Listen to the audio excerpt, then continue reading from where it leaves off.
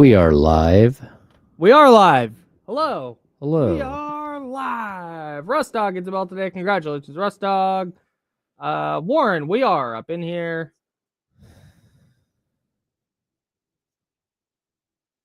Oh, Casey Tucker, you bet your ass we are. I don't know what he asked. What up, Wheezy? Are we in for day 27 of Kuminga Talk? Oh, What's yeah. up, Brian? Oh, yeah. This thing's going to late September, so buckle up, folks. What's up, David? What's up, Brian? What's up, Chester? Scooter, good morning. Michael, good morning. Marcus, good morning. Lou, when you're in here like that, you don't get shouted out. I'm sorry. What's up, Michigan? No, do not encourage this behavior. What's up, Chris? What's up, Germs? Good morning, Michigan. This is much better. Jay Dilla. That's Lindsay a good Lohan? name. Hello, Andrew. Nick V. Freakier Friday or what? Mr. Ah, George. I'll have to find out. Hey, Drew's in here. What's up, that Drew OCal? down? No, that Oh. local guy. Oh, local guy. Oh, obviously. Drew, not Drew. Drew. Got it. Drew. Drew. What's up, Mrs. Mac? Join us. Yeah, I am today. No Joe Brazil. So I'm going to try and not to mess anything up again today. Hi, Drew. Huh. What's up, George? Andrew and JD. Bronson, good morning. Hello. Hope Kyle- the family is doing well. Kyle, the one good thing about getting sick this weekend and just not eating, Yep. I lost 2 pounds. Nice, dude. I'm not going to celebrate that. That's not healthy. That's not healthy. Buddy. Yeah, God, Joe's so lazy. Hi, John. Hi, Spencer. Dude, it's so funny with Joe. Joe's like, hey, man, because he's the best. He'll be like, hey, man, I've got to be out on this day because I've worked 36 consecutive days, and they're making me take a day off. My God, take 2 days. Dude's just grinding. All right, here we go. I don't hear anything.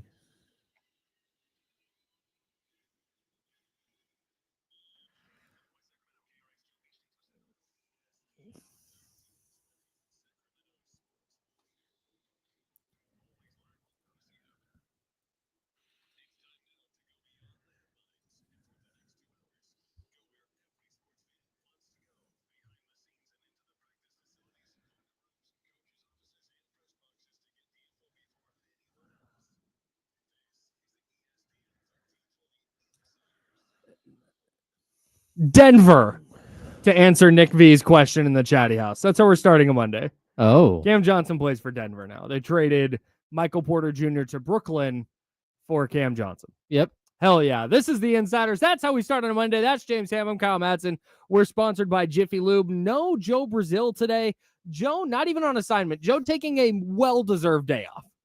That's a good thing. Salute to Joe, dude. Use your PTO, people.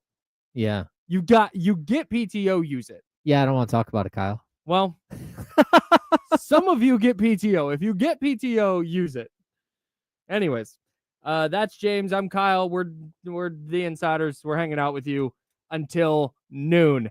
So, because it's a day in Sacramento radio, we're going to talk about Jonathan Kuminga.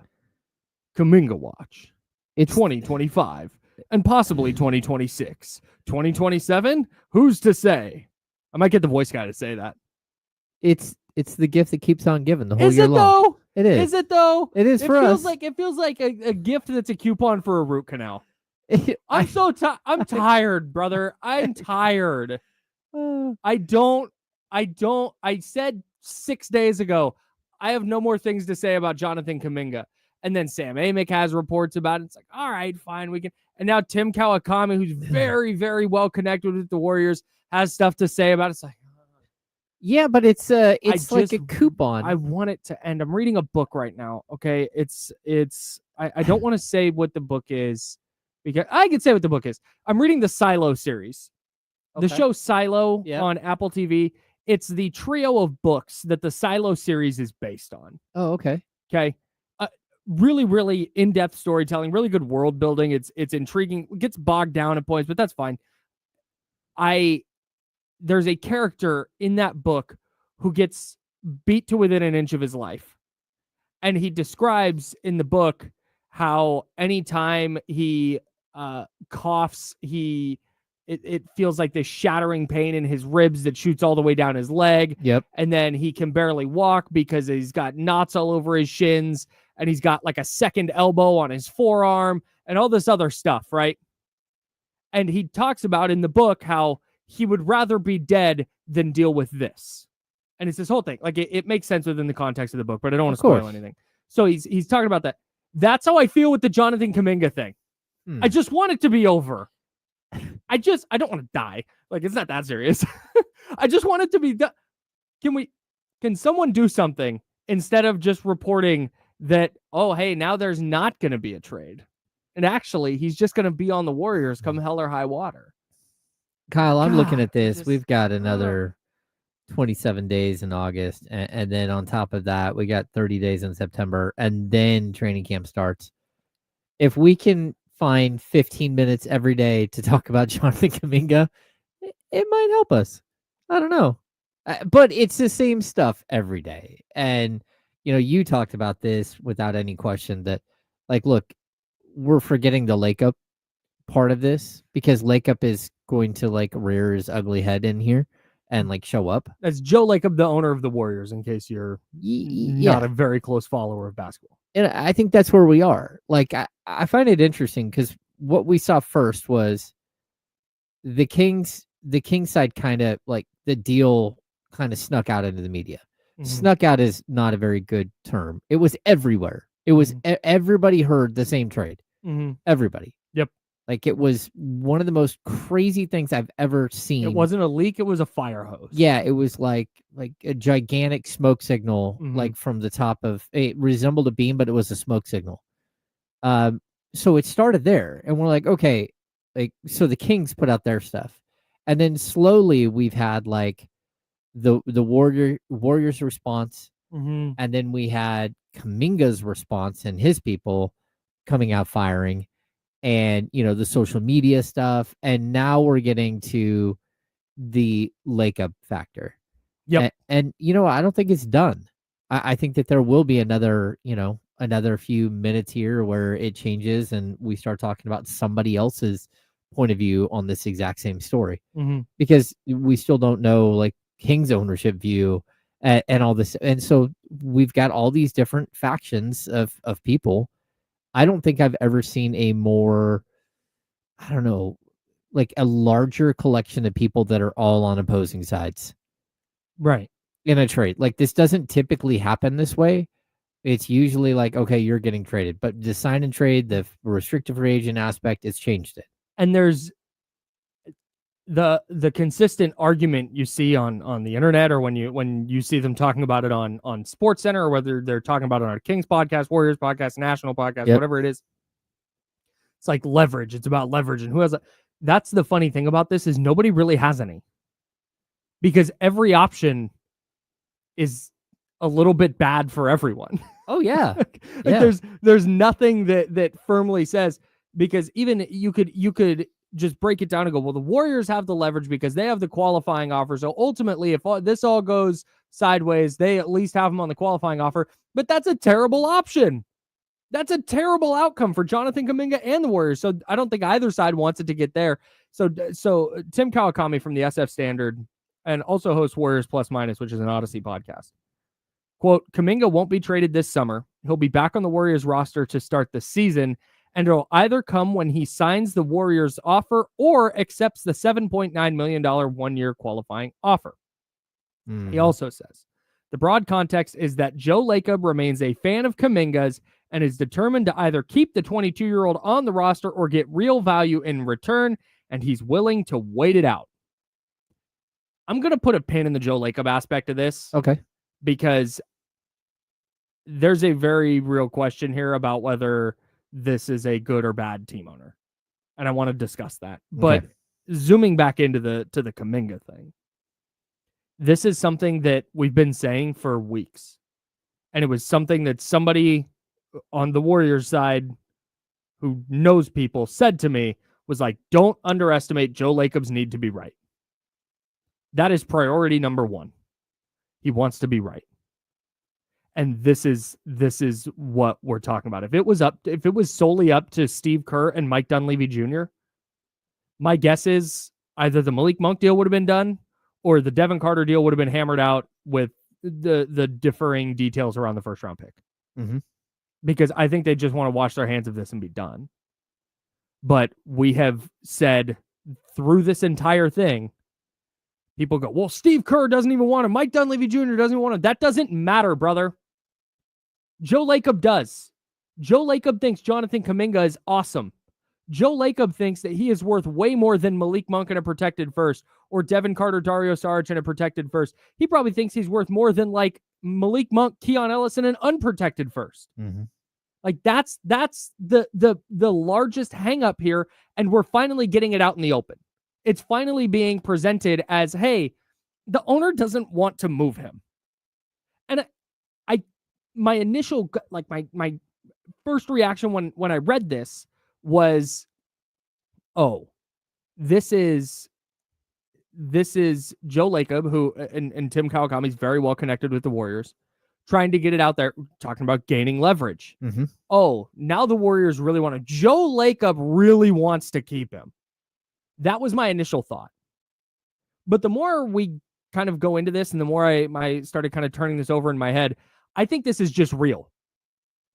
I think Joe Lacob would much rather keep Jonathan Kuminga on a 4-year, $90 million contract than trade him for what the Kings have offered so far. Yeah, but his people don't want that. And I think that's going to be the problem. Right. So, I mean, it's something that we've dealt with here in Sacramento. I was going to say. Yeah. I mean, how many times have, like, again, we can trace back the ties with Vivek Ranadive to Kyle Kuzma. Mm-hmm. You watch Kyle Kuzma walk in the building and, like, during pregame, as they're getting ready to jump the ball, Kuminga walks over to Vivek and gives Vivek a hug. Kuzma. Not Kuminga. Not Kuminga. I'm sorry. Yeah. Kuzma. Yeah. Like, we watched the same tie with Zach LaVine. Like, they tried to give they gave Zach LaVine a qualifying offer in like 2018 or something. 2009. I can't even remember what year it was. It was Vlade, right? Well, Vivek was all in. They gave him an $82 million offer. And, like, look, here's the funny thing. Not only did the Bulls match, but then LaVine went out and was very clear that he was super excited that the Bulls matched because he wasn't all that interested in going to Sacramento anyways. Mm-hmm. Well, Vivek didn't let go of it. And now here we are like 8 years later, and Zach LaVine is on the Kings. Right. Like, these are things that happen. And so I get it. Like, owners get like very fixated on specific players. And it's something that I think we've seen from Lacob. Lacob clearly wanted this whole 2 timeline thing. I think he thought it sounded cool. You know, like the idea. Yeah, the idea of like building a great winner and winning all these championships. Yeah. But then having another group right behind them ready to like finish off and win more championships with that older group, but also take this next generation where, you know, you don't have that lag and that, oh, we fell apart and we're no good. That's not even a revolutionary idea. No. That's just trying to do team building. Of course. Like that's all that is. That's not some forward thinking like, wow, this mastermind rich guy has figured out the formula. And in fact, people pointed to the Spurs because remember, I was doing radio in San Francisco when this 2 timelines thing was at its height, right? Oh yeah. So the idea was, oh man, Kuminga and Wiseman and Moses Moody, they're going to get sprinkled in and learn from the vets. And then there's just going to be this handoff. There's going to be no transition period. And the Warriors are just going to be really good because James Wiseman is a cross between Kevin Garnett and Tim Duncan. And Jonathan Kuminga is an all NBA talent. and Moses Moody is NBA ready because he played under Eric Musselman at Arkansas. Like we heard all of that, but the Spurs were the constant, like, look at the Spurs. The Spurs did it. The Spurs did it. No, the Spurs got generational talents. The Spurs fell backwards into Tim Duncan, and then Kawhi Leonard developed a jump shot and became one of the best two-way players the sport has ever seen. That's what happened. Yeah. The Spurs have an unbelievable shooting coach who taught Kawhi how to be a mega impactful offensive player. Yep. You don't, like, they in a sense got lucky. And the Warriors tried to replicate that. And this is what happens. Like, there's a reason teams can't do this. Yeah, and even the Kawhi thing, you got lucky because, number one, you had drafted a player that was moldable. Because that's the problem here. Kuminga has not been moldable. So when you're part of the aspect of drafting a player, going out, you're looking at skill set, you're looking at wingspan, you're looking at height, you're looking at athleticism, you're looking at like 3/4 court and the cone drill and all that stuff, shooting splits, what their free throw percentage was like at the college level. But the thing that you need to, like, look into somebody's soul and say, are you moldable? Are you someone who is willing to do what it takes to fit in with what we're doing and to build? And there's a possibility that down the road we'll expand your role. Because, like, look, there was a possibility a couple of years ago where Kuminga in his development could have taken logical steps to become a Jimmy Butler type player. But he didn't do that. And so they had to go get a Jimmy Butler player. And the Jimmy Butler type player, they got Jimmy Butler. I mean, like, they got the Jimmy Butler type player. At the end of the day, though, there's all these moments where if Kuminga would have done what Kawhi did and given into the process, that he could have reached these heights. But he missed the window on that. And now we're sitting here with a closed window, and everyone's looking at the closed window, and they're just kind of staring at it like, well, what do we do now? And you know, the Kings are involved. Of course, the Kings should be involved because that's a new window that they can open and potentially find a way to get Kuminga to reach those heights. But as of right now, like, it doesn't matter how much you love him if you're the owner. Like, he's more likely to play on the qualifying offer for $7.9 million and then give you the bird on the way out the door. Yes. Than he is to do anything else. And knowing that, like, he's going to get to next offseason, it's not like there's going to be endless possibilities for him next offseason. In fact, he could completely kill his own value because the Warriors are the ones who control his minutes. Yeah. And so he could get to next offseason and all of a sudden he's got to take a minimum deal, or he's got to take a $5 million a year deal. Yeah. But yeah, this is a mess, man. And Lacob throwing his hat in the ring right now, it's just kind of the way this entire process is laid out. Joe Lacob gets the benefit of the doubt right now because the team won 4 titles after he bought the team. But at some point that goodwill runs out. And right now, this is a owner being a meddling owner. If Vivek Ranadive was doing this exact same thing, he would get dragged for it. In fact, he did with the Zach LaVine trade. That's like I said, Joe Lacob gets a little bit of benefit of the doubt right now. Yeah. Just because of the success that they've had and the money he's spent and the desire to win, which I think is paramount to being a good owner. But also when you're the one holding up the entire offseason because you don't want to be wrong about this player that you really, really like, that's tough. And if you were going to do this, then you should have altered your team building strategy a long time ago. Yeah. And just committed to Jonathan Kuminga instead of trying to square peg and round hole this thing. Yeah, it's tough, man. The saga continues. October 1 is the real deadline. That's the date where Jonathan Kuminga either has to sign or not sign his qualifying offer. And if he doesn't sign it, he just doesn't play basketball this year. So that's how long this could drag out. We might have 2 more months of this because Joe Lacob won't get out of the way. It's insane. Unbelievable. Speaking of decisions, Giannis apparently hasn't made a decision on whether he wants to play for the Bucks. We'll talk about that. Plus, we have NFL football right around the corner. We have NFL football a month from Thursday. Ooh. I can't wait. We're going to rank the NFC West QBs. We've had this to discuss for a long time, and I think it's one of the things that's really going to define the season for the 49ers and really may define the season in the NFL, and we'll discuss that next. Jess, James Ham. I'm Kyle Madsen. We're the Insiders. We're sponsored by Jiffy Lube, and this is ESPN 1320 at Sacramento Sports Leader.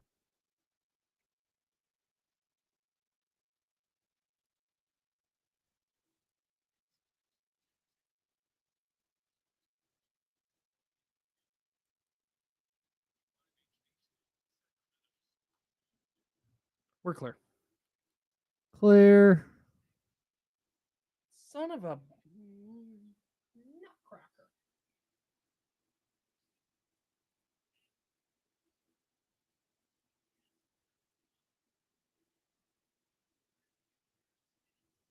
Huh.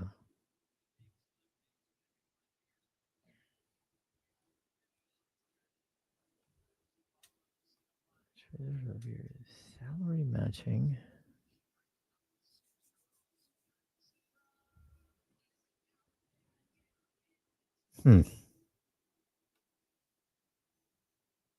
What is happening in the chat?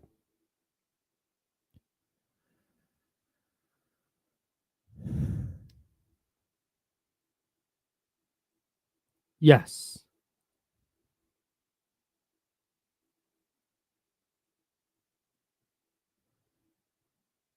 Yes, almost assuredly, but at the end of his contract at the next summer, I believe, I mean, he still has bird rights, and the Warriors are the only one with bird rights, and so you might still need him to facilitate a trade.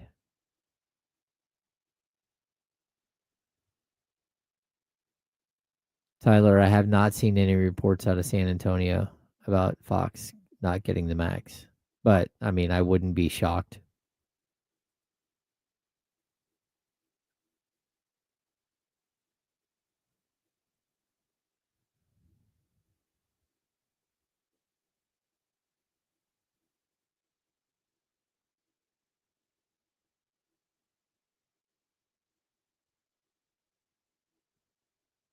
Hmm.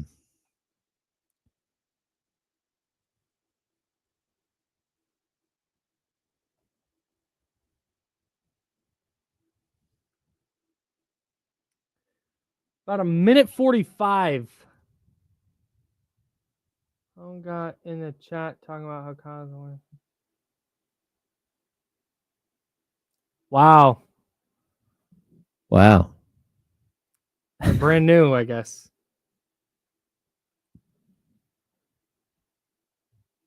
Kyle is a sports fan. Right? Jesus. I mean, seriously.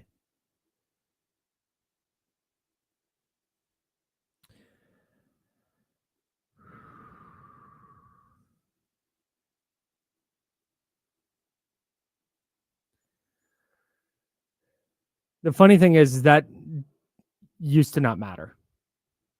I've been doing radio in this market for years, and nobody ever cared. Yeah, nobody cared. It's a minute. Yeah.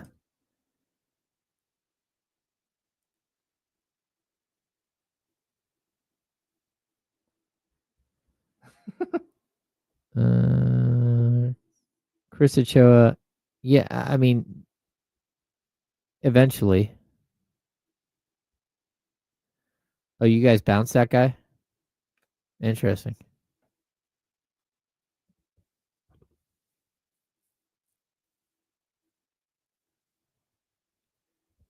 If you're so soft that you can't listen to me because I didn't grow up rooting for your favorite team, Yeah, that's then weird. goodbye. Yeah, that's weird.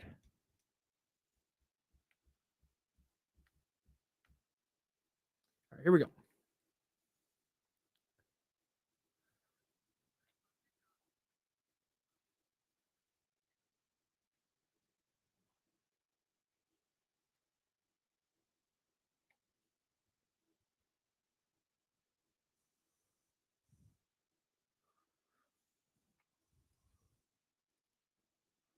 Now, back to the Insiders with James Ham and Kyle Madsen, brought to you by Jiffy Lube on ESPN 1320. James is there. I'm Kyle. Hey, salute to the chatty house, man. You guys are the best. Speaking of people who listen to this program, I got to shout out my guy, Taylor. Oh? I parked my car today. I'm getting all my stuff out of my car, and homie walks up and he goes, "Hey, man, I listen to you every morning."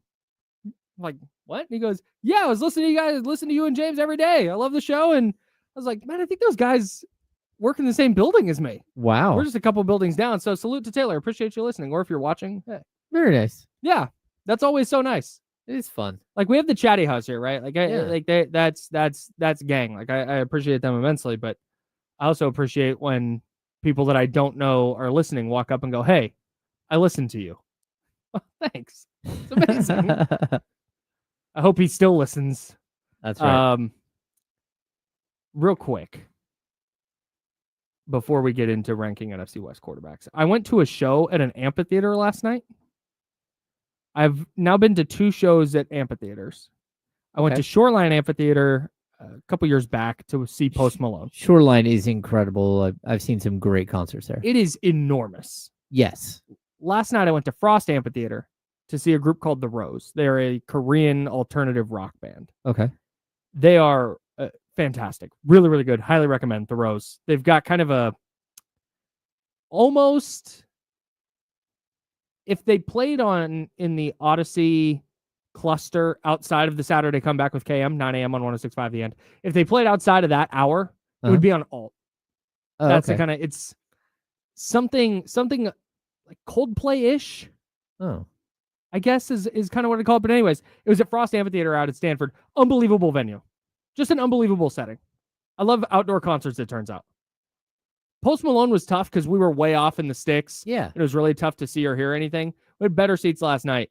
I'm all in on the outdoor music viewing experience. Okay, so there's a couple of different ways. Like, I don't love sitting on the hill at Shoreline, and Toyota is the same here in outside of Sacramento. Mm-hmm.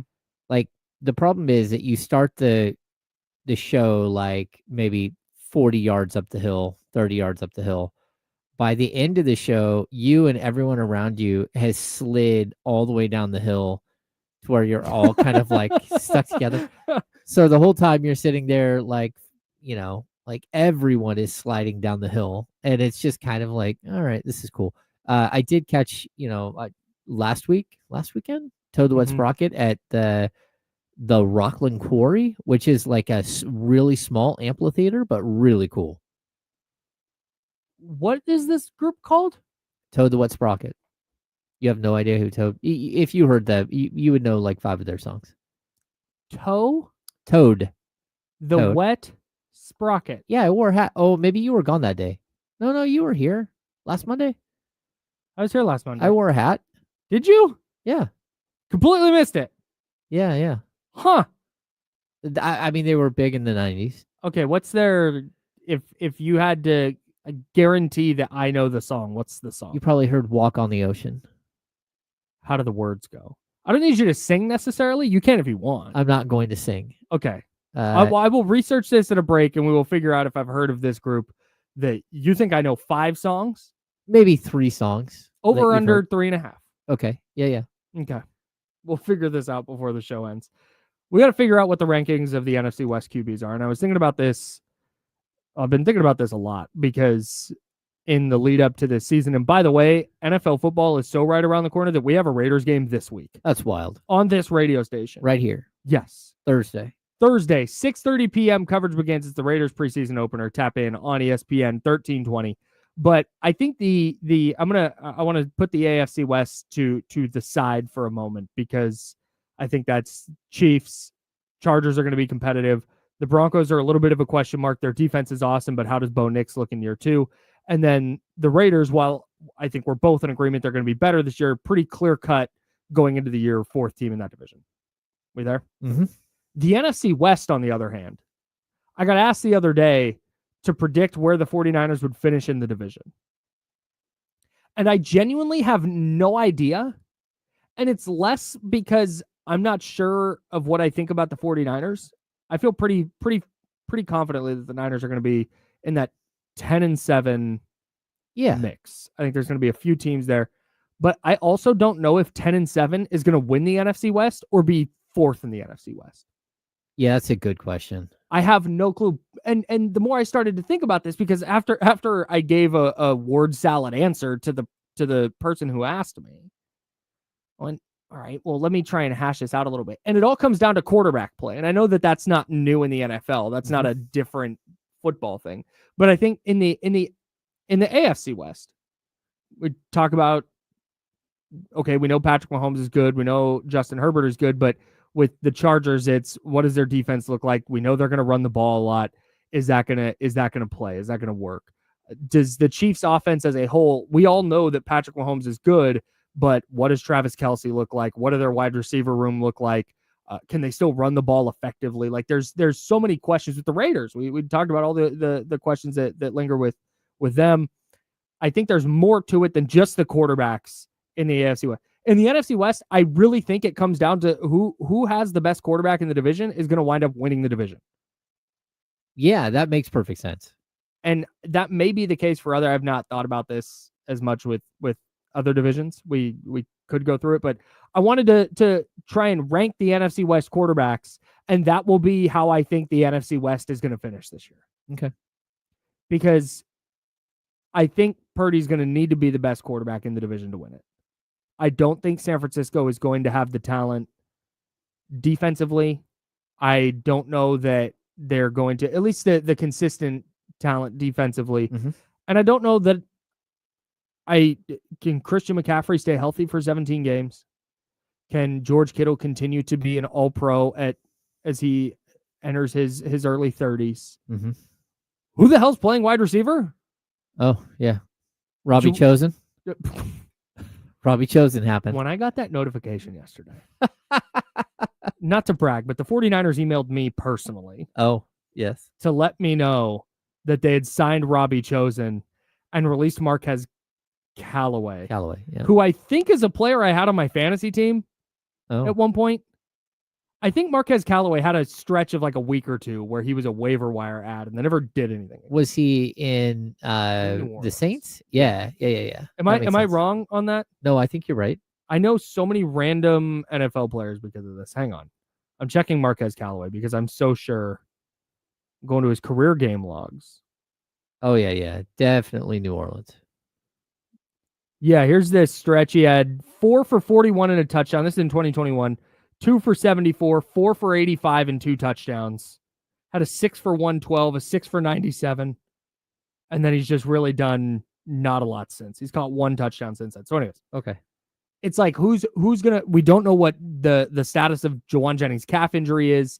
We don't know if Ricky Pearsall is going to be able to stay healthy. We don't know if Demarcus Robinson's getting suspended or not. Jacob Cowing, a 4th round pick last year's hurt. So to me, if the 49ers are going to be the team that comes out of what I think is going to be a pretty good division, at least a very competitive division, I think they're going to need the best version of Brock Purdy that we've seen. Yeah, I think a couple of things. Number one, I think he's extremely healthy, which is a good thing. Like he's very healthy coming into the season as opposed to the last 2 seasons where, he had the elbow issue and then was a little beat up last year and had like half of his team down. So I think that's a good thing. I think secondly, I don't think there is a clear cut someone that's just way better than everybody. If you look at Matthew Stafford's not practicing and he's 37 years old and you think that he's still got it, but you don't know. Sam Darnold is probably like the biggest question mark ever. He's a guy that, sort of made his name last year, but with an outstanding, spectacular receiving core and all kinds of weapons. And what does he look like in a new location? And then Kyler, it's like, he's strange, man. It depends. Is there going to be a Call of Duty that gets released right before the season, or is he okay? I cannot figure out Kyler Murray. Yeah. Because when we're talking about ranking these guys, Matthew Stafford is a future Hall of Famer. In a vacuum is the best quarterback of this bunch.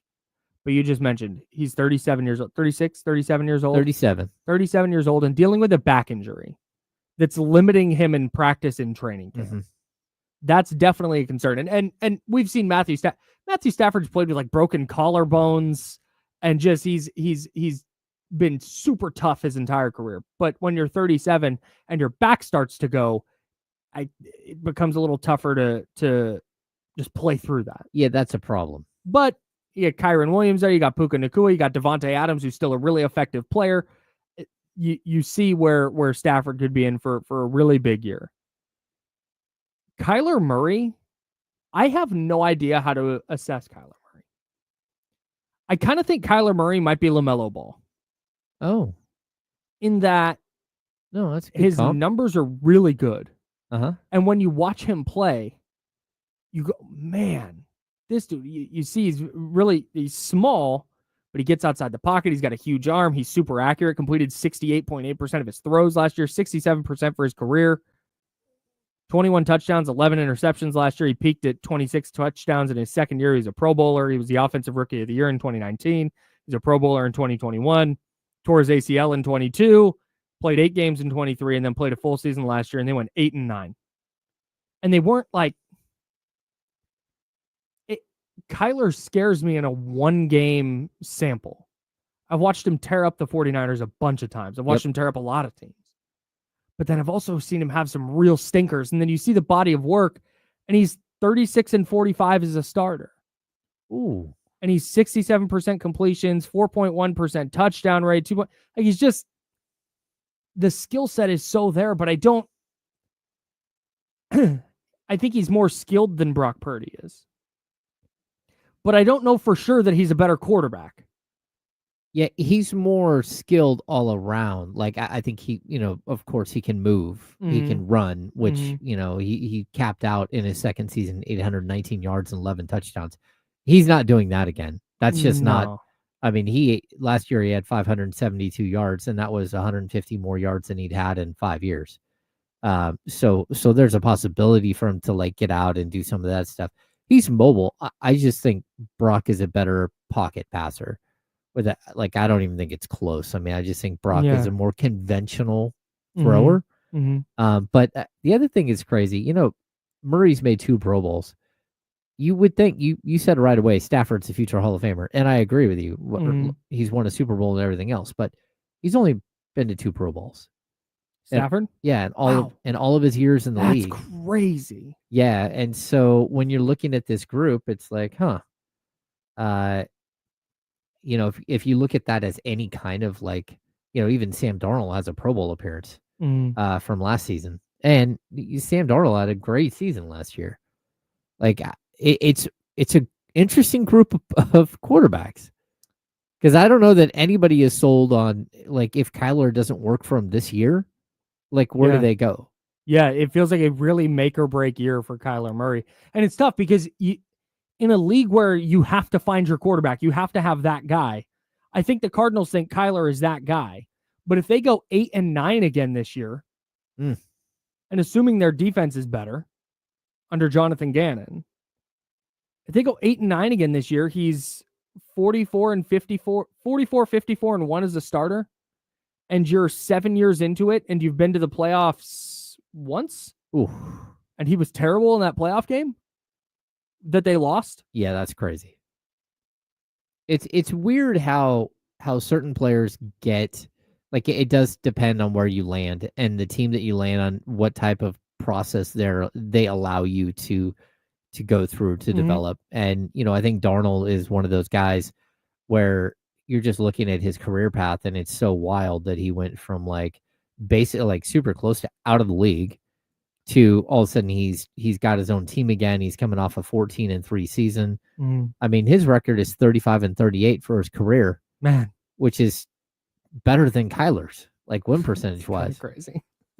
I don't even know. Darnold's been on some bad teams. Stafford's been on some bad teams too. Are you a believer in Sam Darnold?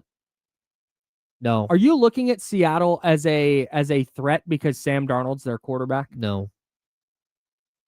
I don't think I am either. I don't think he's a bad quarterback. I just don't think that I'm looking at it that way. I mean, even like Stafford is 108-113 and 1 in his career. Wow. He's under 500. That's crazy. Yeah, just with Darnold, like, the infrastructure in Minnesota was so good. Yep. I think Kevin O'Connell is one of the 5 best coaches in the league. And then Justin Jefferson and Jordan Addison, like that's a really, really high quality group of players that he was surrounded with last year inside of an offensive scheme. That's awesome. I don't know that Clint Kubiak in Seattle is going to have that same offensive scheme where it allows Darnold to thrive in all the ways that he did a season ago. Yeah. I'm not going to sit here and say Sam Darnold is terrible. There's no way they're going to win any games. The Seahawks are going to go 4-13, and Darnold's a career back. I don't think it's that bad, but I'm not. I don't know that Sam Darnold is a upgrade over Geno Smith. No. I actually think that they're pretty even. Like for me too. Yeah, I think that they're pretty even. They're between 15 and 20 in NFL quarterbacks, maybe 12 and 18 NFL quarterbacks. And I think that's it. And I think that Kyler is in that group. I think Brock Purdy is in that group. And I think Sam Darnold is in that group. Here's the one thing I'll bring up. Of all of them, every single one of them have a sub 500 career record except for Brock Purdy, who's 10 games over. And you can say it's because of the team and all that stuff, but it's like, hey, you stepped in and you actually like played to the level of the team. Yeah. That was the Super Bowl contending team. I think the counter argument to that would be last year when the talent level was a little worse, they went 6-11. Yeah. Oh, that's true. Which looms large for me. I think there's going to be a bounce back here. I don't think Purdy's going to be as bad as he was last year, just from an indecisiveness standpoint. Yeah. It looked like he was playing uphill the entire year last year. Everything on offense was difficult for the 49ers and for Brock Purdy. I expect him to bounce back a little bit. I've got, until I see something different from Stafford, until Stafford is not playing well, I've got him at 1. That's fair. And I think the Rams are going to win the division. Yeah. Yeah, I mean, yeah, probably. I'm just never sold on the Rams. You're usually sold on the Rams. I'm not usually sold on the Rams. Sure. They just, man, they almost beat Philly in the playoffs last year. Yeah. That was crazy. So I've got Stafford 1. I'm going to go Brock 2, I think. Yep. And then I guess Kyler 3? Question mark? I'm going Darnold. Darnold 3. That's the thing. And this is it. This conversation got me nowhere. It's so hard to find anything definitive because for every argument you can make, and this is why it's so tough, for every argument you can make, like, oh, look at Brock Purdy's record and he has all this playoff success and this and that. It's like, all right, but look at last year when things got a little bit sideways for the Niners on offense. He really came back down to earth. And then you can look at Kyler. You can talk about the scrambling. I agree with you. I don't think we'll see him run for 800 yards again, but those legs are still super effective, getting him out of trouble. There's nothing more scary than Kyler Murray getting out of the pocket and getting time to set his feet. Yeah. He's going to be accurate. He's going to be on time. He's going to find the broken play and hit a receiver deep. You've just seen that time and time again. I will lean toward what I think Purdy has a really good infrastructure. And I think if you're looking for consistency, I think you're probably going to get the most consistency out of him. Yeah. Between Murray and Darnold and Purdy. But I'd also say with Purdy, you said, the talent level around him went down. Mm-hmm. Christian McCaffrey, top 3 running back in the NFL, missed like the first 8 weeks of the season. Mm-hmm. Brandon Ayuk was a shell of himself before he blew his ACL because he'd held out. Mm-hmm. Deebo Samuel turned into a pumpkin. Mm-hmm. Like, you didn't have the depth. You didn't have anything to go with it. I mean, he turned a third wide receiver into a 1,000-yard wide receiver. Mm-hmm. Kittle kept going, kept doing his thing. Man, I think he was at least one hand tied behind his back last year. That's James Ham. I'm Kyle Madsen. I'm going to talk a little baseball. We'll get back into Jonathan Kuminga. We'll get back into the Kings for sure. But we got to talk a little bit of baseball because I went out to the A's game sort of the other day. Oh, yeah, I forgot about this. Yeah, and the vibe was a little weird. And I would like to discuss it because I think it's a bigger picture thing. Plus the Giants season's hanging in the balance. We'll tell you why. That's James. I'm Kyle. We're the Insider, sponsored by Jiffy Lube. This is ESPN 1320 at Sacramento Sports Center.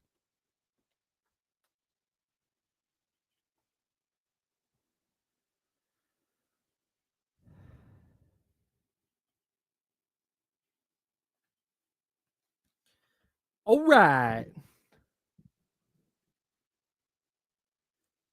Yeah, damn shame what happened to D'Lo and KC.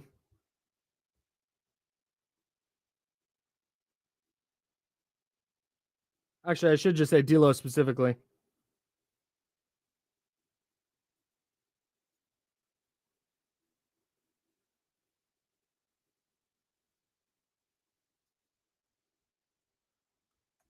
You got to listen to the Sprocket songs. Oh yeah.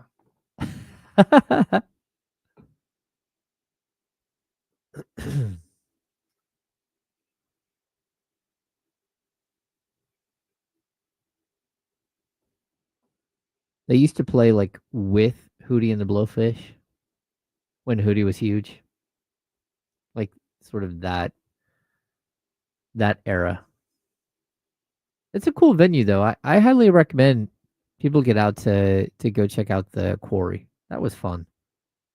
Because you're literally in like an old rock quarry. And it's got a ton of like crazy charm. That sounds cool. All right, Toad. Can I put this on work computer? Sure.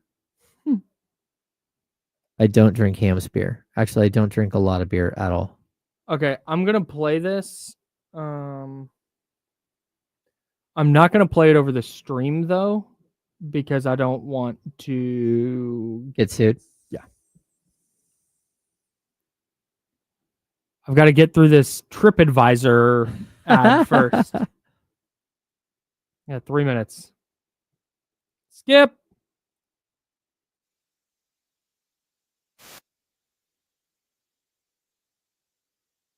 This is the most 90s sounding thing I've ever seen. That looks like Joe Brazil.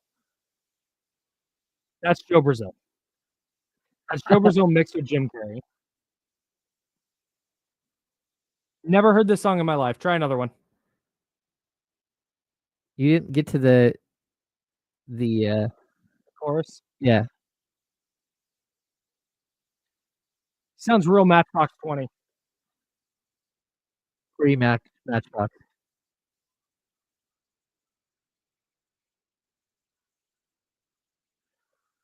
Never in my life. That's funny.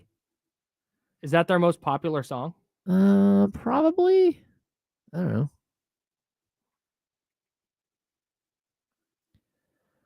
Are we on the stream or no?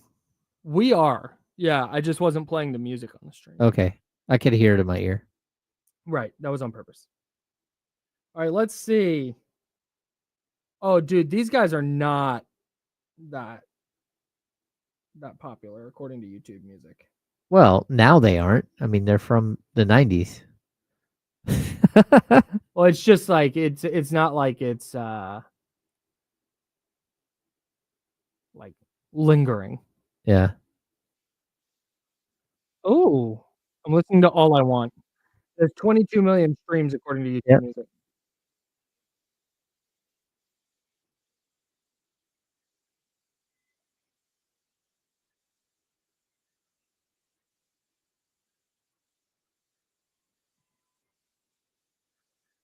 Skipping It's a no through. for me, dog. You've never heard them?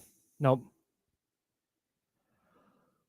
The The under 3.5 songs hits.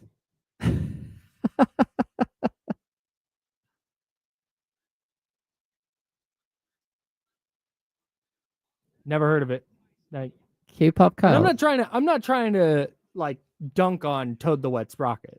It's just not a band I've heard. Well, yeah. I mean, and you're much younger than me. Also, that's not a lot of my 90s. Yeah, a lot of my 90s music listening was through my brother and my dad. Yeah. So I listened to they were not a lot of Toad the older Wet stuff. Sprocket people, Yeah.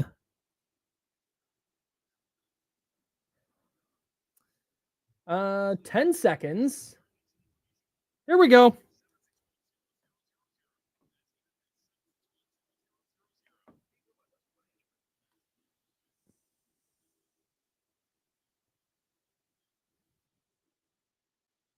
Now, back to the Insiders with James Ham and Kyle Madsen, brought to you by Jiffy Lube on ESPN 1320. So I made a little journey out to Sutter Health Park on Friday. Okay. Also, a quick update. I've not heard of Toad the Wet Sprocket. Okay. We tried at the break. We tried to find a song that I knew. It's no dice. I missed that section of pop culture in the 90s. No, I mean, So I'm going to miss for me. It's totally fair because there's a huge percentage of people that you guys mentioned that I have no idea who you're talking about. Dude, the sound on Toad the Wet Sprocket, though, you can see why that was A+ in the 90s. Oh, yeah. Very, very nostalgic sound. Yeah. For me. Yeah, I see like Counting Crows. Yeah. And Blossom. Soundgarden. No, Soundgarden's grunge. Oh, I was just naming a band. Oh. Definitely grunge, though. Yeah. So I went out to Sutter Health Park. And in part because there was I do this K-pop show at 106.5 The End, and there was a K-pop group performing before the game. And I had plans on Friday night, but I wanted to get out to Sutter Health Park and see this performance. The vibe was weird, man. It felt like a minor league game from a vibe standpoint. And I thought maybe when I first, because when I first got there was no, the gates hadn't even opened yet. Okay. So I was not judging off of that, but it looks great. Field looks great. And Sutter Health Park is just a great setting in general. But when they announced the Diamondbacks lineup, and there was no noise being made. There wasn't cheers, there wasn't boos.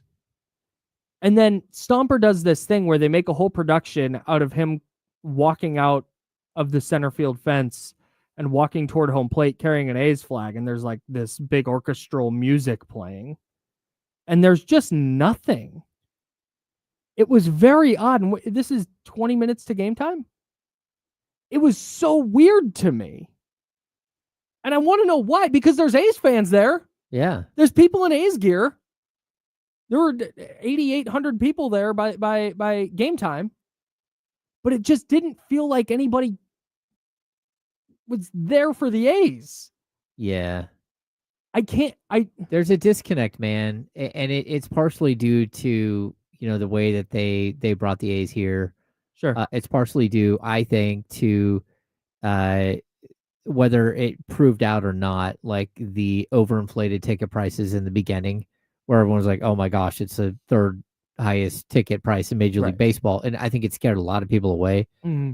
And then, like, it doesn't make any sense either because, like, this has been one of the most mild summers in Sacramento ever. It was I know Kenny and Damien always joke about the people are going to melt out there because it was a whole big, because last year was a nightmare weather-wise.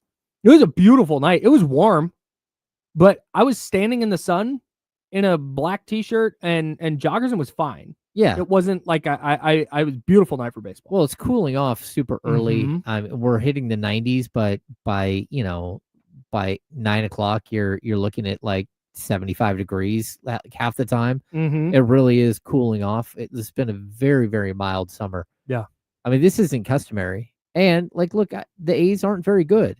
And I think a lot of times when you're looking at standings, if you're like, okay, do we need to go out there and see them? It's like, oh man, 15, 16 games under 500. They're just not good. Right. But they are. They're fun to watch. They have a ton of talent.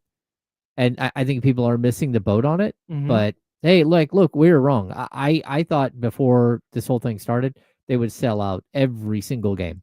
I thought year one for sure. Yeah, I think it has a lot to do with the mystique of the ticket pricing. Yeah. And the other thing about this, and I think this is something that I underrated. Making it very clear that they're not the Sacramento A's, I think played a role. I would agree. I think that, I don't know what percentage of people, but I think that shut a lot of people off. Like, oh, they're not really here. They're just using the ballpark. Yeah. And I think that shut some people off. But the other part of this, and this is what's disappointing for me, because I've said this from the jump.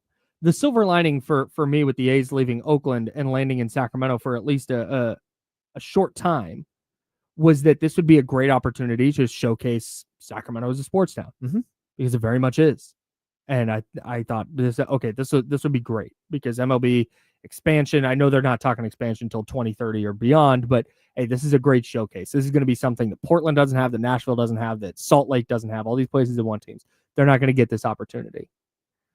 But the A's have spent a better part of the last 25 years making their brand nomadic and making their brand, hey, we don't want fans.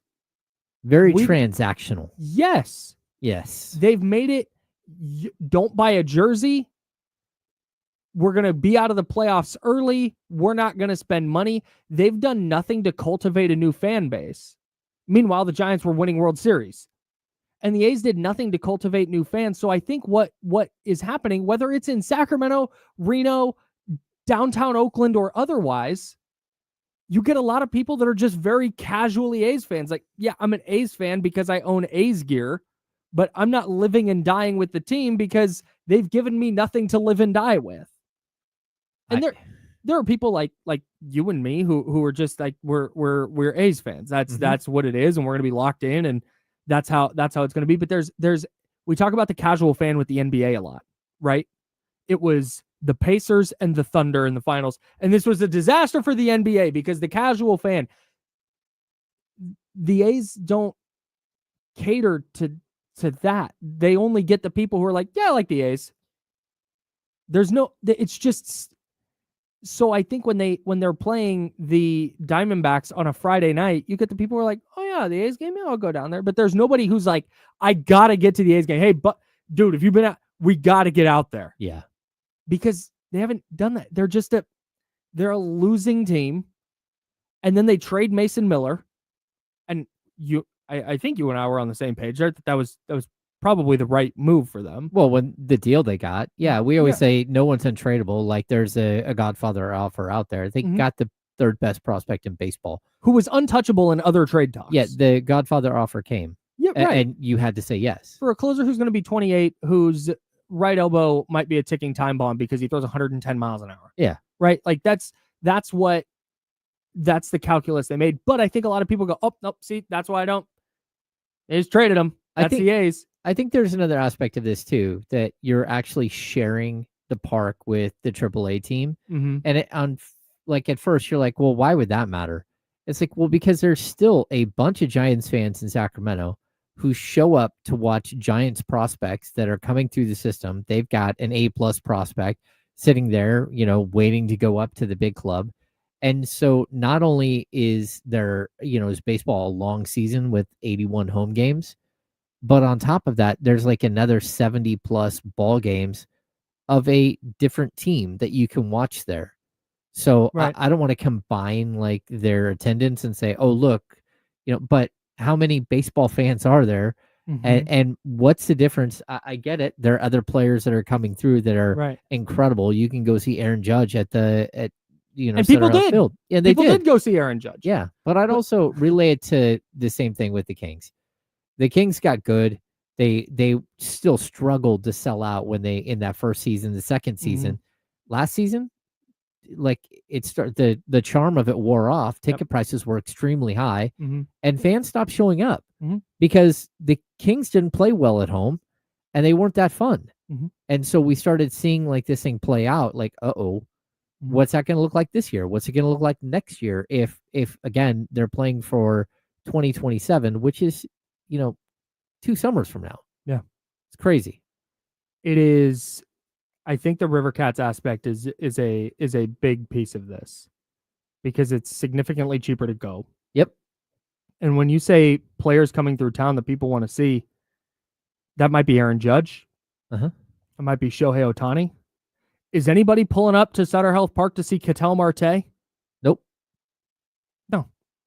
Or I know I'm trying to think of good baseball players now and I can't. Yeah. Is anybody pulling up to see Kyle Schwarber? Yeah. Or You even know, Mike Trout. Mi- Like the Angels roll sure. through town. That's a bad team. O'Neal Cruz. Is anybody like, yeah, I got to go see O'Neal Cruz? Yeah. No. Yeah. Yelly De La Cruz. No. Like, that's not, they don't capture people's attention in that way where you're just going to get everybody out there because, oh my God, you can't miss this series at Sutter Health Park because Ellie De La Cruz is in town. This is why Major League Baseball really, really has to reevaluate what they've done here. Not with where the team is and all that stuff. They need to reevaluate an ownership group that continues to be like something that, a plague on their society. And what they don't get it. And if they don't understand that when it goes to Vegas, they're going to have a bankrupt franchise.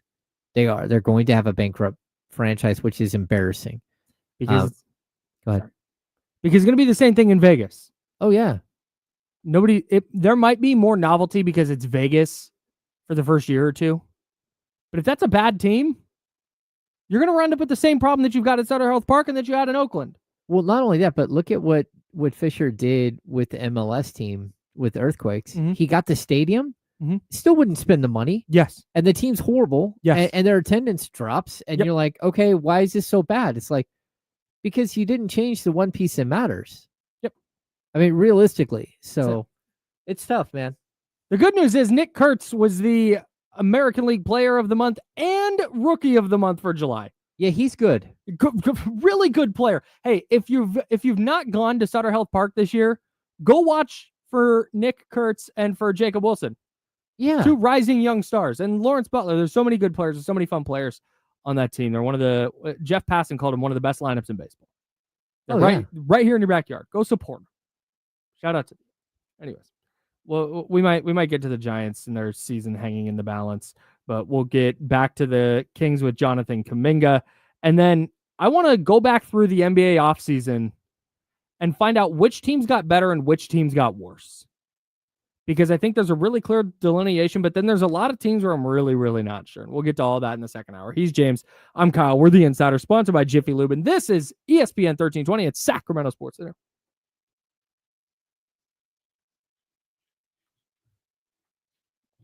We're clear. I'll be right back.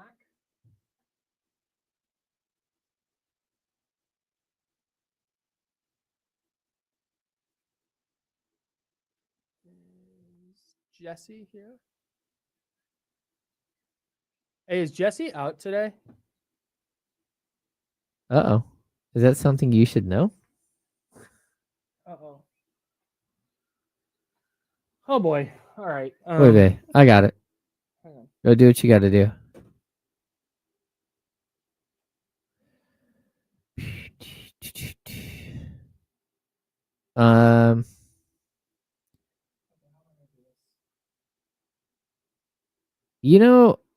Scout, just while we're like kind of spitballing here, I think another one of the problems is like when I ask you, where do the real fans sit in a baseball game?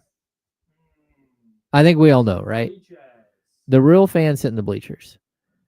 They don't have bleachers at Sutter Health Park. They've put some seats on top of the left field, the Solon Club or whatever that is in left field.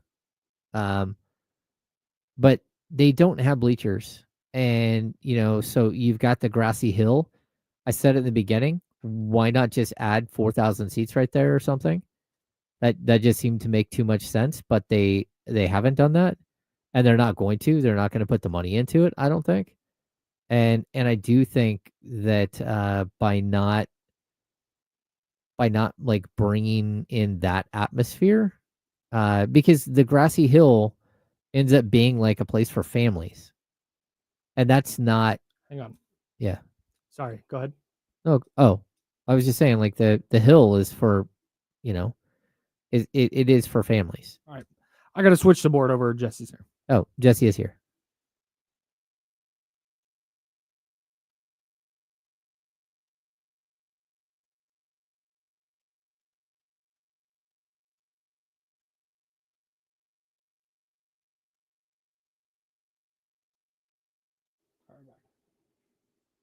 Are we back? Mm-hmm.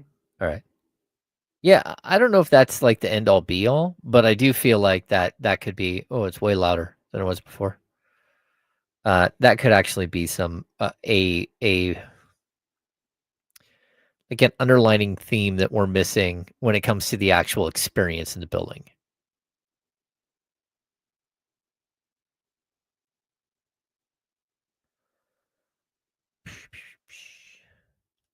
I don't know how to fix that.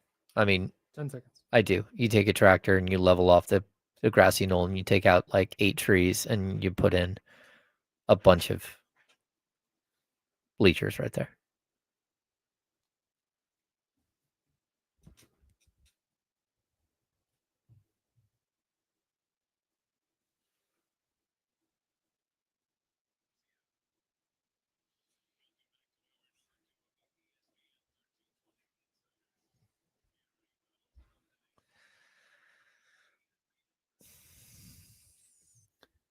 Hour number 2. That's James Ham. I'm Kyle Madsen. Jesse Tapia on the ones and twos. Welcome back, Jesse. We're the Insider, sponsored by Jiffy Lube. We're continuing through the break. We're continuing our A's discussion. And this is, I think, part of it too. You were mentioning the outfield lawn. Mm-hmm. And there are a lot of people who go sit on the outfield lawn. And I was looking Wednesday night against the Rays next week. This is the Tampa Bay Rays on a Wednesday night.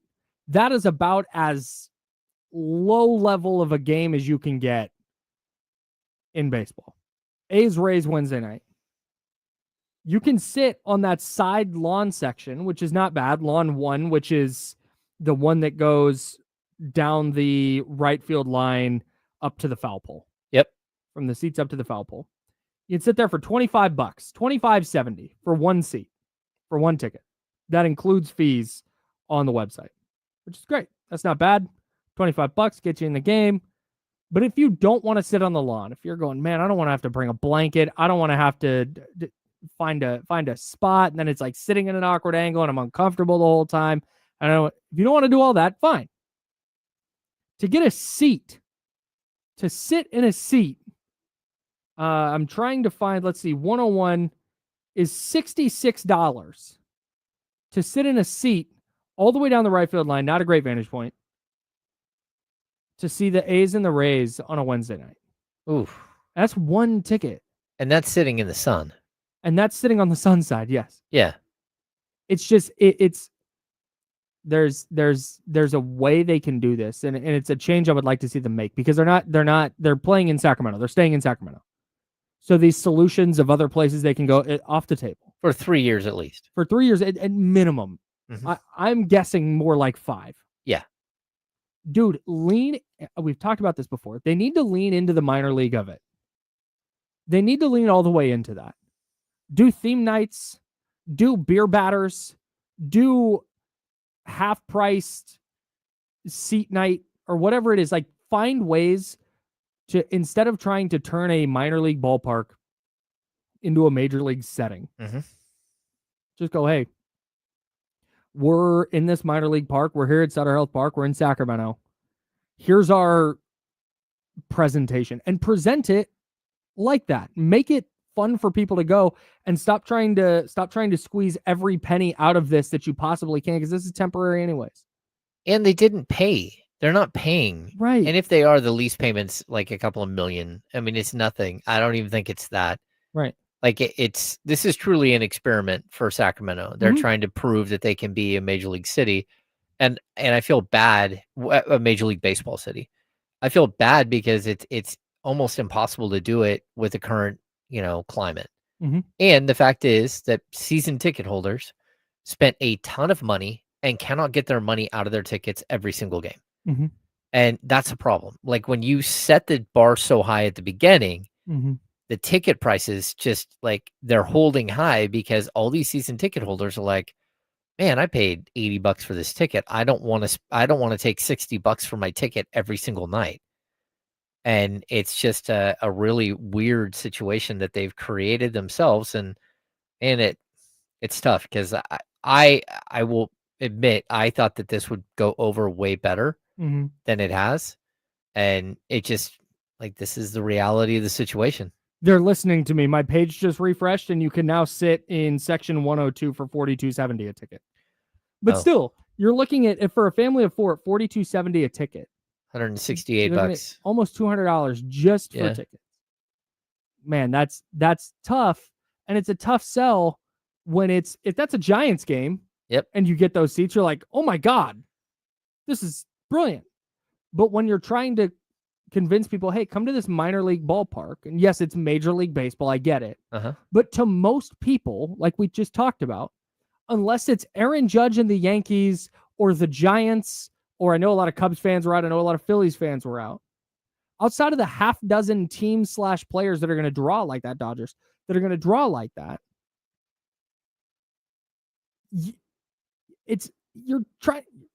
you're selling what's basically, I don't want to call it the River Cats product, but you're trying to convince people, hey, come to the minor league ballpark to watch Major League Baseball. You go, oh, it's the A's and who? The Diamondbacks. Oh, who plays for the Diamondbacks? Yeah.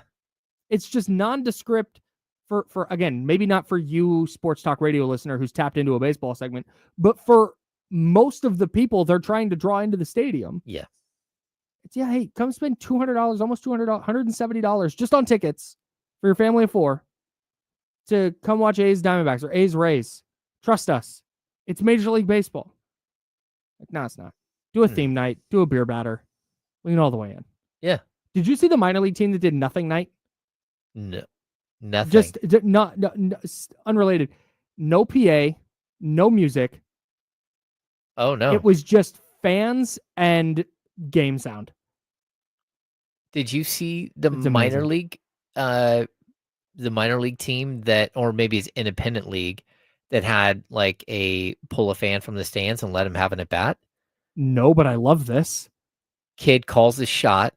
No way. Works a 3-2 count. No and way. Crushed a home run. No way. Yes. You got to sign him. Yeah. You got to sign that kid. Yep. I think I don't know where it was. They gave him a 1-day deal. I think it was like the Portland Pickles or something. Yes, like that. the Portland Pickles. Shout out to the Portland I'll pull up the Pickles. video right now. That would be amazing. Oh yeah.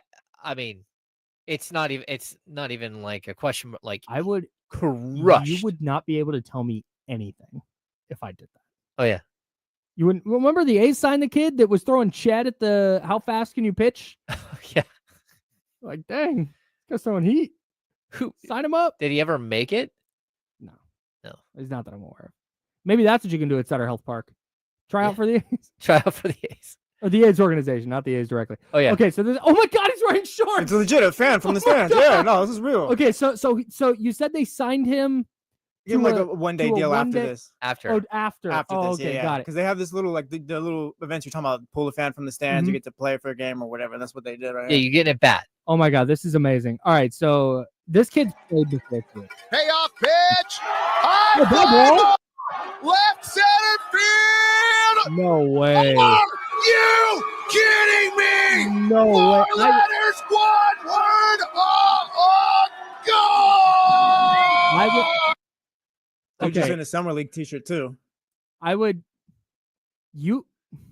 have ridden my bat like a horse around the bases. Oh yeah, doing the bull dance. Oh, that dude has either played at this level before or played high level college ball. Yeah, that's a hack. Yeah, he didn't accidentally run into one. Well, and he worked a 3-2 count. Yeah, if I'm the pitcher, I'd be so pissed off. I'd be so mad. Like, I'd be so hurt. I'd rather walk the guy. No, yeah, I would have hit him. I would have hit him. Chin music. Yeah, right. Yeah, I would have hit him.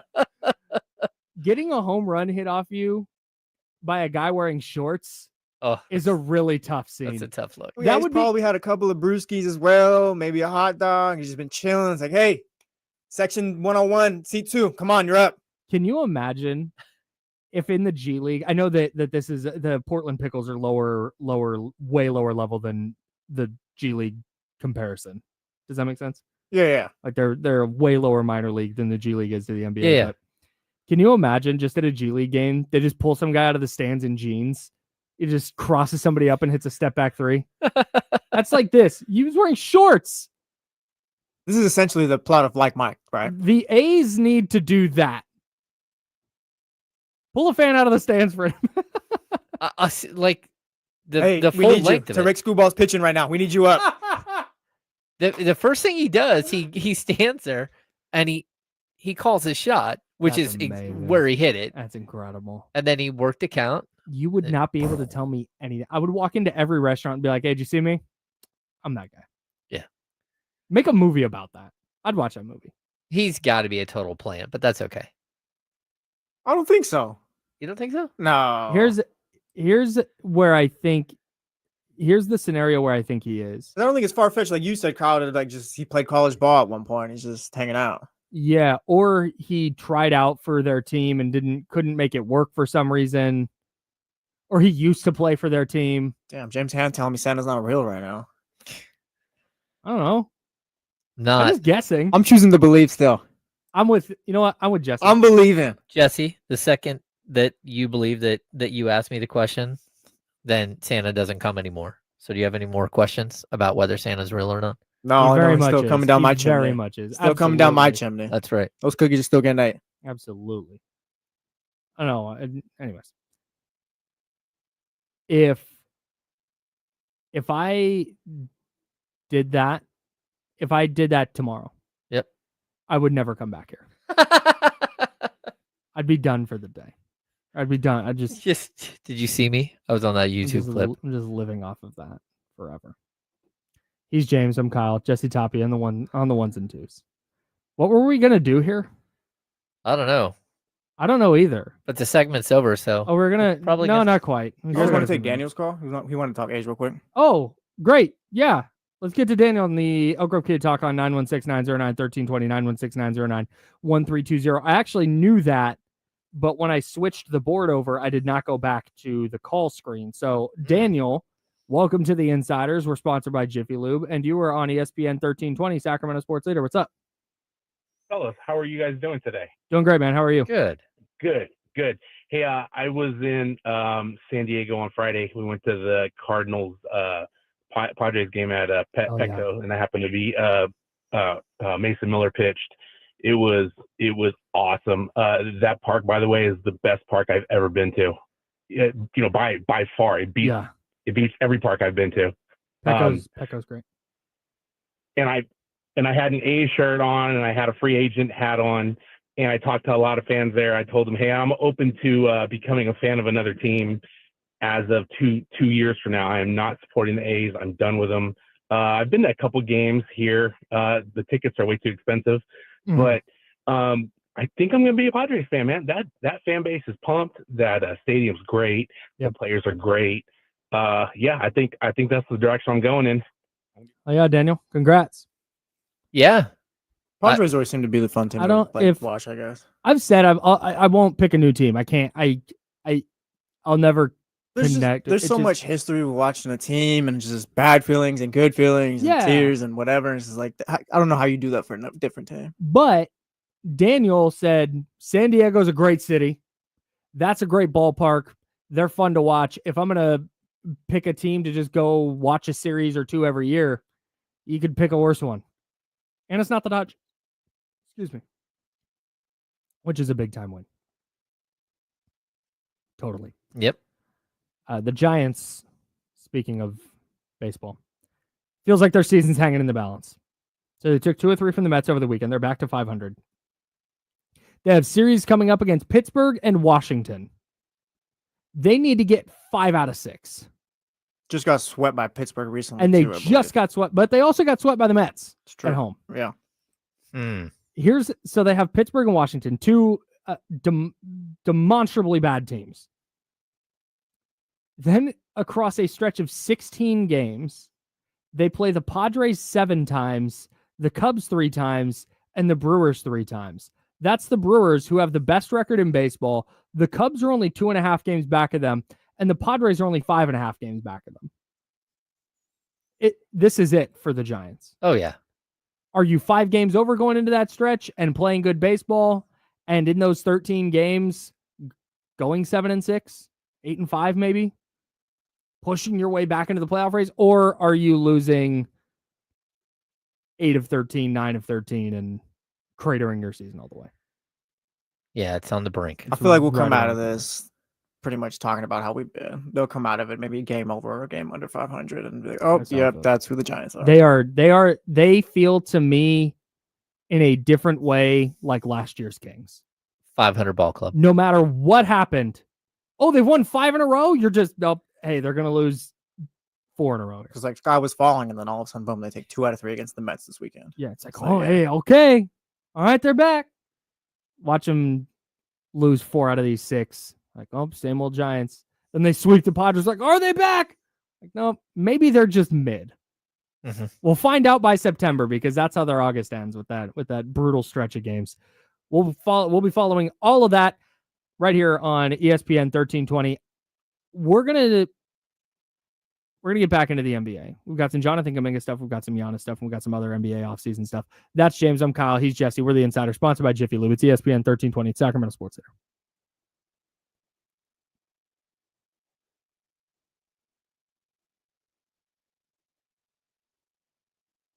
Salute to Daniel.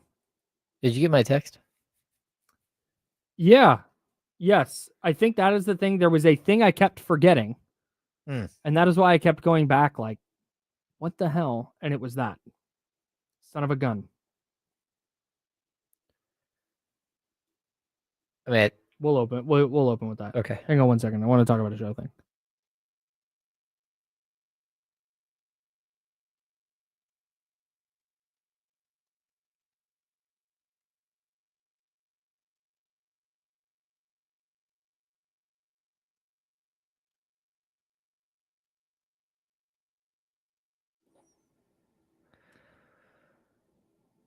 Yeah, hey Jesse, what are your plans for after D'Lo and KC is done today? His final show, you guys got any big guests? No? No. Just riding off into the sunset. Yeah, sounds right. Just how D'Lo would want it, though, you know. Very nondescript final show here at Odyssey. 23 years. It's been a good ride.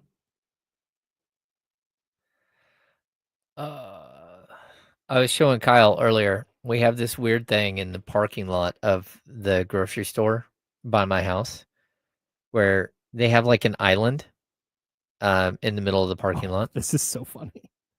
And at the end of one of these islands is a giant rock. And the rock is probably like, I don't know, maybe 3.5 feet by 3.5 feet, but maybe like 18 inches, 24 inches tall. For some reason, people keep jumping the curb and landing on the rock with their vehicles. And it's not like once it's happened. I've actually seen it myself twice, but it's happened so many times that like when you ask the like checker about it, he's like, oh yeah, there's an older lady that got stuck on the rock like 3 days ago. I'm like, how is that happening? I don't know. You throw a camera right there and turn that into content, you can make yourself some money, James. I mean, yeah, I guess so. Driving into the rock the whole time, like people will watch that. I don't understand how it happens. It's not like it's part of, you know how they have like 8 parking spots in a row, and then there's a break with like a little island, and then another 8 parking spots. People keep like not just jumping the curb, but jumping the curb so much that they high center on this giant rock. I saw like a big Ford F-150, like just stuck. The guy's trying to shift into 4-wheel drive so he can back off of it while it's just destroying his oil pan. Yesterday was like a sedan.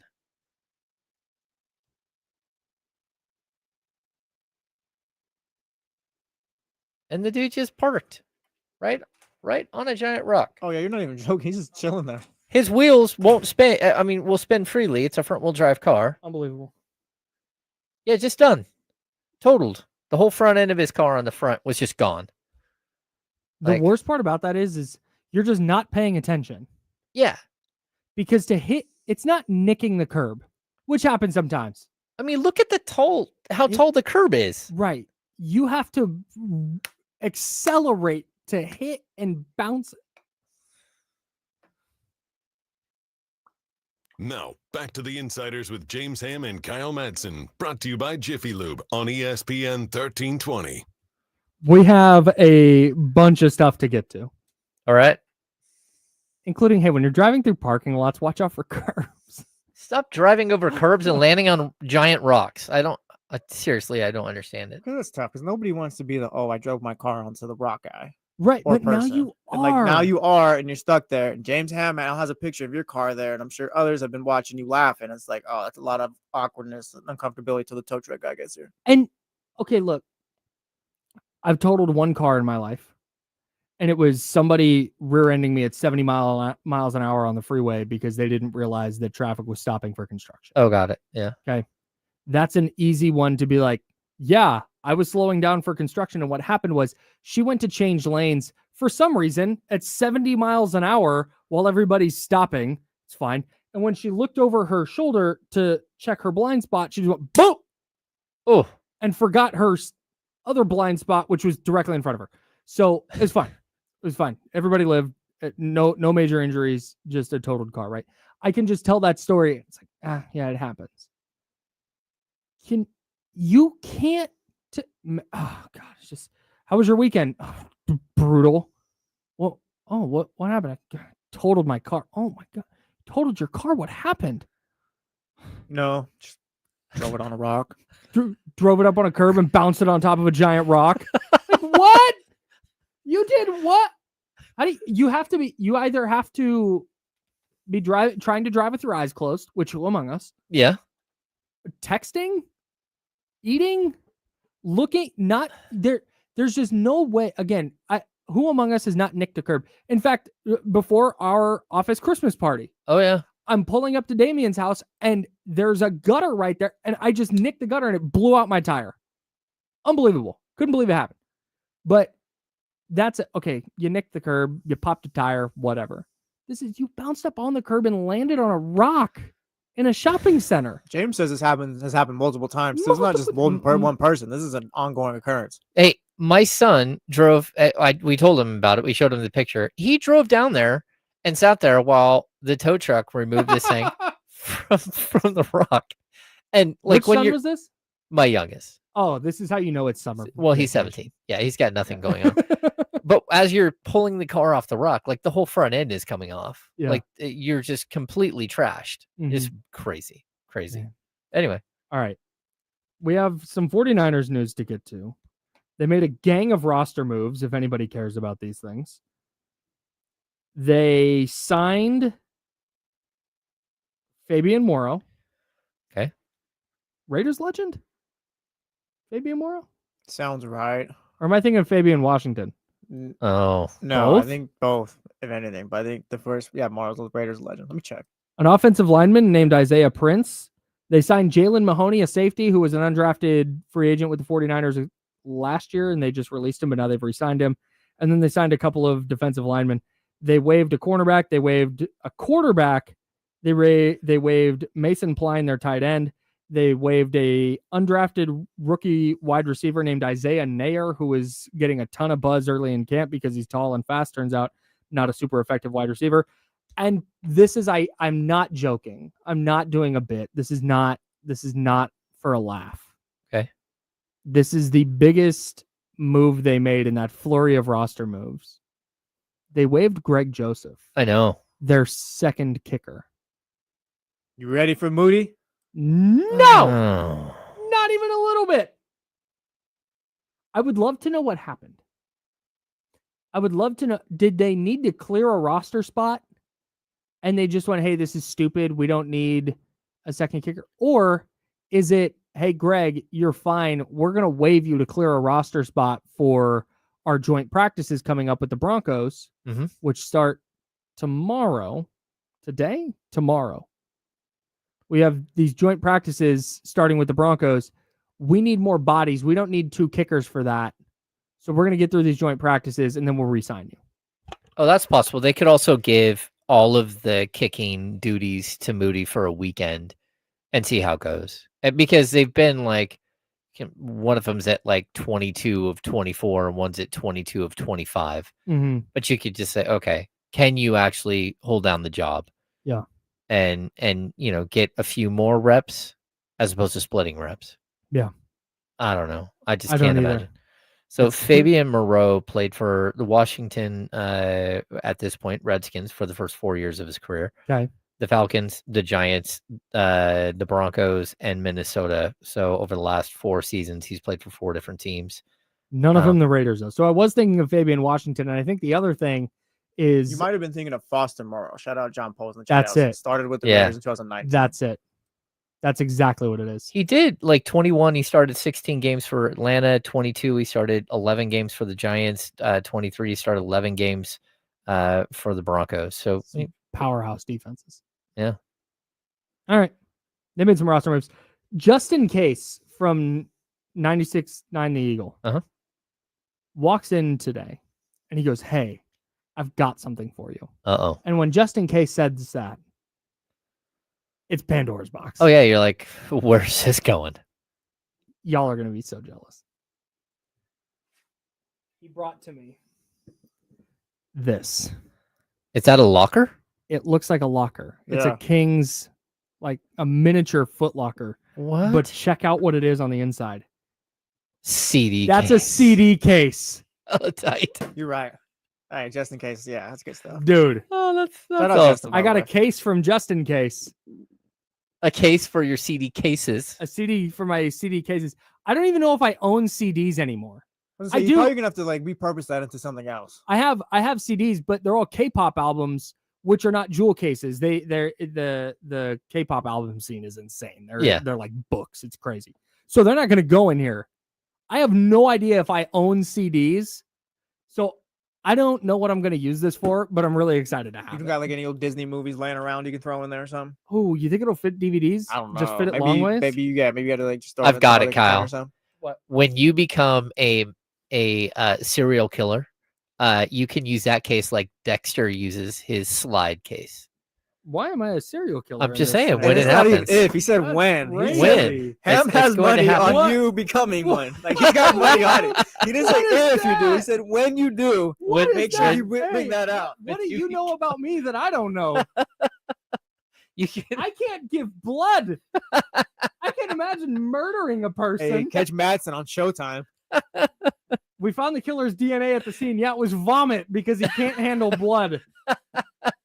Yeah, we found the evidence in a King's old CD locker. Yeah, it's cool. It can sit on the on your desk, or you can hang it on the wall. There's a oh, look at that. So I'm so excited about this item. If you would like to see it, you can go to youtube.com/ESPN1320. If you would like to bid on this and item, view this. The Kings, why don't they go back to this logo, by the way? what's You can ask Huh. that about maybe about 30 different teams in all of that's sports. facts, dude. It's just they choose Oh, I don't know, Damian's not here. to. I don't understand it. Every NFL uniform peaked in the 80s. Yep. Like every time Broncos throwback, everyone's like, "Oh, Tampa Bay throwback." And I think I know why. Like you don't go back to it because you still sell the jersey and make your money that way. Yeah. Like you make it with your regular home and away jerseys, and then you throw in the old school Kings jersey, purple one with the logo, and it's like, yeah, you make more money doing that. When they do the throwback jerseys and this logo is at center court, it's the very best thing. I think they've done that. They have. Yeah. yeah. It's awesome. And I would like to see it every day. That's all. Anyways. Shout out to Justin Case and 96.9 The Eagle. That's awesome. All-time vibes guy, by the way. Elite vibes. Yeah, I've been working with Justin since the old Madison building and stuff. He's always been. Oh, good to talk nice. to. Excellent. I feel like Justin's one of those guys that if you see a picture of him from 1984, he looks exactly the same. Oh, yeah. Yeah. 100%. I think I've actually seen a picture of him from 1984. The lettuce, He looks the exactly lettuce same. just goes. Yeah, crazy. it's probably his hair was dark, but outside Yeah. of that, yeah. Actually, this morning from Just in Case, I got a random factoid as well. Can't wait to hear it. He told me that he was watching one of the Gold Rush series, but the one where they're mining in rivers with like a dredge and guys are like climbing under boulders and stuff. Mhm. He said one of the guys that's the crazy guy that goes under all the boulders and rocks are falling on him and stuff. His name is James Ham.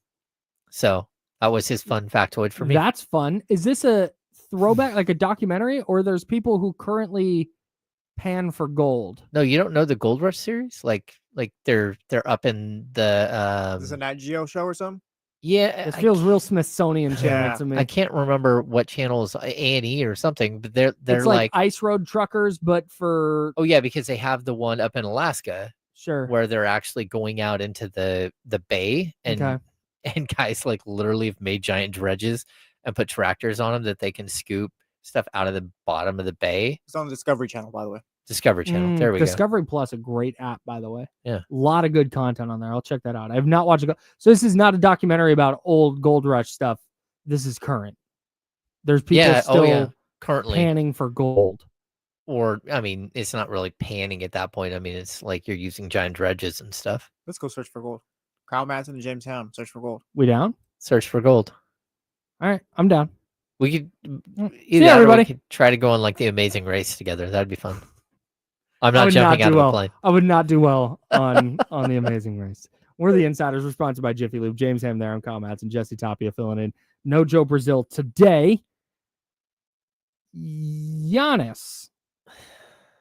It sounded like, so we've ebbed and flowed with the Giannis Antetokounmpo thing, because when their season ended at the hands of Tyrese Halliburton and the Pacers, we talked about it on this show, and I think every sports talk show in America went, oh, it's going to be the summer of Giannis. He's going to want out. The consecutive playoff failures, it's going to be too much because I'm a winner. And he's going to want out. He's going to want to go somewhere where he can win and be a winner. Mm-hmm. But then, very early in the offseason, it became clear, hey, actually, that's not going to happen. This is not going to be the summer of Giannis. He doesn't even want out. And even if he does want out, their GM is going to make sure that it costs everything for the opposing, for the team that's acquiring him. And that the team acquiring him is ostensibly going to turn into the Bucks, where it's Giannis and then some stuff. So that died out, and you had guys like Bill Simmons and Zach Lowe saying, check back in around the trade deadline. We'll see how this season goes, and then we'll see where Giannis is at. But then Shams Charania from ESPN reports today that Giannis has not made any decision on whether he'll play for Milwaukee this year. And now the summer of Giannis is back on. Yeah, he started talking about August and September trades and how, like the Damian Lillard trade didn't happen until September. The Kyrie Irving trade didn't happen until August. Like, starts throwing this stuff out. It's like, boy, that just throws a wrench into everything. Yeah. It does, because like, even if you're, let's say, a team like the Sacramento Kings and you're chasing a restricted free agent like Jonathan Kuminga, it's possible that could be part of a different trade. Mm-hmm. And so it just complicates everything. And I don't know if he's actually going to get traded or not. But if I'm him, I'm looking around and saying, okay, what exactly is my team? Did we get better?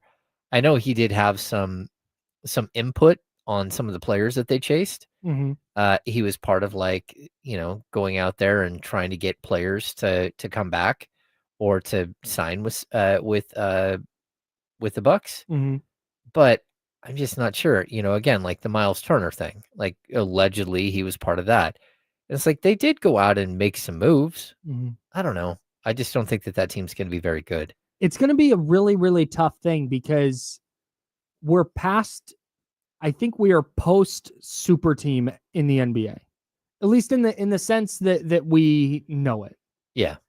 We are past just get 3 stars together, and then the other 12 guys on your roster don't matter, because depth is so essential now. Play style is so essential now, that I don't think you can just get Giannis on your team and be a contender. In fact, we've seen that with the Bucks. You can make your teams better for sure. He's comfortably one of the 4 best players in the NBA. Mm-hmm. But like we just talked about, if you're acquiring him, let's say the Knicks are like, hey, we want Giannis. The Bucks aren't taking Karl Anthony Towns in a pick. No, they're going to want Mikal Bridges and Karl Anthony Towns. Right. Like, it's going to take, and I say the Knicks just because I picked them at the top.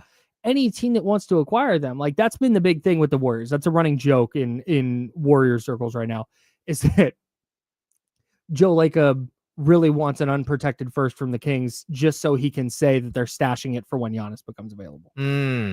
That's the quote unquote joke. I don't know how much of a joke it is, but that's where, okay, Golden State wants to get Giannis. You're giving up every asset you have. Yeah. And then it's Steph and Giannis and Quentin Post. It's just so I think this is going to be a real problem if Giannis asks out, because I don't know how many teams are going to be willing, how many teams that he would want to go to would be willing to put those chips in to get him, because you might be acquiring a top 5 player, but making your team ultimately worse in the process. Yeah, it's kind of, I mean, this is why the NFL and the NBA are so different in these situations, because we keep talking about like the Micah Parsons thing, right? Like every team in the league is like, okay, what's it? Two firsts and a second and a third. Like, what is it that it's going to take to get him? Mm-hmm. And, some teams don't have that. Most teams do, but some teams don't. Right. But it's what makes the NBA so unique, is that it just matching salary on a player like this is crazy. Yeah. Like, how do you figure out a way to match salary? Yep. Yeah, I don't know. To me, I always like when these things happen with players like this that are with teams that are smaller market teams. It just makes me sad, because it's like everything that they've done for the last decade has been centered around this kid, and he's done amazing things, and he's an outstanding, spectacular player. But you can also see like the end could be near, and there's no way to avoid it. Like, you make a couple of bad moves here and there, and you're stuck in salary cap hell, and this is your reality, and you're going to lose him, and there's nothing you can do. So I hope good things for them, but again, I think what you started this conversation with, depth means more than we think. Yep. It's why the Knicks didn't play for a championship, because they didn't have the depth. Yep. That's really what it came down to. Yeah. And then you saw them go get Gershon Yabusele. You saw them get Jordan Clarkson, where now they actually have a functional bench. Giannis, just from the salary matching perspective this year, $54.1 million. So you have to come up with $54.1 million in matching salary without gutting your team, and then also giving up every pick you have, every available pick you have. Well, that, and there's even the possibility that you could get to the salary. The salary is probably going to be more like 46 million, because you have an offset. There's a 20% thing. But how much salary can you take back? And no one's going into the second, the third, going above the second apron and all that stuff to take on a player. And the Bucks are probably going to be like, hey, if you're going to take him, then we're offloading this guy and this guy as well. You got to take those contracts. It's just so complicated. It's really tough. Yeah. I'm so interested to see if this does play out. If it becomes this very public bidding war, or is it a Luka situation where Giannis very quietly goes to the Bucks and says, hey, I want out of here. Here's my 6 teams I want to go to, or 4 teams, or whatever the list is. And then the Bucks go, okay, who's at the top of that list? And you call and you go, all right. Or the Bucks assess, okay, here's these 4 teams. We think we can get the best offer from this team, so we're going to call them first. And just in the dead of night, all of a sudden, we're going to get a Shams tweet at 9:34 p.m. on a Tuesday night that, oh, Giannis has been traded for these 2 players and 47 first-round picks. That's right. So crazy. It's... Yeah, and the worst part is he's 54 million next year, 58.5 the next, and then the year after that is a player option at 63 million. Goodness me. As a 33-year-old, not a bad gig if you can get it. That's James Ham. I'm Kyle Madsen. The final handoff for D'Lo. They're kicking him out. D'Lo and Casey will be in for the handoff next. We're the Insider, sponsored by Jiffy Lube. It's ESPN 1320, Sacramento Sports Leader. Thanks, Jesse.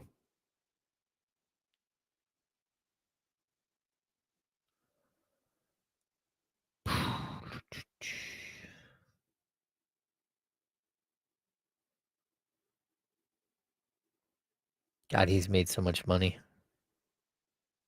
After last, he's at 285 million after last season, and he's got another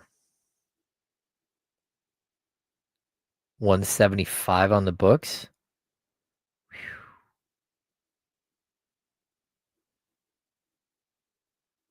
460. Wow.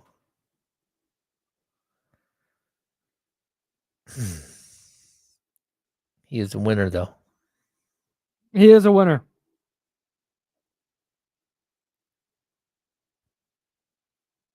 Oh, holy smokes. Diamador Lenore is back, Oh? according to Noah Furtado from the SF Chronicle. Oh. Chris Gent is being mentioned? You love Chris Gent. Chris Gent's a good dude. For Mike Brown's staff. I also heard Greg St. Jean. He's another one of my guys. Gary's kid, right? Patrick Mutombo. He's a good dude. I sat next to him years ago when he was an advanced scout. At Arco, when we used to sit front row, he sat next to me. That was the best, dude. Oh, yeah. 3 years I sat courtside there. God. They got to bring that back. The NBA should mandate that. That was a lot of fun. Think of all the social content they would get. Oh, yeah. All the viral moments from reporters filming stuff courtside. Oh, yeah. I mean, Are wild. there any? I don't know that there's any place in the league that still does that. Phoenix, like, you're a couple of rows up, but like center court area. Right. You're not up in a press box. Yeah, but their tables were always rickety and crazy, like like rusty nails that you could catch like your leg on and stuff. Hey, who do we have to talk to at the Kings to get like 8 inches more space between the top row and the bottom row of the press box? Yeah, it is absurd, dude. It is absurd. Even like the end, if they would just cut off the end so people could go out both sides of that. Because you and I are always, so the way it works is there's one way in to the row that James and I typically sit. Yeah. And we're all the way down at the one end. So to get out and go somewhere, it's a pain to like, all right, you got to back up, but then you can't get your chair all the way out. So you're trying to like turn without kicking the person next to you.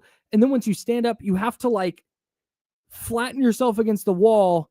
And then people are like trying to scoot in, but they can't because everybody's already scooted in, because if you scoot back, you're going to hit your chair on the wall. It's absurd. It's always like the skinniest dude has his chair pushed out the furthest. Right. And then throws his backpack on the back of the chair. Well, you don't have to call out Matt George like this. I'm joking. No, Matt George just sets his stuff down everywhere. Matt's the best. Watching the TV guys do TV stuff is just always hey, stand in front of the camera and then talk naturally for a minute about what's going on. And then the filming and all that. Hey, Russ, I literally have said, can I just bring in a skill saw and cut off the end of the table so we can get around the outside? Literally. No, I did. And they're like, no, you can't bring a skill saw, James. I'll tell you, at Arco, I brought a screw gun and inserted hooks underneath the table so we could hang backpacks. Fantastic. Because it was like a tall table. I'll make a scene one day. I'll like fall. I'll trip down the stairs. Hey, there he is. There he is. Sorry, I ruined your bit. Go ahead. What was my bit? You were going to do the Coming to America thing. Oh, good morning to you. I wasn't really. Oh. All right. My bad. Oh, that's good. Oh, we got an account that says D'Lo's last ride. That's pretty funny. That is pretty funny. Yeah, so until it actually is. You bring the skill saw. I'll make a scene. I'll fall down the stairs. Like, my leg. And then while they're tending to me, you just... Psst. Oh, that would be spectacular. But yeah, just move that. There's so much space between that wall and the top row. You could move that thing back 2 feet. It'd be fine. I'm trying to generate more space in the press area.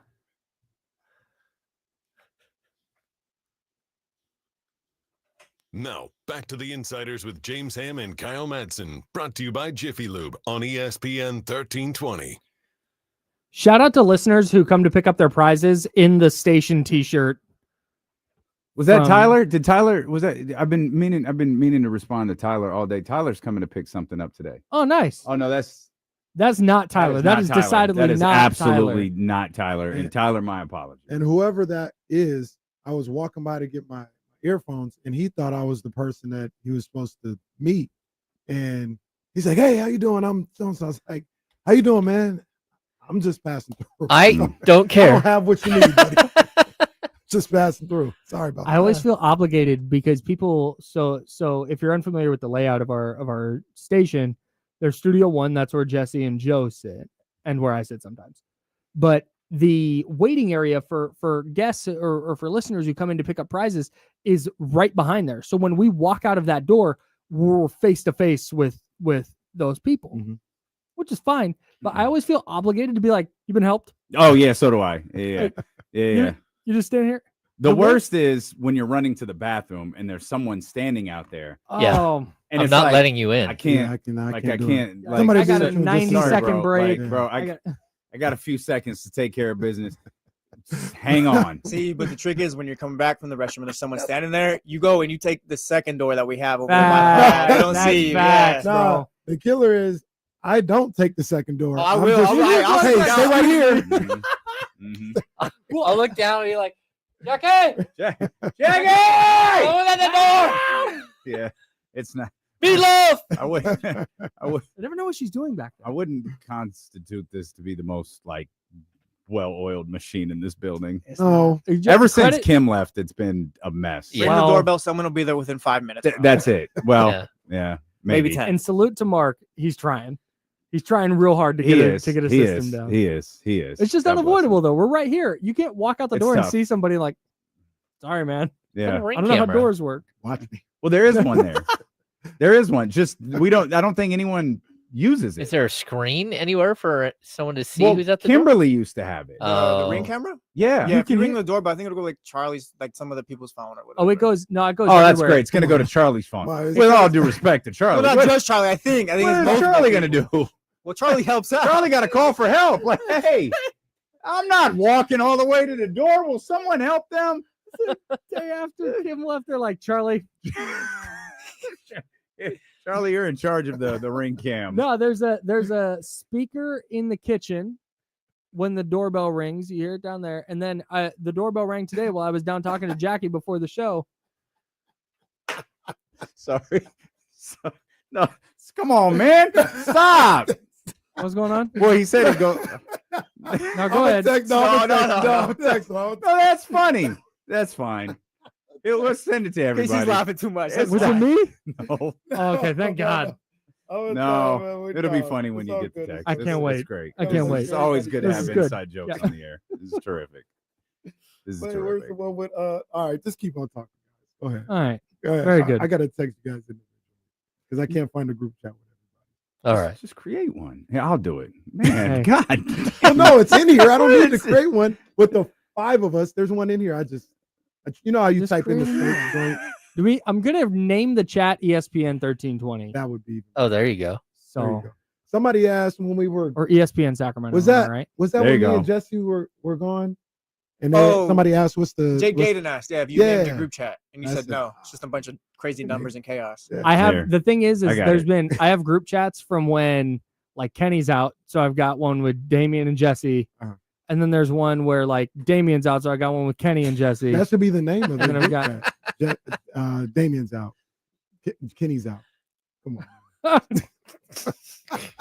No. That's why Kenny going to hell, man. That's- Kenny is actually. Directly, Wait, Going who said to I hell. directly came? post He said I haste. was the one that came through with it. Oh yeah. That was you? So, no, That's flagrant. What? No, that was That's me. an No. F2. Do not pass go. Go it directly was down. me. It was. Directly straight there. That's tough. Inside jokes, am I right? Yeah. Oh, Love to be Love to part of be- one. Oh, someday. hey, Ah, Hey. That's my man. shout out to the air horns. Let's go. You don't guys even see know we what got that more was from, Jonathan huh, Kuminga Casey? stuff? What was that, Wow, Jesse? that was a lot I said, happening. Casey, do you even know what that was from?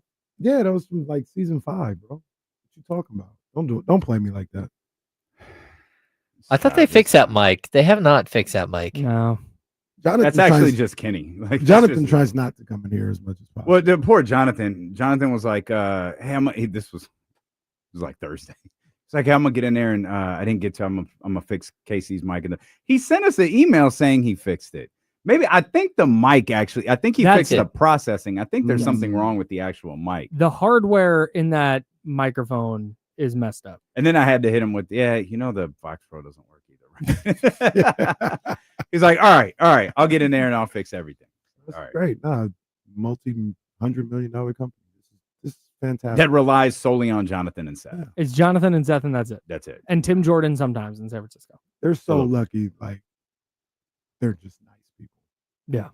We're so lucky. They're just. That's facts. I mean, they built an entire set. The Hard Rock Live soundstage. Or well, soundstage. The pretty amazing thing about that is they built it without the sponsors for us to do the 1,000 show there. Oh, that's right. And then basically took it apart to build what that is there now. Oh, yeah. Our thing was like, hey, if it's ready, like, what if we did the show out there? We just can't have the entitlement on it. Mm-hmm. And they were like, yeah. So I think at some point they realized we're probably not going to be able to get this finished. Right. Let's build the stage and then let D'Lo and Casey do the 1,000 show out there. And then we'll just basically start over. And that's what they did.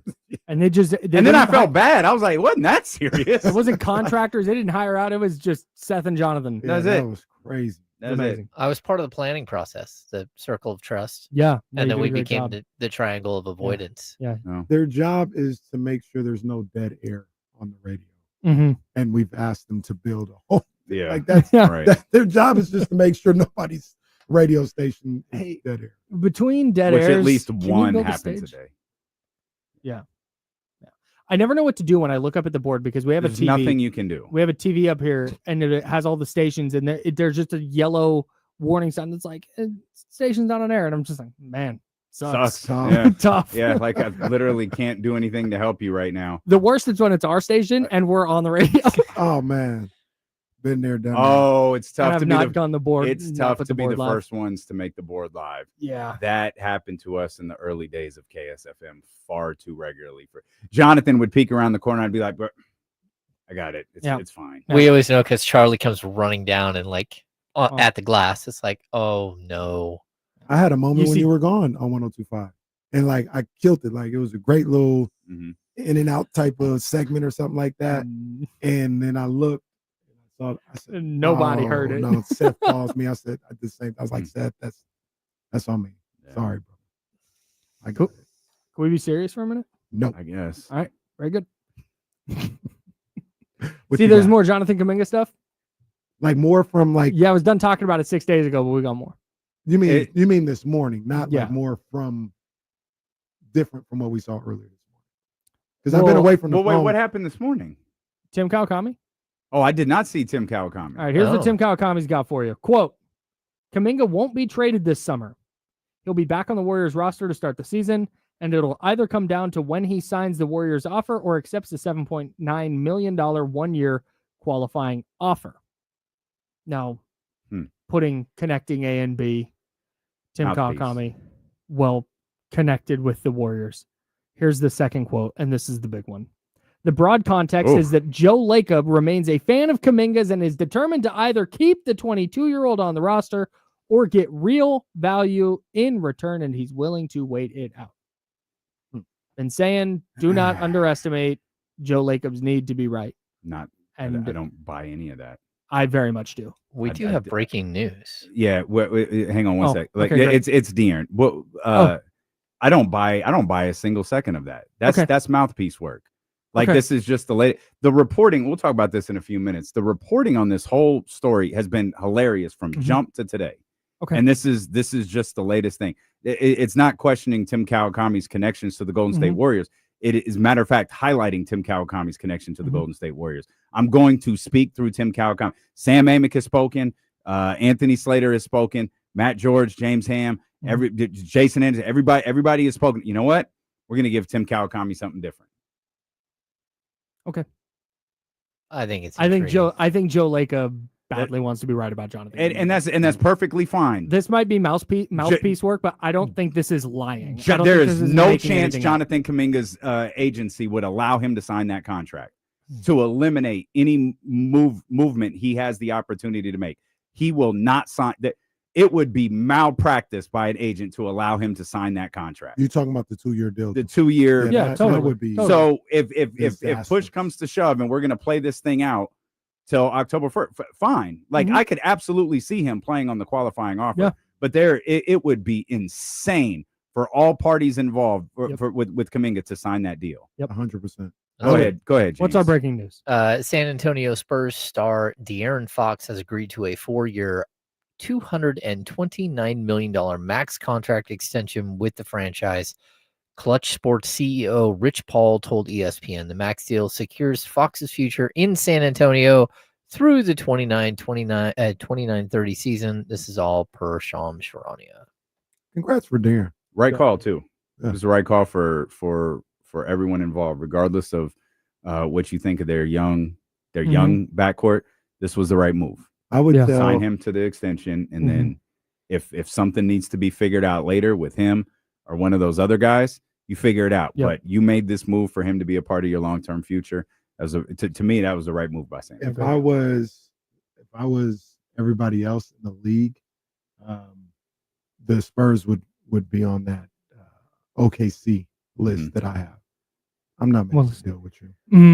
There's no way unless you have to make it like super worth my time. Sure. Wow. But you trying to move off? Casey hates Neek Clifford. No.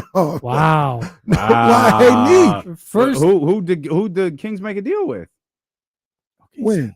It was OKC. OKC. Yeah, they shouldn't have done that. But they shouldn't have done that. But I'm glad we got Neek Clifford. Yeah, I'm glad we got him. But I'm not making a deal with San Antonio. Absolutely, you're gonna figure all this out on your own. You're gonna figure out how to deal with Vassell, Fox, Stephon Castle, Dylan Harper, and pay these guys or pay Wemby and all this other. You're gonna figure all that out. There ain't no way unless you're giving me Fox is the one of those guys. You give me Fox, Stephon, Dylan. Okay, maybe we could talk, but don't talk to me about. But see, that's the thing, though. Like, if you're really on a trajectory with those young guys, I still think De'Aaron can be moved. That's it. I don't think that's ever going to be a bad contract. Yeah, what's the AAV? It's a healthy contract. 45 and 229. 4 and 229. So 50-ish. 56. Hey, it's any $50+ million contract is going to be tough to move. But I don't think we're going to be looking at that the way we looked at the Bradley Beal contract. Yeah, well, to be clear, taking the Kings would have gotten murdered for signing this deal. Yeah, the Kings would have been destroyed for signing De'Aaron Fox to this contract, and they would have had no option, and it would have been bigger. Yeah, right. You right. It would have been the incumbent. Yeah, so the Kings would have gotten destroyed today for this. That's absolutely destroyed. That's a lot of money. It is. And I'm glad De'Aaron got it. But when you talk about trying to move that, and everybody's movable. I do live by that, but that's a tough one to move. That's a tough one. But I don't think they plan on moving De'Aaron Fox. But you're right. You're right. But as is, this isn't. I don't think this is championship. They need something else. I don't think they plan on it, but I don't think it's far from their thinking. I think they recognize they're probably moving one of their guards at some point. Yeah. And ideally, I think you'd want to move one of the young ones because you could probably get a bigger return for one of the young guys because of the salary implications. And apparently everybody is scared to death of the new salary cap and the aprons that those guys' value probably just went up. Yeah. Well, and real quick, and apparently everybody's listening to KIFM West Sacramento, KRXQ HD2 Sacramento, ESPN 1320 Sacramento Sports Leader, always free on the Odyssey app and iHeart and TuneIn. Go ahead, James. I'm sorry to pull back are you punching out? Yeah, I got a couple of minutes. It's not okay. Whenever took the text literal, so we were good. Yeah, noon-ish. Yeah. Noon-ish.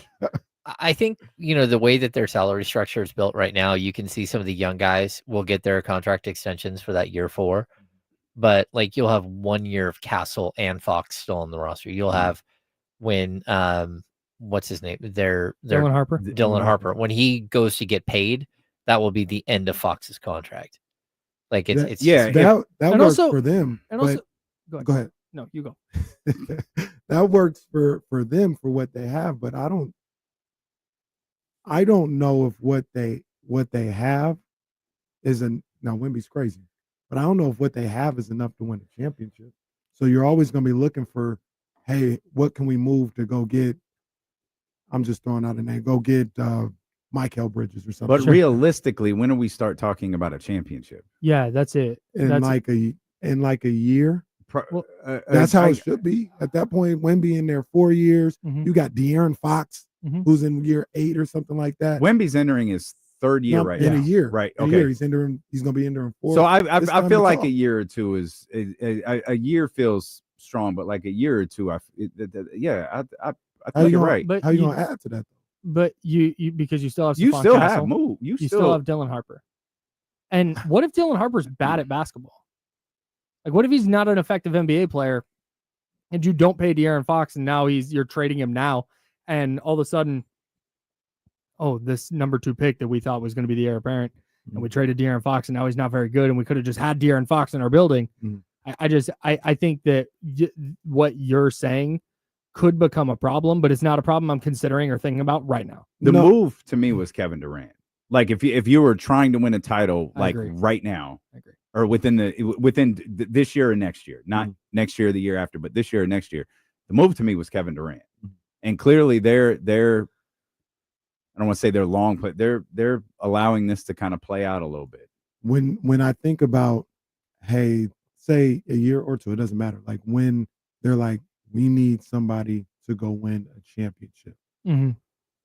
I'm thinking that guy's costing about $45 million. That's the type of contract you're talking about. So if it's not Fox, and even if it is one of the young guys, how are you getting the $45 million? You got Vassell. I don't know what Harrison, you might have Harrison or whatever. But if we're talking about Luke hey, Cornett. go get Michael Bridges or Jaylen Brown. Like the Celtics want Vassell and Barnes. You're gonna want Fox or the young guys, or you make the contracts work and you give them a gang of picks. I don't know if San Antonio has a gang of picks like that. They do. But none of this is dissuading me from signing De'Aaron Fox to this deal, though. To that deal, I'd think about it. I'd want to sign him a little less. That was the question we asked. Like, I don't think there's a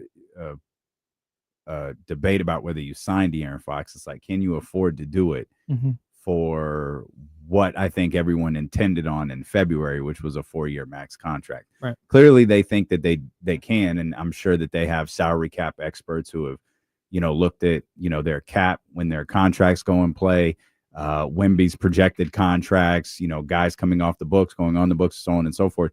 Oklahoma City they signed guys to $1 billion worth of contract extensions and are perfectly fine. They are in no danger whatsoever. I have to imagine if there's one team in the league that's along, those same lines, it's probably San Antonio. Here's the other thing I would say too. The difference being obviously Oklahoma City already won the title. So Right. they know they have the pieces in place where San Antonio might not. Right. And I don't know if this is the case. I think De'Aaron Fox is an all-star caliber player.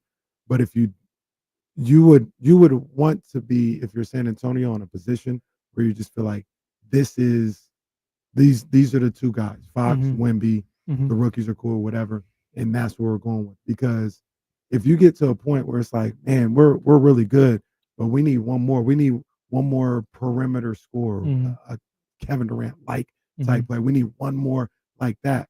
I look at the situation like, what do you mean I need another $45 million a year pay? Why am I paying you $57 million for? Sure. Like, you're supposed to be at $57 million. You're supposed to be the one that helps Wemby take us to the promised land. I shouldn't have to go get somebody else. I'm not saying that's where they're going to be at. I'm just saying if they find themselves in that situation, that would look and sound kind of crazy. Like, we're paying this guy $57 million and I need another $45 million guy to go along with this. Nah, he's supposed to be the one. I should be able to go get a $20 million guy and then take us over the top. Yeah, but like OKC has that. They have all those, $40, $50 million players now. Yeah. I mean, Boston did. Those are our last two champions. I mean, I don't think it's uncommon to have 3 high-priced players on your team. What's Houston now? How many does Houston have? I mean, do they have 3 high-priced guys?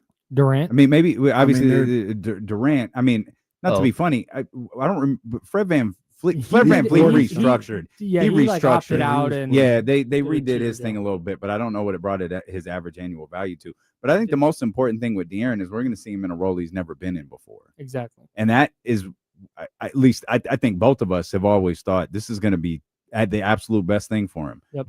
He doesn't have to be the guy every night. He has the guy on his team, and the Spurs are banking on in this league. And I think as long as you have that, that's going to put De'Aaron in the best position he's been in his entire career, and it's going to put the Spurs in a great position.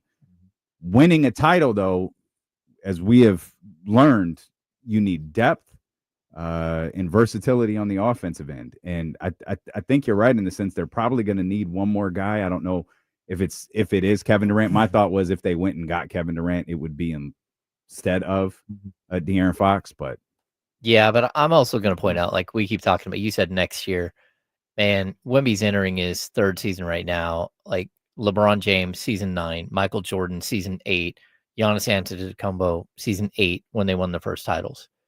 Like, I think we're projecting like Wembanyama too much. Like, statistically speaking, he's going to get better and better. Like, he will take over the league, but winning a championship usually doesn't come until you're a little bit more mature. But there's one thing that plays into that Chicago didn't have, Cleveland didn't have, Milwaukee didn't have, and it's San Antonio. Now I understand Greg Popovich isn't there anymore, but that's still the San Antonio Spurs. So I think you look at them differently. I think you give them the benefit of the doubt on certain things. The other thing is, what year was Cleveland San Antonio? That was probably year 4 or 5. Yeah, like, I mean, that's like, you talk about competing for a title. Yep. Like, we can argue whether they actually competed or not, but they were in the finals. They were competing. They beat Detroit. Right. They beat the Pistons to get to that finals. Like, that was no small accomplishment by Mike Brown and LeBron James. And I don't want Wemby as good as Zydrunas Ilgauskas. That's the real question. That's what many are wondering. I don't want to. Remember when LeBron left Miami to go to Big Z's jersey retirement in Cleveland? Yes.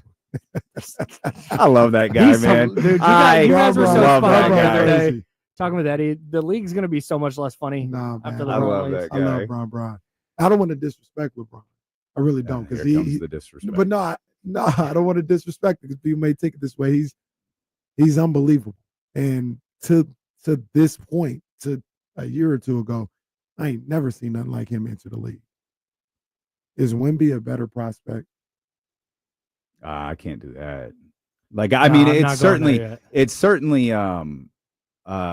it is jaw-dropping watching Victor Wembanyama play basketball. But it's let's not forget, it was the same. Like, you had never seen someone of LeBron's size and athleticism and speed. Like, he's just not 7 feet tall. Like, that's the difference. Like, it's always like seeing Giannis in person is so weird, because Giannis can like scratch his ankle without bending over. Like, his arms are so long and he is so like just built. Wemby's just seems to go on forever, right? He looks really unique. LeBron doesn't look like a human being. Like, when LeBron looks like he's a statue. Like, he was sculpted by God to go play basketball. And to watch what he does on the floor, like, it's incredible. I mean, they're on par. Wemby, 6 months into his career, was the best defensive player. Okay. That's crazy. And that doesn't make him better than LeBron, better prospect. I'm just saying, like, that's what we talking about. That's crazy. This 19-year-old guy came in and he was the best defender in the league. Yeah. How do you guys want to do this? Do you guys just want to start D'Lo and KC, or do you want to jump over here and keep the handoff going? No, hit the button and you can get out of here. We're good. Hit the music. James and I are done for today. We're the Insiders, sponsored by Jiffy Lube. Drink water, be nice to people. We'll be back tomorrow at 10 a.m., but don't you go anywhere, because D'Lo and KC starts right now.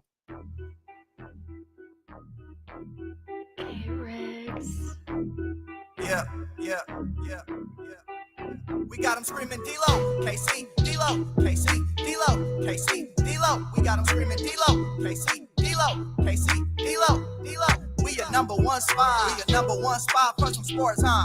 Got the city going crazy when we work, huh? We top 2, but we ain't 2, we in first, huh? And when you need the real, we is who you search, huh? D-Lo, KC, D-Lo, KC, D-Lo, KC, D-Lo. We your number one spot.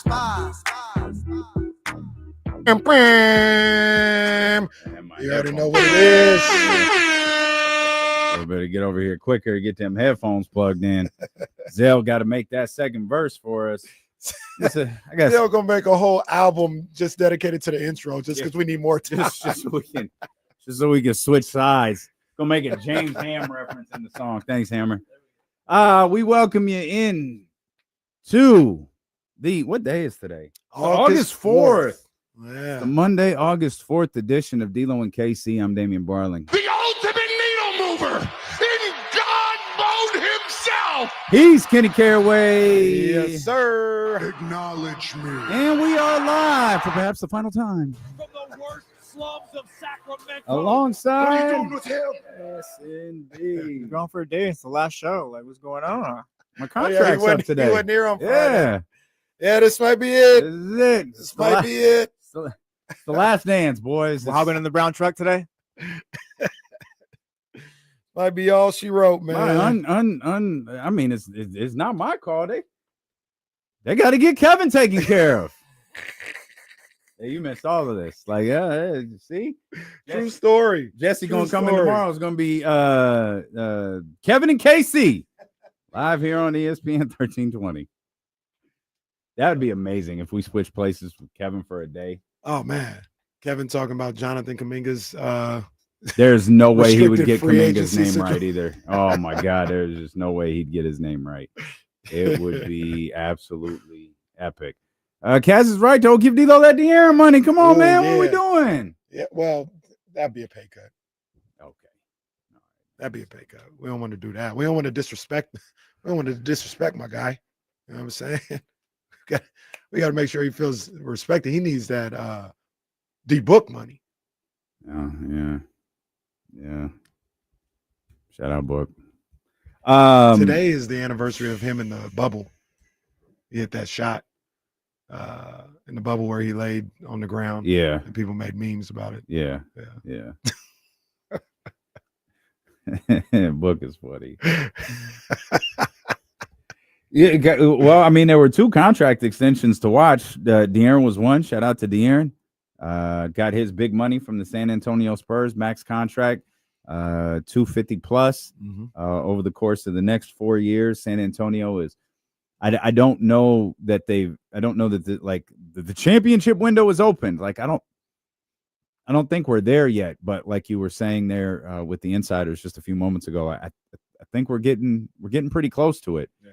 I'm sure there's a couple of other things that they'd like to do along the way. I really wondered if they were going to make I'd be really curious to know their thinking as it pertains to Kevin Durant. Maybe, and I genuinely have to wonder.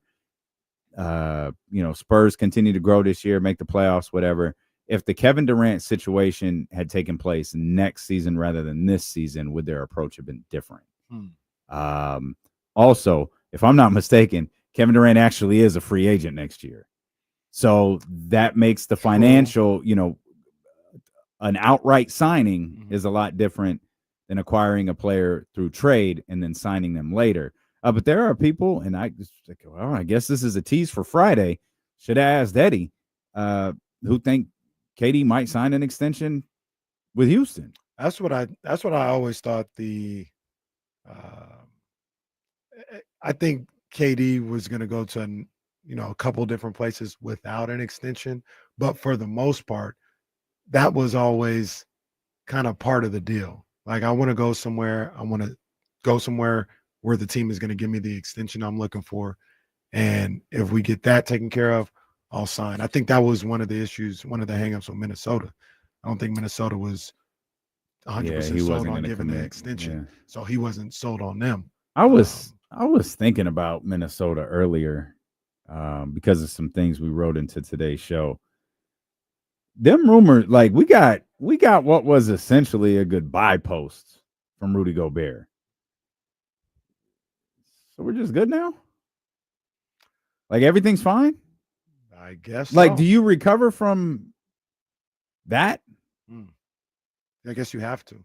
I mean, no, there's no question. There's no question. I don't know if you actually. There's no question you have to play cohesively after something like that, but I guess we'll find out. I've been begging for Minnesota's demise for years at this point for no reason whatsoever. But I do kind of wonder, like, oh, okay, yeah, all right. Yeah. We'll see what happens there. He said goodbye just like Michael Parsons said goodbye. Yeah, Michael Parsons. We were talking about and both of them showed up to work the next day. I didn't know Michael Parsons said thank you, Dallas. Yeah, at the very end. Come on, bro. Yeah, he titled the tweet "Thank you, Dallas." Yeah, like, all right, man. Nah, he said a full-on goodbye. Look, Michael Parsons put that tweet out there saying "Thank you, Dallas." And I saw it, and I said, I'm not reading all this. I'm not reading all this. This was like 3 pages of notes. I'm not reading all this, sir. All right, I got the gist of it. You went out. You said "Thank you, Dallas," like you're already gone, but this is funny. I thought we were past this, but I guess we're not. And forgive me for not paying close enough attention to when Hammer was reading Shams' tweet. The deal is worth as much as $229. So what are the incentives when you enter this year? Or this is his 3rd contract? Mm-hmm. Are there still all NBA? Are there still supermax capabilities when you get to your 3rd contract? I would think so.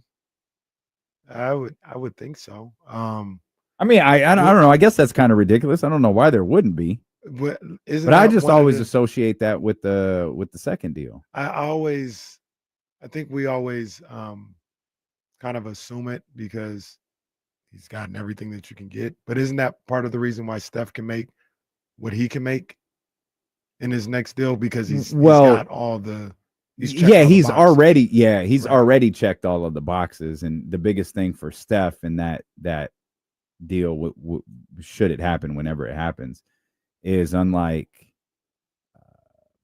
Fox, Luka is one team. Yeah, that's a, yeah. And that was actually the most telling thing about the news over the weekend about Luka Doncic. Luka Doncic signing a 3-year deal with LA, sort of like that, pretty much puts in stone that man is the Lakers' next.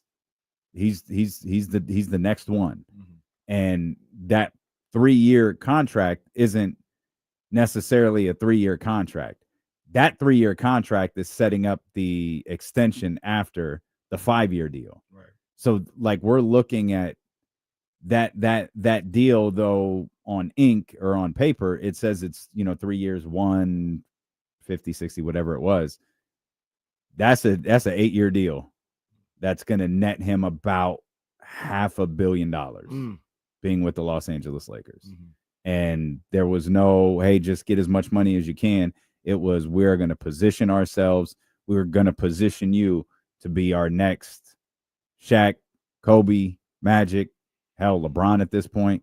You're next. That was the most telling thing from the Luka news over the weekend, at least for me. Yeah, I mean, this, like you said, he's set up to be franchise for them and be the next. Everything gets handed off to Luka, as it should. I mean, even with the doubts that I have with him as a leader, as a guy that you can build a team around and win a championship, because that's what we're talking about when we talk about a guy like Luka. We're talking about championships. It's not build around him and be a perennial playoff team. He's that level of player. He looks to be that level of player in the history of the game where we're talking about championships. Mm-hmm. So even though I have questions with that, you've always said, if I was Dallas, I still got to take the chance. Oh, yeah. You know what I mean? Like, I'm just going to see where this goes. I got to. And it's the same thing with the Lakers. Like, sure, there may be some concerns. Maybe they have no concerns. But they for me, if I was Rob Pelinka, I wouldn't have any I wouldn't think twice about signing him to this. Take my chance with this. I'd rather die and be wrong about Luka Doncic being on my team than getting rid of him. 100%. Like the death, Nico. Well, I don't know. Maybe Nico's not dead anymore. His summer turned around drastically back in May. It did. So, but I would much rather die the death of signing him that contract and swinging with Luka than the potential fallout from not doing it. Right. 100%. So the two big contracts we were waiting for this weekend just became official moments ago. Obviously, Luka signed his over the weekend. We'll have a greater discussion on that coming up in just a few minutes. De'Aaron Fox has signed his max contract extension for year 229 with the San Antonio Spurs. And then we have the Tim Kawakami stuff, which I did not see this morning. Of course, if it's no offense, if it's Tim Kawakami, I probably didn't see it unless it was like shared in my mentions on Twitter. I'm not a big avid Tim Kawakami reader, but Kyle Madsen read it out loud about Jonathan Kuminga is not going to be traded. They're going to push him to sign that 2-year offer, or he's going to play on the qualifying offer. And it's like, all right, I guess this is the latest. This is the latest thing we're doing. We're going to go to Tim Kawakami. I guess Sam Amick, well, you know, they didn't even inquire about Keon or Keegan for whatever it's worth. He told the Morning Roast that. It's like, all right, I couldn't help but recognize the reporting on this story has been hilarious from jump. Like the whole thing. Guys who are actively reporting on this story right now insisted a month ago there was nothing to this. Nothing. And so, like, now all of a sudden it's like, okay, well, I guess everybody else, I'm going to believe this guy now. And that's really just, it's just, I mean, I know posturing happens through the media. I don't know that I've ever seen one like this. This is, and the funny thing is, I don't know how much is actually coming from Sacramento. I think Sacramento is trying to get a deal done. The kind of, I don't want to say backpedaling, but the stories multiplying in layers, that started to happen when it appears at least the Warriors started talking. Then this Kuminga story just started having 10 different layers to it. Yeah. And now we've got the latest one from Tim Kawakami. Yeah, and which, by the way, just to tell you, to completely flies in the face of what Sam Amick told the Morning Roast on Friday. Right. I think I'm not going to get too like conspiracy theory on it, but Warriors trying to get their side out and feed their information to everybody. Feels like Sam went too far in saying like, well, and Sam was really careful to be like, I'm not saying I know, this is just how I feel. Like if the protections were taken off, maybe we could be closer to getting a deal done. Warriors brass might not have liked that. So we got to get another one out there that shows that we really are serious. There is nothing. And by brass, you mean owner. Yes. So maybe Sam. It's goddamn meddling owners, man. Sam was a little too partial for the Warriors' taste. So they went and got Kawakami out there to do the heavy lifting. And I look at this whole situation as a missed opportunity for everybody involved if it doesn't get done. I think nobody wins in this situation. Nobody got any better. Nobody helped themselves out as a team. Kuminga didn't help himself out as an individual. I think the deal works on both sides if they were to make that deal. Everybody standing pat, that doesn't help anybody out. So, if the Kings, and I understand it, I would even say probably rightfully so, don't want to increase their offer, that doesn't really help the Kings out at all. Like they still got too many guards. They don't have a 4. They're still looking right now. And I don't even think they'll get this guy next offseason or draft. They're still looking for a franchise building block. And not saying Kuminga was going to be that, but at the very least, that's like I've always said, that's like a draft pick, damn near. Yeah. Guy's 22. So you still don't have that. You still have like one of a crazy uncertain future. Mm-hmm. The Warriors, they're talking about championship. I mean, they did nothing to get closer to that. They don't have the $20 million a year contract to potentially trade for a player that might help them in the middle of the season. And to your point, I wouldn't even think about doing that if I was Jonathan Kuminga. Nobody got better here. This was everybody messed up if this doesn't go through, in my opinion. The funny thing about the Lakeup stuff is, because Kyle tells, Lakeup doesn't want to be wrong on this. He wants to show everyone he's right about Jonathan Kuminga. And I can't figure out the cause and effect of this, but was Lakeup the owner? And I assume that he was when the proposed Klay Thompson trade was on the table. The Kevin Love joint? Yeah. And Jerry West said, okay, you could do it, but I'm out. Mm-hmm. I'll quit. Yep. And that was the year they won the title. Mm-hmm. That was 2015 that trade was, or it might have been 14, but it was right before they won the title. Yep. And it's like, okay, you greenlit the death of the Splash Brothers before it was ever even born, but now we are steadfast. Buddy, you've already died the Draymond Green death. Mm. There isn't a scenario on the planet where Draymond Green is worth $100 million.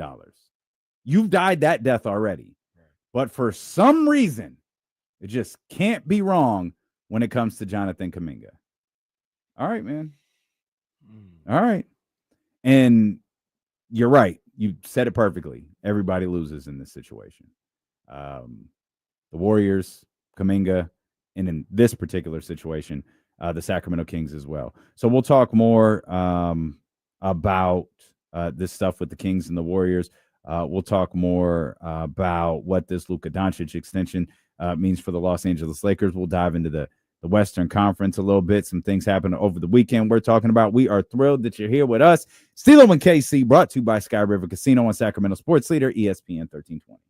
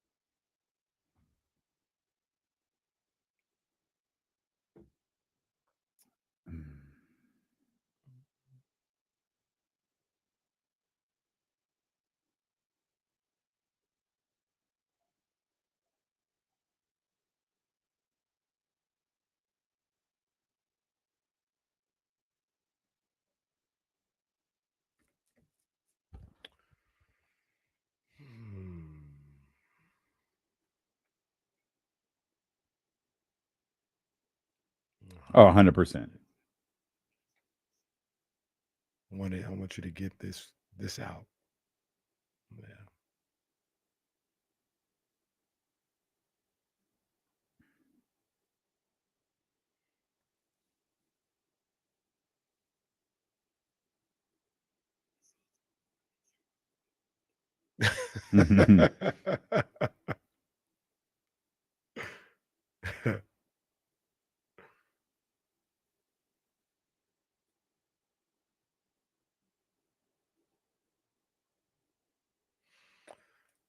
Like, I'm not wanting to get rid of Kuminga reminds me a bit of needing to trade a stock crypto, but not wanting to miss out on the upside. Serious FOMO.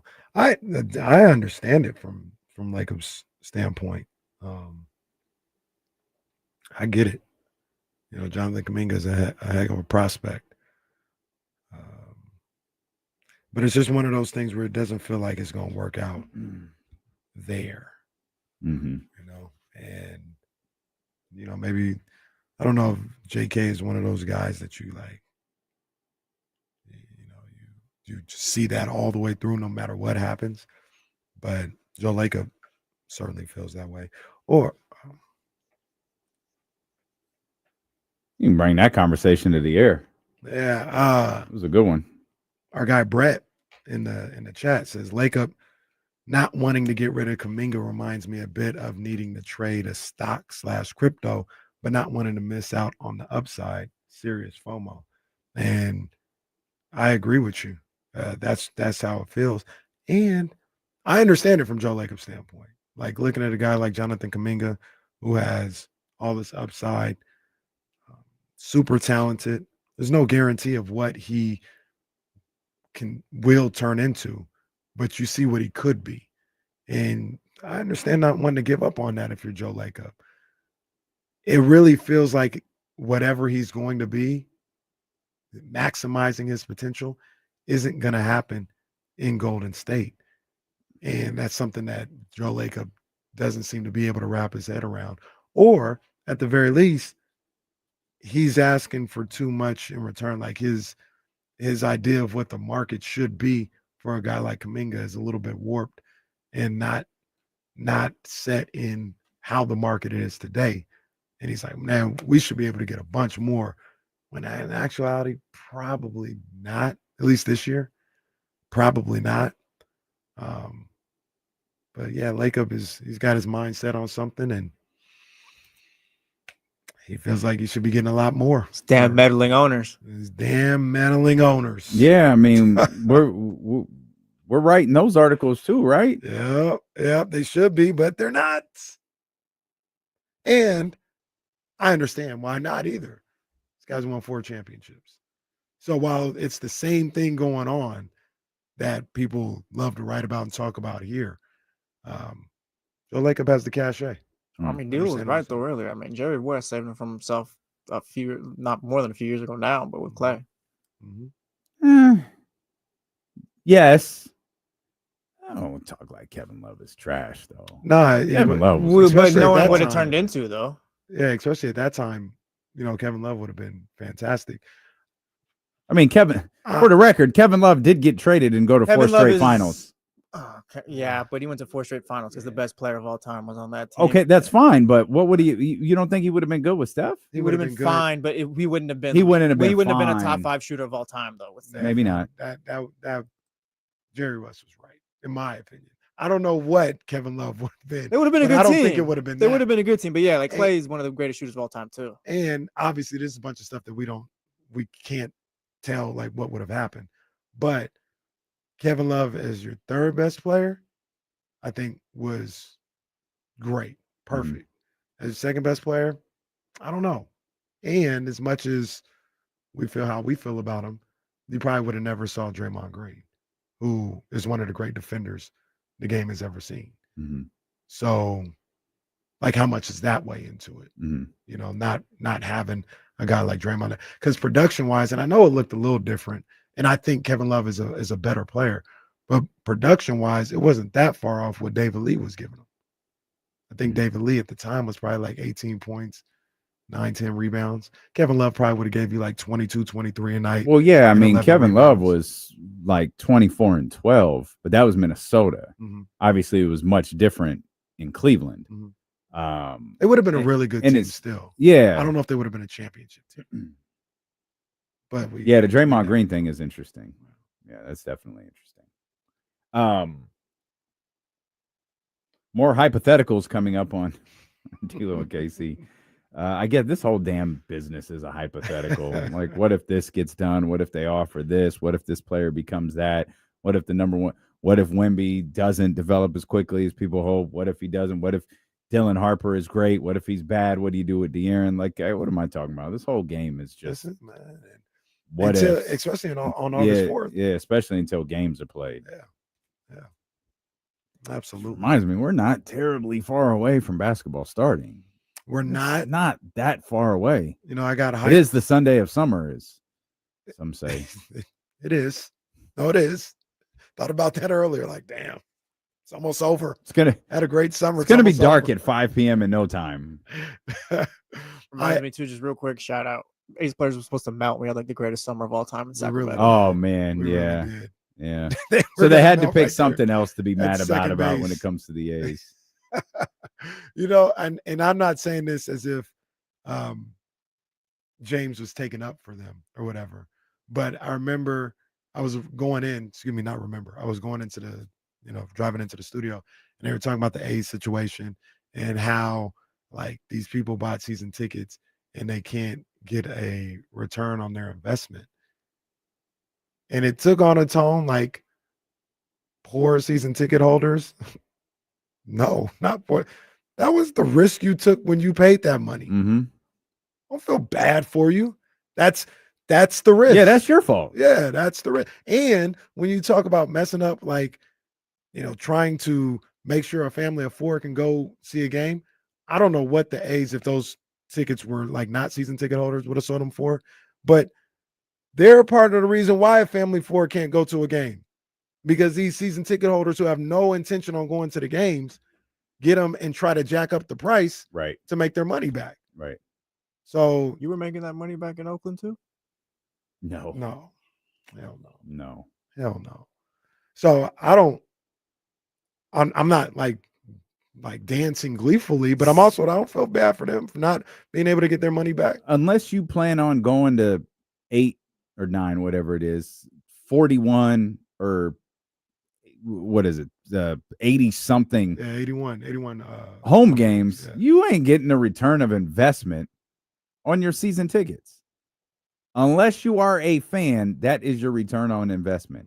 You can make a couple of bucks selling your Lakers tickets, Warriors tickets, or whatever you choose to do, or your Yankees tickets. Like, that's perfectly fine. Mm-hmm. But yeah, I cracked up when I started reading those articles about angry fans. Like, y'all are all right. Yeah, but y'all are bad portfolio managers. This is not, you did not need to add season tickets to the Sacramento A's to your financial portfolio. I'm sorry for your loss, but it is your loss. That's it. And I've never had season tickets anywhere, so I don't necessarily want to speak for other people on how that goes to it. But we've had this conversation before. If I were getting season tickets, I would always go with the understanding that I'm getting these season tickets because I like to go to the basketball games. Yep. Or the baseball games. Yep. Not because, this team is great and this is why I'm getting season tickets. Because even if the Monty McNair did everything right with acquisitions and stuff like that, somebody rolls their ankle the wrong way and the season can go down the tube that way. Yeah. And that's nobody's fault but my own. Or, if I can make a couple bucks, cool. But I'm going into this agreement and making this acquisition of season tickets because I love the NBA or I love Major League Baseball and I want to go. I'm not looking for anything back in return. If that happens, cool. But if not, I made this purchase because I like going to the games. Shout out if you thought you were going to make some money with the A's. Oh.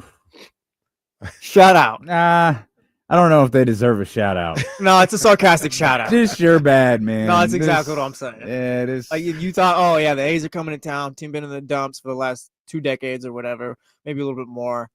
Yeah, let me go ahead and make some money with them. Yeah, come on now. Paraphrase that little badass kid in the video. Players, this is on you. This is all on you. Y'all taking the L on this one. No sidebar, but I don't feel bad for them. No.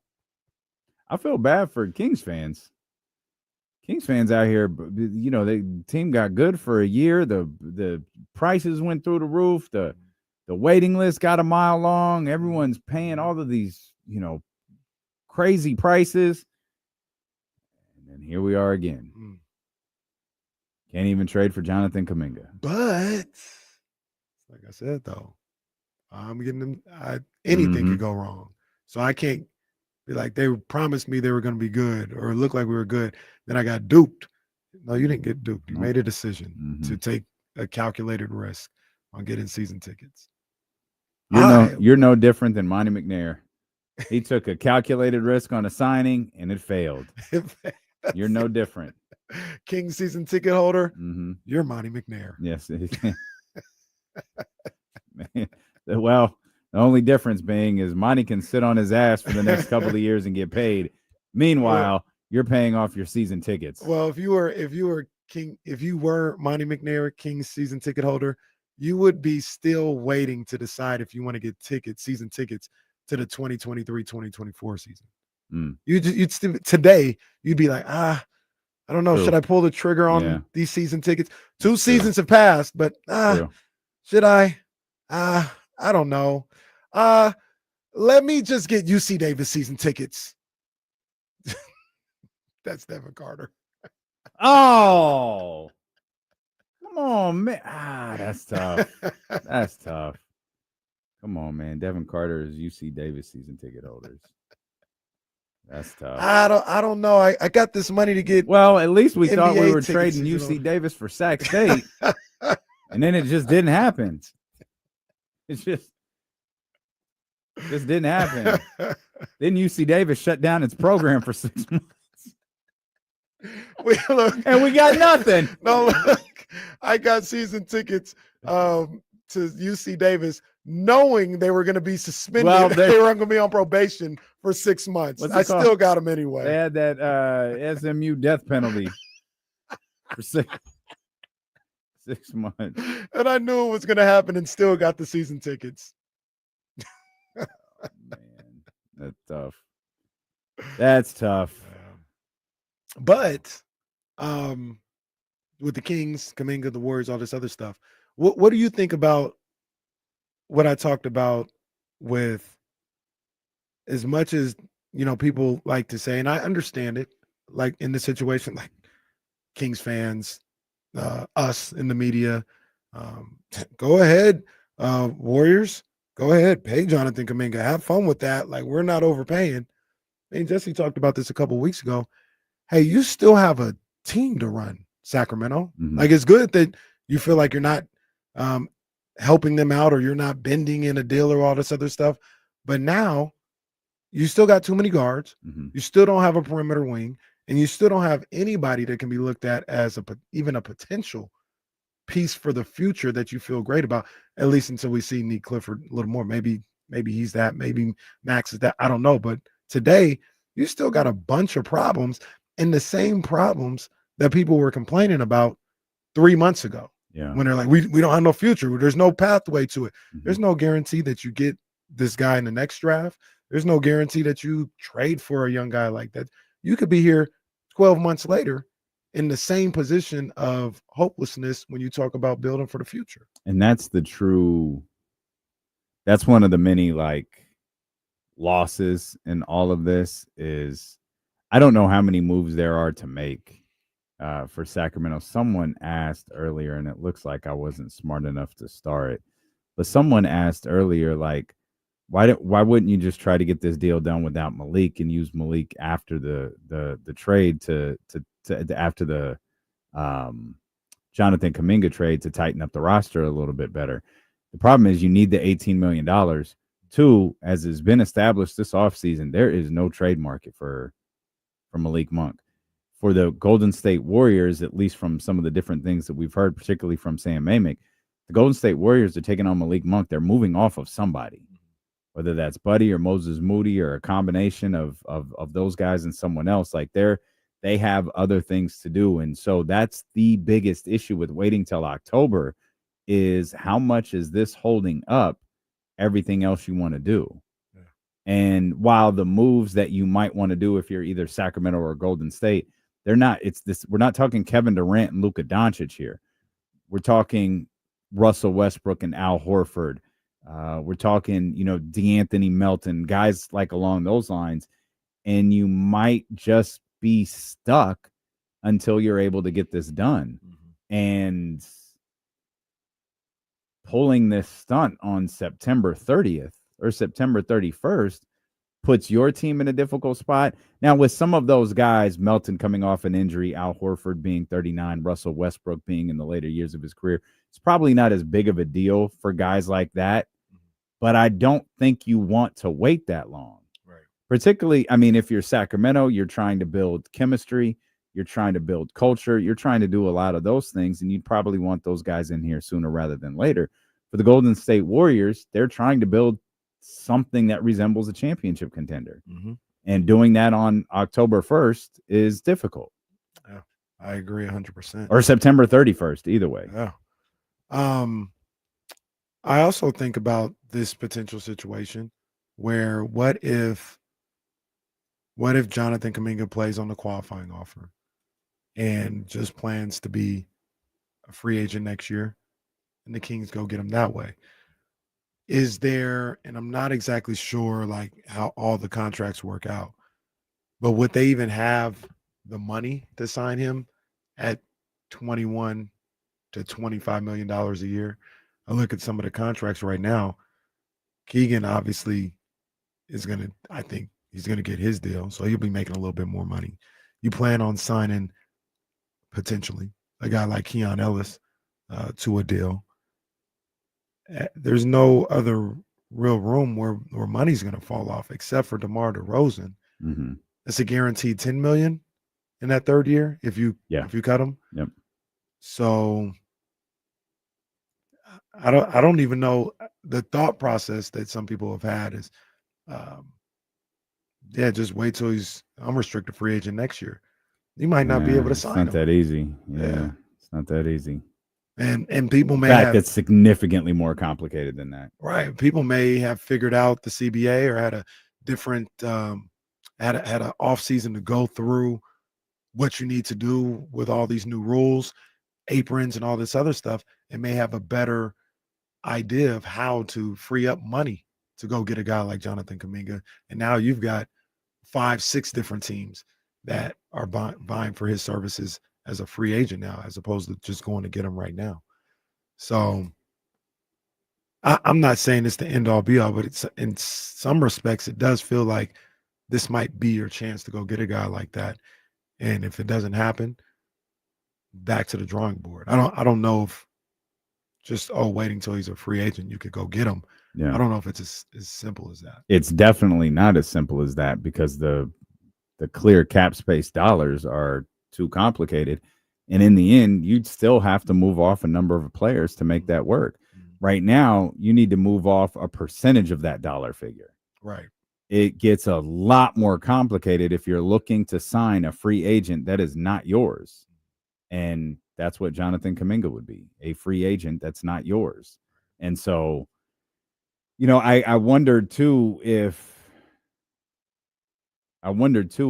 like the Kuminga signing or potential sign and trade would start like a chain of events for guys like Josh Giddey and Quentin Grimes and some of these other restricted free agents out there, or if he's just an isolated player that's in a unique spot, because like we've said, Chicago, I believe, wants Josh Giddey. The market is tough for Giddey, and he's kind of handcuffed by the collective bargaining agreement, and the Bulls just playing the numbers game. But they want him. The Warriors don't want Jonathan Kuminga. And that's what throws a wrinkle into all of this, is like, it's just a clear and obvious bluff. Like, everyone is bluffing. It's just who's going to put their cards down first. And I don't think it would be Kuminga. I trust that the people around him are far too smart to allow that to happen. It's just, is it going to be the Warriors or the Kings? Do you think each report that kind of comes out in the Kings' favor? Because I feel like initially it was like, oh yeah, like they don't want Devin Carter and Sarge, and it's like, oh well, they want Keon Ellis. And now it's coming out they haven't even talked about Keon Ellis and Keegan or whatever, and it's about the picks and all that. And I feel like it's just more, like you said, just stalling, I guess, till we get to the end point here. Because to me, if it's down to the first round pick, and if it's unprotected or protected or whatever they're kind of haggling on here, it's like, for me, it's just posturing by the Warriors. Yeah. So the funny thing about the Saric Devin deal is like the math never worked. So, whether that deal was proposed before they ever had a conversation with Jonathan Kuminga, before they ever got a feel for what a potential contract extension would look like, it would have had to have been those two plus something. The Keegan stuff I don't quite understand. Okay, so they didn't inquire about either one, huh?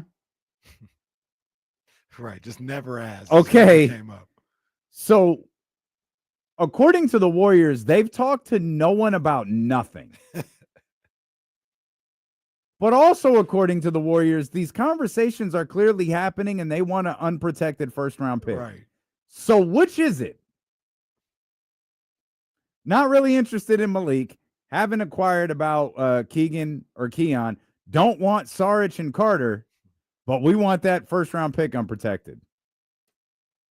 All right, bro. But we haven't really talked All about it. right, bro. Like, okay. Whatever game y'all want to play is the one thing I'm seeing. So to answer Jesse's question, the answer might be yes, because the one thing that I hear repeatedly, even from Sam on the morning roast a couple of days ago, saw it, Mark Spears said it to us, said it on national television. Scott Perry's being patient with this. Like, he's not rushing out and doing something he may regret. He's not rushing out doing something he's uncomfortable with. He's not going to be played in this scenario. He's being patient. He's letting it play out. He know there's a lot of time ahead of this. I'm sure Scott Perry's done what we did. Live on this radio show, we looked up what Phoenix could possibly offer. There's no scenario where Phoenix could offer anything better than what Sacramento can. Scott recognizes that. If Mike Dunleavy and Joe Lacob choose to trade him to Phoenix out of spite, that's their decision. But from an offer standpoint, no one has, at least who's been in discussion so far, have a better offer than Sacramento.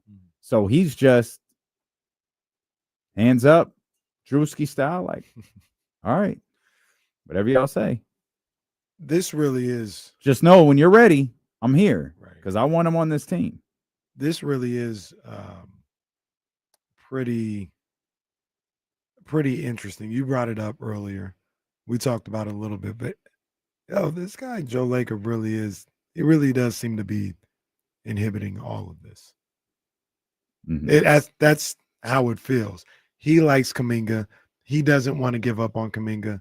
So essentially, he's not letting the Warriors franchise or front office do their job. Because I think we talked about it a little bit on Friday.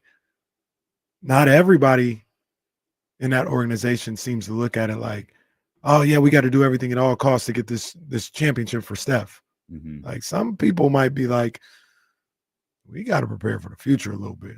It's not just everything. And the one that matters the most is Joe Lacob. And he seems to have, put his foot down and said, Now, yeah. you put your foot down now.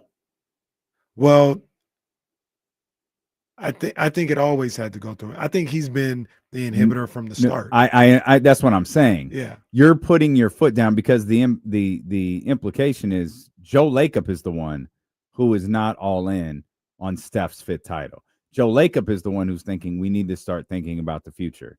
Sir, you're putting your foot down now? Because it's too late for that. Well, see, here's the thing though. I don't know if Joe Lacob. I think he's playing both sides of the fence. I think he is looking at this like, we're gonna do everything that we can to go get Steph his fifth title. That I think he's of that mindset. But there seems to be one guy that I don't want to give up if I'm Joe Lacob in his eyes, and that's Kuminga. I don't want to give him up. And he's stuck between the middle in both of those situations because he did everything he could. Go get me Jimmy Butler. You had to do what you had to do. I wouldn't have got Jimmy Butler. I would have tried the KD thing. I would have even been open to the LeBron thing or waited that out a little bit. Jimmy Butler wasn't going to get me a title last year. But Jimmy Butler, the name, playoff Jimmy, all this other stuff. Not only that, let's sign him to $60 million a year because we got to have him. Jimmy Butler he's not turning you into a championship team. But Joe had to go do it. But now in this situation, he's playing the other side because he's like, well, we need to do everything we need to do to get a championship, but I'm not willing to give up Kuminga because he loves Kuminga. He's kind of all over the place. And everybody else in the organization doesn't seem to know which way to go because of the way he's operating. He just okayed 6-7 months ago. He just okayed a guy that plays this man's position and takes all his minutes away. But yet he's like, nah, I don't want to move on from him. What are you doing? Well, it might not be I don't want to move on from him. It might be I don't want to look bad because Wiseman's gone. Moody's probably out. Like this whole thing we were trying to build is just completely disintegrated. And the idea might be I don't want to be wrong. Not necessarily about Jonathan Kuminga, about this whole 2 timeline thing. We've completely botched this whole thing, and now we just have to move forward with any vet minimum guy chasing a title we could potentially get on this team to get us where we got to go. I don't want it to come across like I lost the trade. We'll come back. Apparently, he didn't understand how restricted free agency works. might have missed that class. We'll come back. TC, Norm, don't go anywhere. We want to talk to the both of you. Want to get in on the Elk Grove Kia talk line? You most definitely can. 916-909-1320. Your calls ahead. More NBA conversation. It's dealing with KC here on Sacramento Sports Leader ESPN 1320.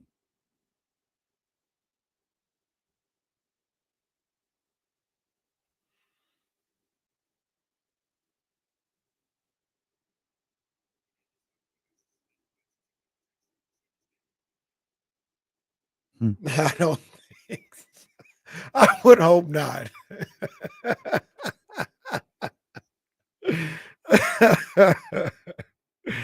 Yeah, I would hope not.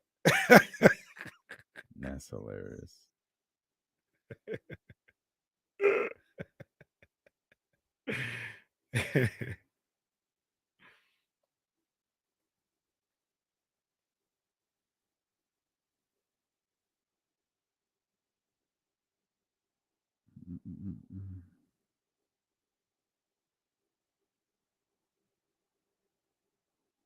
Russ, I actually don't say I watched it. I caught Punk versus Gunther, that stuff at the That end. was terrible.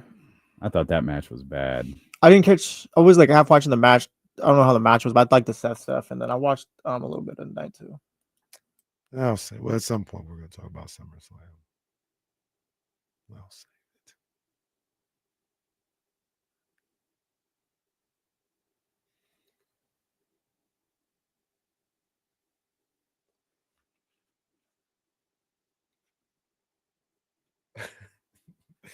Poor Shams. This just doesn't. I don't know what we're doing in Milwaukee. I don't know what we're doing in the Giannis household. Nothing set. Bro, it's nothing. We're not doing anything. It's literally today. Hey, he might not. Who knows? But look, what is Giannis doing? Nothing. What are we doing, Giannis? They're like, are you committing to this franchise or are you not? What does he need to make? He's under contract right now, right? Like as far as Giannis is concerned, his deal's still going. But we know how these things work. Yeah, but I feel like a lot of knows how these things work. I don't know. Yeah, a non-committal situation in Milwaukee hampers anything there. But who's asking him to commit to Milwaukee? The media or the Bucks? Didn't the Bucks? Remember in like at some point obviously, didn't they like want to have a sit down with Giannis to get a clearer view of the future and where his mind was? Yeah, but like we didn't even really hear anything like after that, or just what happened. Because he probably told him, I don't know. That's probably why we hadn't heard nothing. He's just like, I don't know. So that's all right. What am I supposed to do with that, Giannis? I don't know. Giannis. Literally, I don't know.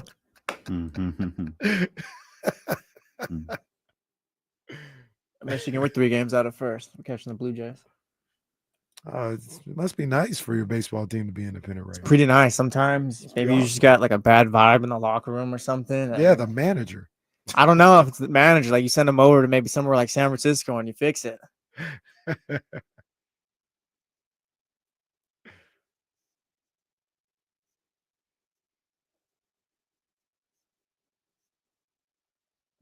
All right, let's see what TC talking about here. 916-909-1320. It's always eventful with TC on the line. What's up, bro?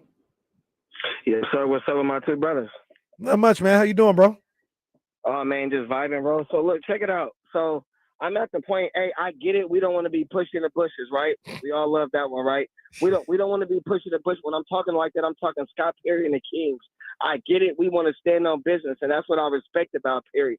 But at the end of the day, let's get this deal done, bro. Let's give him the unprotected, whatever it is. I know we ain't betting against ourselves or whatever, but it's like we don't want to go into that offseason. Like, because in my opinion, we in a win-win situation. We either going to get the trade now or we can sign him in the offseason because he want to come anyway. But do we really want to deal with that on the offseason with a bunch of other people maybe trying to throw money at this cat?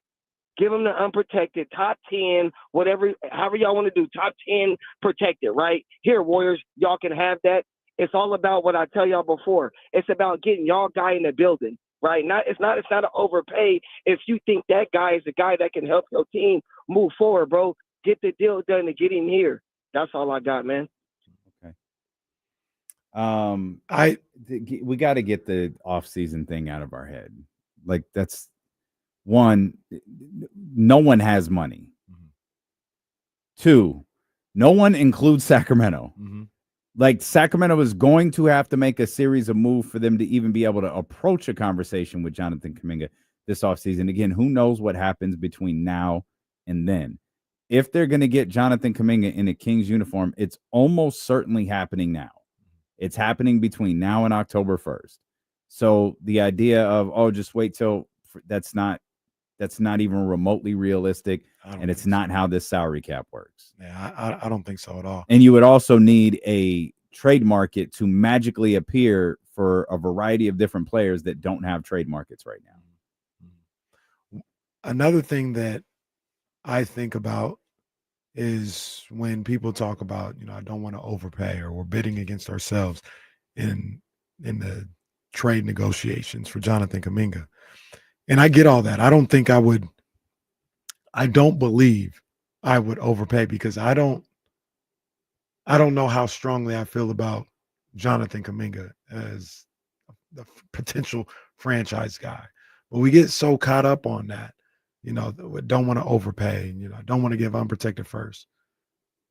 If I get it. But if Jonathan Kuminga comes to Sacramento, if the Kings said, all right, here's an unprotected first round pick, and I guarantee you there will be a lot of people who will say, that's an overpay. How could you do that? All this other stuff. If Jonathan Kuminga comes here as a 5-time All-Star, helps them get past the second round into the conference finals once or twice. Is anybody going to be thinking it's overpay? No. Oh, it's just going to be like you went and got this guy for probably on a steal. They probably look like it a steal if he starts to reach that type of potential.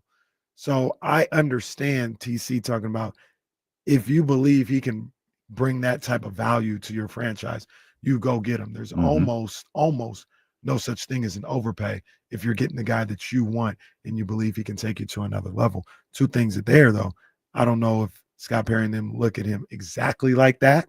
Like he's one of those guys that can take you to another level.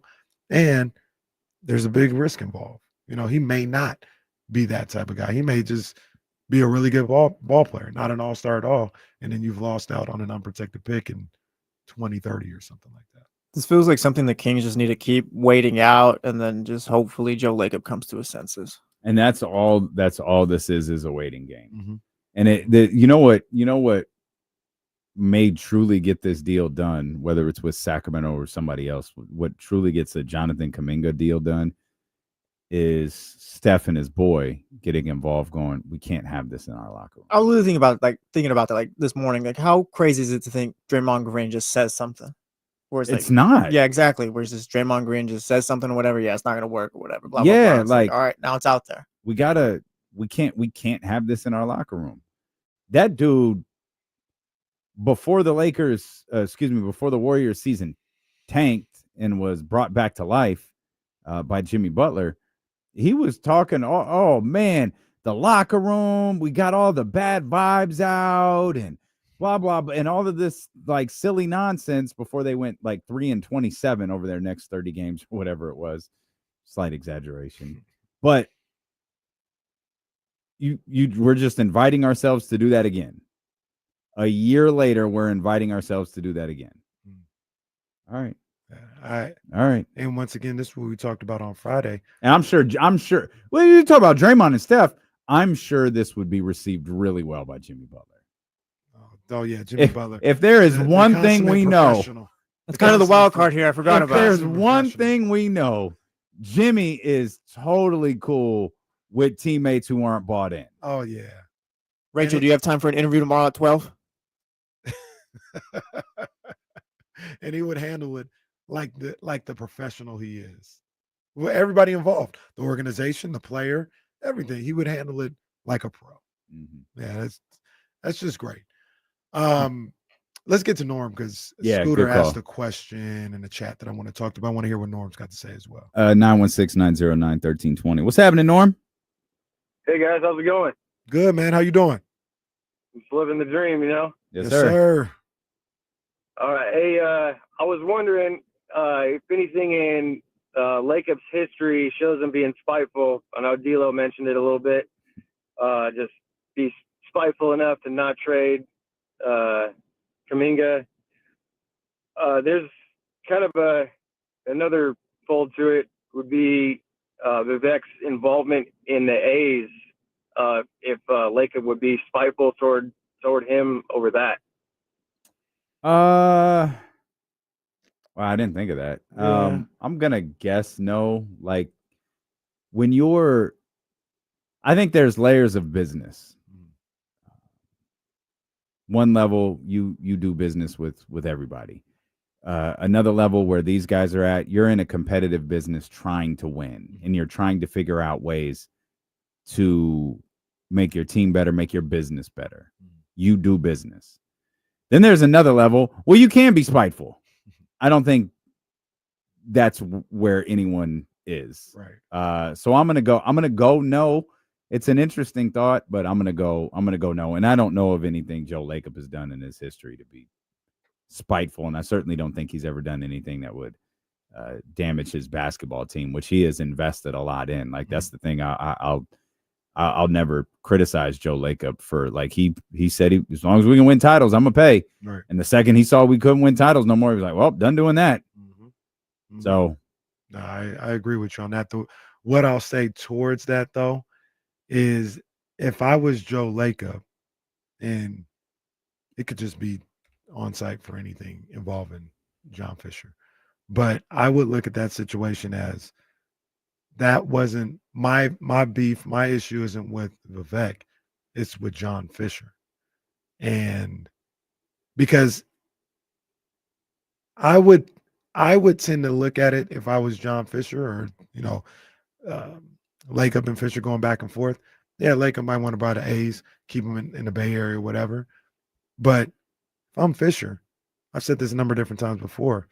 Yeah, I might sell. I might not sell to Vivek. But I know I'm not selling to you. Mm-hmm.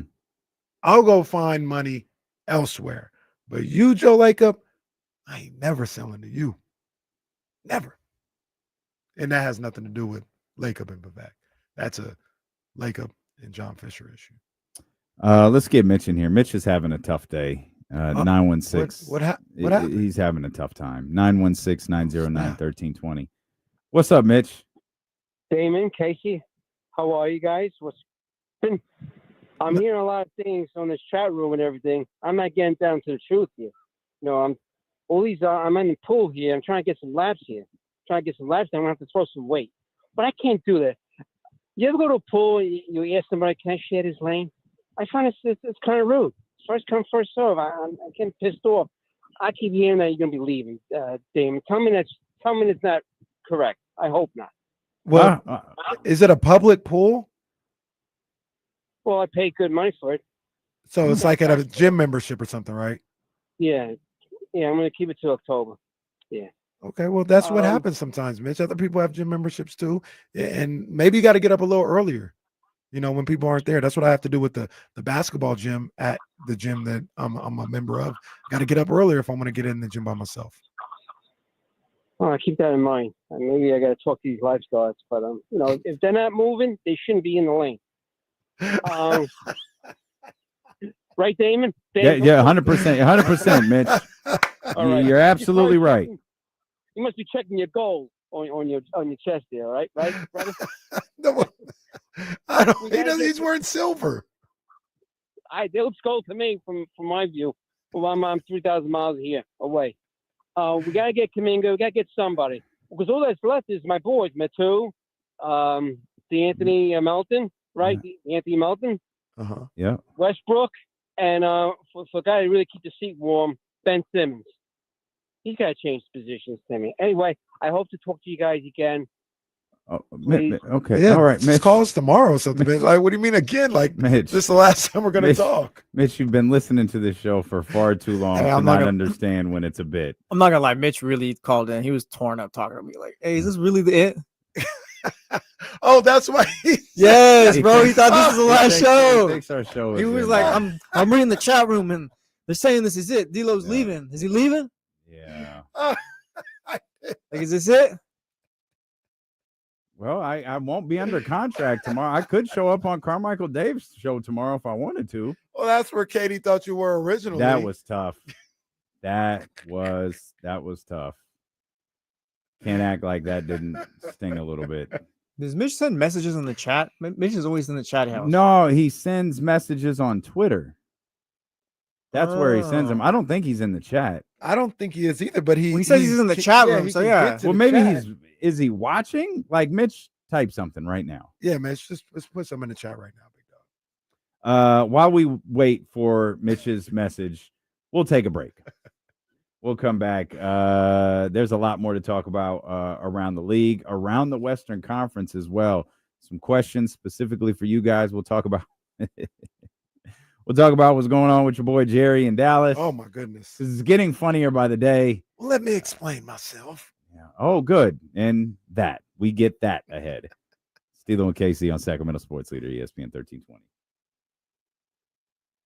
I didn't pick up that Mitch was at the gym either. I thought he was getting his blood drawn. It took me half the call to I have no clue what Mitch was talking about. I think he was trying to swim laps at the pool. Yeah, I thought he was getting his blood drawn at first. Maybe I misunderstood him. And then I thought he was at a community pool. And then you put it together. I guess that he was at the gym. Yeah, he was like 24-hour fitness trying to swim. And people were in the way, not letting him get his laps in. On on Prime Video, I came across, one of the big things with all these like streaming platforms is the 24-hour station, right, of TV shows or games or stuff like that. And shout out Prime Video, Jesse. I don't know if you have Prime Video. You might want to check this out. Yeah, we got it. They have a channel dedicated just to DAZN fights and like Matchroom and Golden Boy type fights in all of their history. Okay. And another one dedicated just to HBO boxing fights on an endless loop. This is phenomenal. Just great stuff. This is good stuff that, you might watch in the middle of the day or something, but it's really like go to sleep TV. Like, wait, so you mean I can go back and rewatch Oscar De La Hoya lose every big fight he was ever in? Well, you don't have control over it. It's a channel. Oh, well, I'm sure they got those up there. Yeah, they just control what fights they put on there, but it's fight after fight after fight 24 hours ago or 24 hours a day. The one that's on right now is one of my great weekends ever in Las Vegas. It was Mayweather, Victor Ortiz, where I end up going to the fight. And it was the first time I put a college football parlay down. And I won. It wasn't big money. It was like $300-400 or something like that. Yeah. So big money to me. That was if I was 30 years younger, I'd kick your ass. That was that, right? Yeah, okay. That's exactly what it was. Protect yourself at all times. Relax, old man. Floyd Mayweather. The fight just started. If you want to check it out, Jesse. I remember that one. Ring walks are going down right now. Let me know when De La Hoya is fighting someone good. He just lost to Floyd Mayweather. That was Of course he does. Yeah, of course. Are any of your 7 TVs Samsung TVs? No.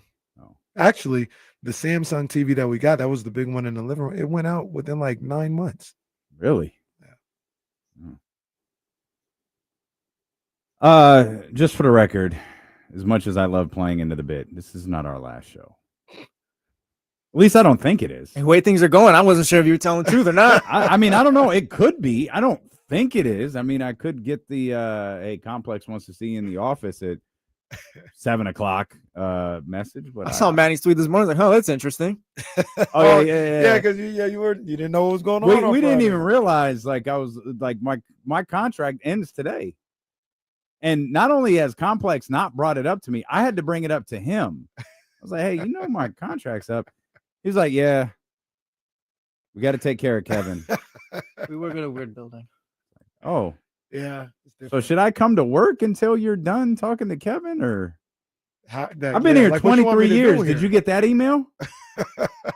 They missed my work anniversary last month. Check your email, pal. 23 years. Did they really?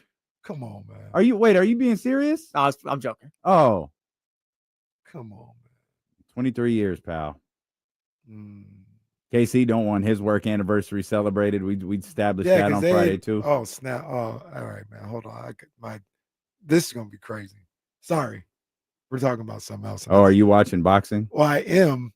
It's Floyd Mayweather versus Victor Ortiz, and now they're doing the thing where, oh, look who's in the attendance. There's Mike Tyson. There's Oscar De La Hoya. There's Diddy. Yeah. Yeah, there he is. I said, oh, snap. Oh, man. Yeah, this memory lane going to be crazy. But to your other point, no, they need to get it right. When was I hired? Well, you were hired in August. That's not in question. There might be some other things in question, but your actual hire date is not in question. It is August. Get it right. It is a little weird that we signed contracts on the exact same day within 30 seconds of each other. And there's questions about when. You were hired in August, right? Yeah. So I was already hired in August. Yes. But that's not what they telling me. Well, no, you signed a different deal. When we started with KSFM 2 years ago, you and I tore up our existing contracts.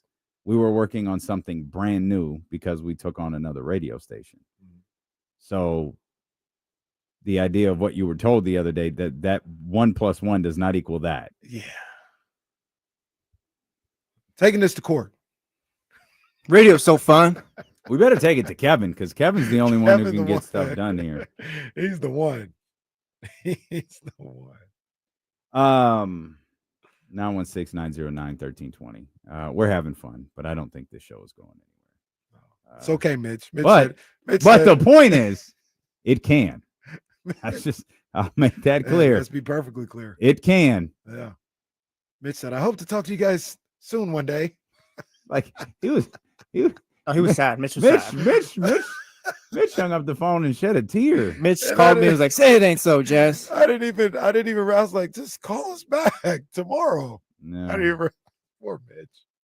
Well, I think Kings fan since 1985, whatever his name is in the channel, said he checked the news to see if you guys were telling the truth or not. That's crazy.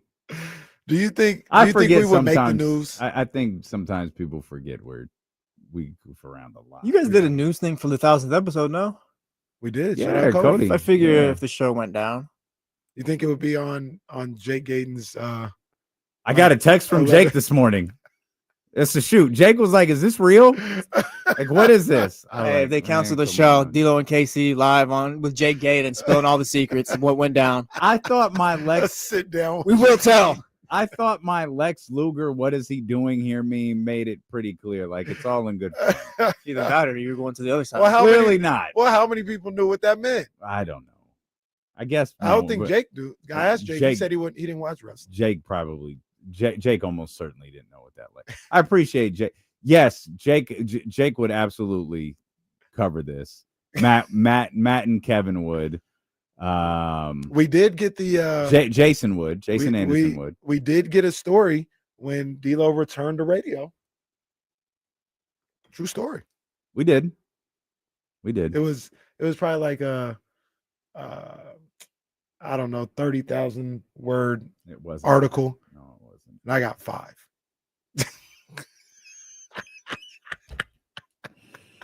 Oh, that's that was on the front page. It was on the bottom fold, but it was on the front page. That's fine. I love that you know makes what his part return of the. to radio. I can't even remember who wrote that. Joe D. Joe wrote it? Mm-hmm. Because I talked to somebody and it wasn't Joe. I thought Joe must D have talking to Joe's intern. He's like, hey, go talk to this bum over here. I don't have time for this. I thought Joe D wrote it. Your boy wrote one. It was a bit your boy wrote one about about Cap and like it was like I think a Grant Napier fallout. Yeah. That's your man. Nah, that ain't my man. That's your man. He right blocked there. me. Did he? I hope he did me too. Whoa. Hey. Nope. Where's it at? Hold on. I can't find it. I was going on Friday. Too late. No, he ain't. I got it. Hold on. He ain't blocked me. It's too late. Next play's been run. Hell no, it has. They went no huddle. Pass interference 70 yards down the Next play's field. been run. It's a first and goal. Wow. That was crazy. Oh man. Love this show. Did you love SummerSlam over the weekend? No. I liked SummerSlam. Did not love it. To be fair, I didn't watch the first night. I know what happened, but I didn't watch the first night. I thought I got alerted by the group text. Yeah. And I was like, oh, let me see what I sent happened. that because Eddie was there. Yeah. And he was ready for the Punk moment and they took it away. Yeah. I thought it was great. I'm a Seth fan, so I thought it was great. I think Seth, am I speaking out of turn to say he might be one of the most underrated wrestlers? In what regard? I don't know though? if he's he's Like, not underrated. Like Seth doesn't move me. He's one of the most important. He's an important piece of the puzzle. Do you feel like He's not. I don't think Seth is a leading man. Do you feel about Seth the way I feel about KO or Cody? He's Bret Hart. Not KO. Like you hate Kevin. I Owens. don't hate KO. I feel about Seth the way you feel about Cody Rhodes. Is he Bret Hart? Like he's a top guy and all that. But There's the off the air warning from. Who was that? See, I would lose that part of the. I would lose that It's game. Can I take? It's Ken. It's Ken every day, every single day. Because Seth isn't just like Seth is like he's important. He's something. No, Seth is really, really important. I just don't feel like Seth is a leading man. Like the moment was cool. Like I guess everyone knew it was coming. I don't watch enough to like it wasn't on the top of my mind. The thing that stood out to me the most is I thought the Punk Gunther match was bad. See, I didn't see it. Like I thought it was like it's not what I'd expect from CM Punk. I think they worked too much to Gunther. I didn't like it. I like it did have a this will come into play later. It did have a twinge of like WrestleMania 30 when Roman busted Brock open. And you started to think, oh, something's happening here because Brock was indestructible. And you get that moment. Obviously, Seth cashes in. This is a little bit different. And then Punk actually makes the pin. It took so long for him to get there. We were talking about this in the group text with Eddie also. I thought they might actually do a match and like give you doubt as to, can Punk pull this off? Instead, they do what they do, which is so formulaic at this point. To me, it's not good. I did love the moment where Seth turned around and threw the crutches to the side. I thought that was great, but in the end, it was just like, all right, so Seth is your champion again. It's like, what is name other than his cash-ins? Can you name a memorable Seth Rollins moment with him as the champion? Not champion, but like No, he's no. got He's the moments, champion though. now. But he's the champion now. He's the guy. I also think, and maybe this. Well, he's not the guy. Cody's the guy, but he's got a belt. Maybe this is the same thing with Cody. I think Seth is miscast as a babyface, and during his championship run, he's been a babyface. I think he's a much better. He was a heel. When The alliance with Triple H, he was a heel. That stuff wasn't bad though. I think he's a heel. Was he he's a leading heel, or was Triple H the leading heel?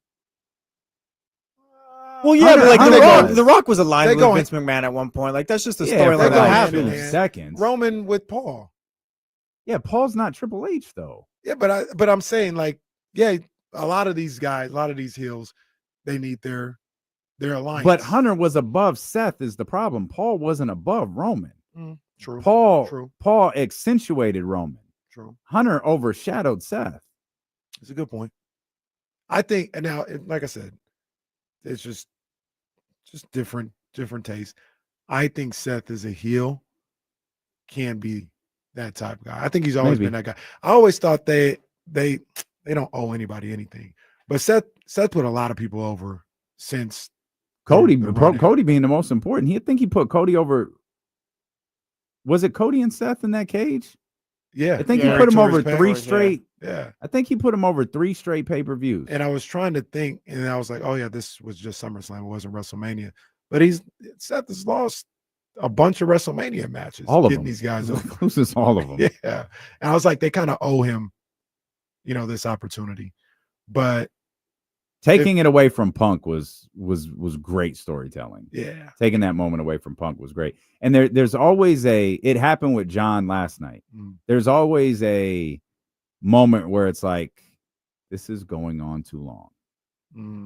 Why? Mm-hmm. And like you could see Punk talking to the referee, and normal and we've learned this, recently. They want the shot of the referee raising Punk's hand. And so I thought the ref was telling Punk, hey, we got to get up. I got to raise your hand. And Punk was saying not yet. But clearly he was telling him, hey, I'm gonna step out of the way, but you've got time. The music's, communicating whatever they're gonna do next. Right. And then, we get the cash in. It's like, all right. Yeah. Like I said, I saw it second. I didn't see it live. So when I saw it, I was like, oh, that was pretty cool. That was dope. You know what the de facto move is when you've never been in front of a crowd? You just start screaming.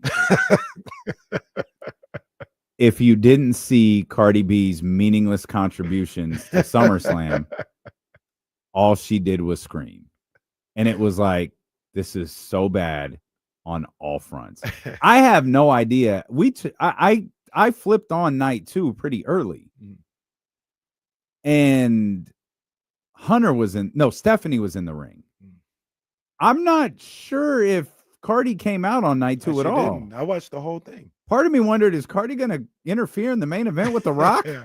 Like, is that what we're doing? I didn't see the opening of it. I was like in another room, so I heard the opening. I know they played Cardi's song. I don't know if she was out there, but if she came out that on the second night, that was the time. She didn't come out the rest. I watched the whole damn Sunday. Terrible. That was awful. If they paid her, they blew money on that. That was a waste. They got money to blow. I guess so. They got money to blow. There's a couple things. I know y'all got to bear with us. There's a couple wrestling things here. So let's finish with SummerSlam. Well, we might have to go back if we're moving on to night 2. We might have to go back to Friday. Well, the right call. No, we can. What I have to ask is like, it's a conversation I heard. I want to run somebody. It has nothing to do with SummerSlam. Okay. So like, let's stay there with SummerSlam. So, full disclosure, I told you guys in the group chat around 3. It was early in the afternoon. Somebody put out a tweet, and I don't know why WWE. They've done this before in some form or fashion. I don't know why they always do this. Somebody put out a tweet of like, hey, what's going on? And they screen recorded going through WWE's active roster, or maybe it was active people at SummerSlam or something like that. And Brock Lesnar was there. And I was like, what? Okay. is he really gonna show up? Is this a glitch? Is it AI or whatever? I saw that tweet too, but I also saw people saying like he never got removed officially or whatever. So I wasn't sure. Maybe what to that was believe. okay. Yeah, maybe that happened. But I was like, yeah, he's proud. I didn't see any other surprise comeback situation. I thought it would be handled a different way though.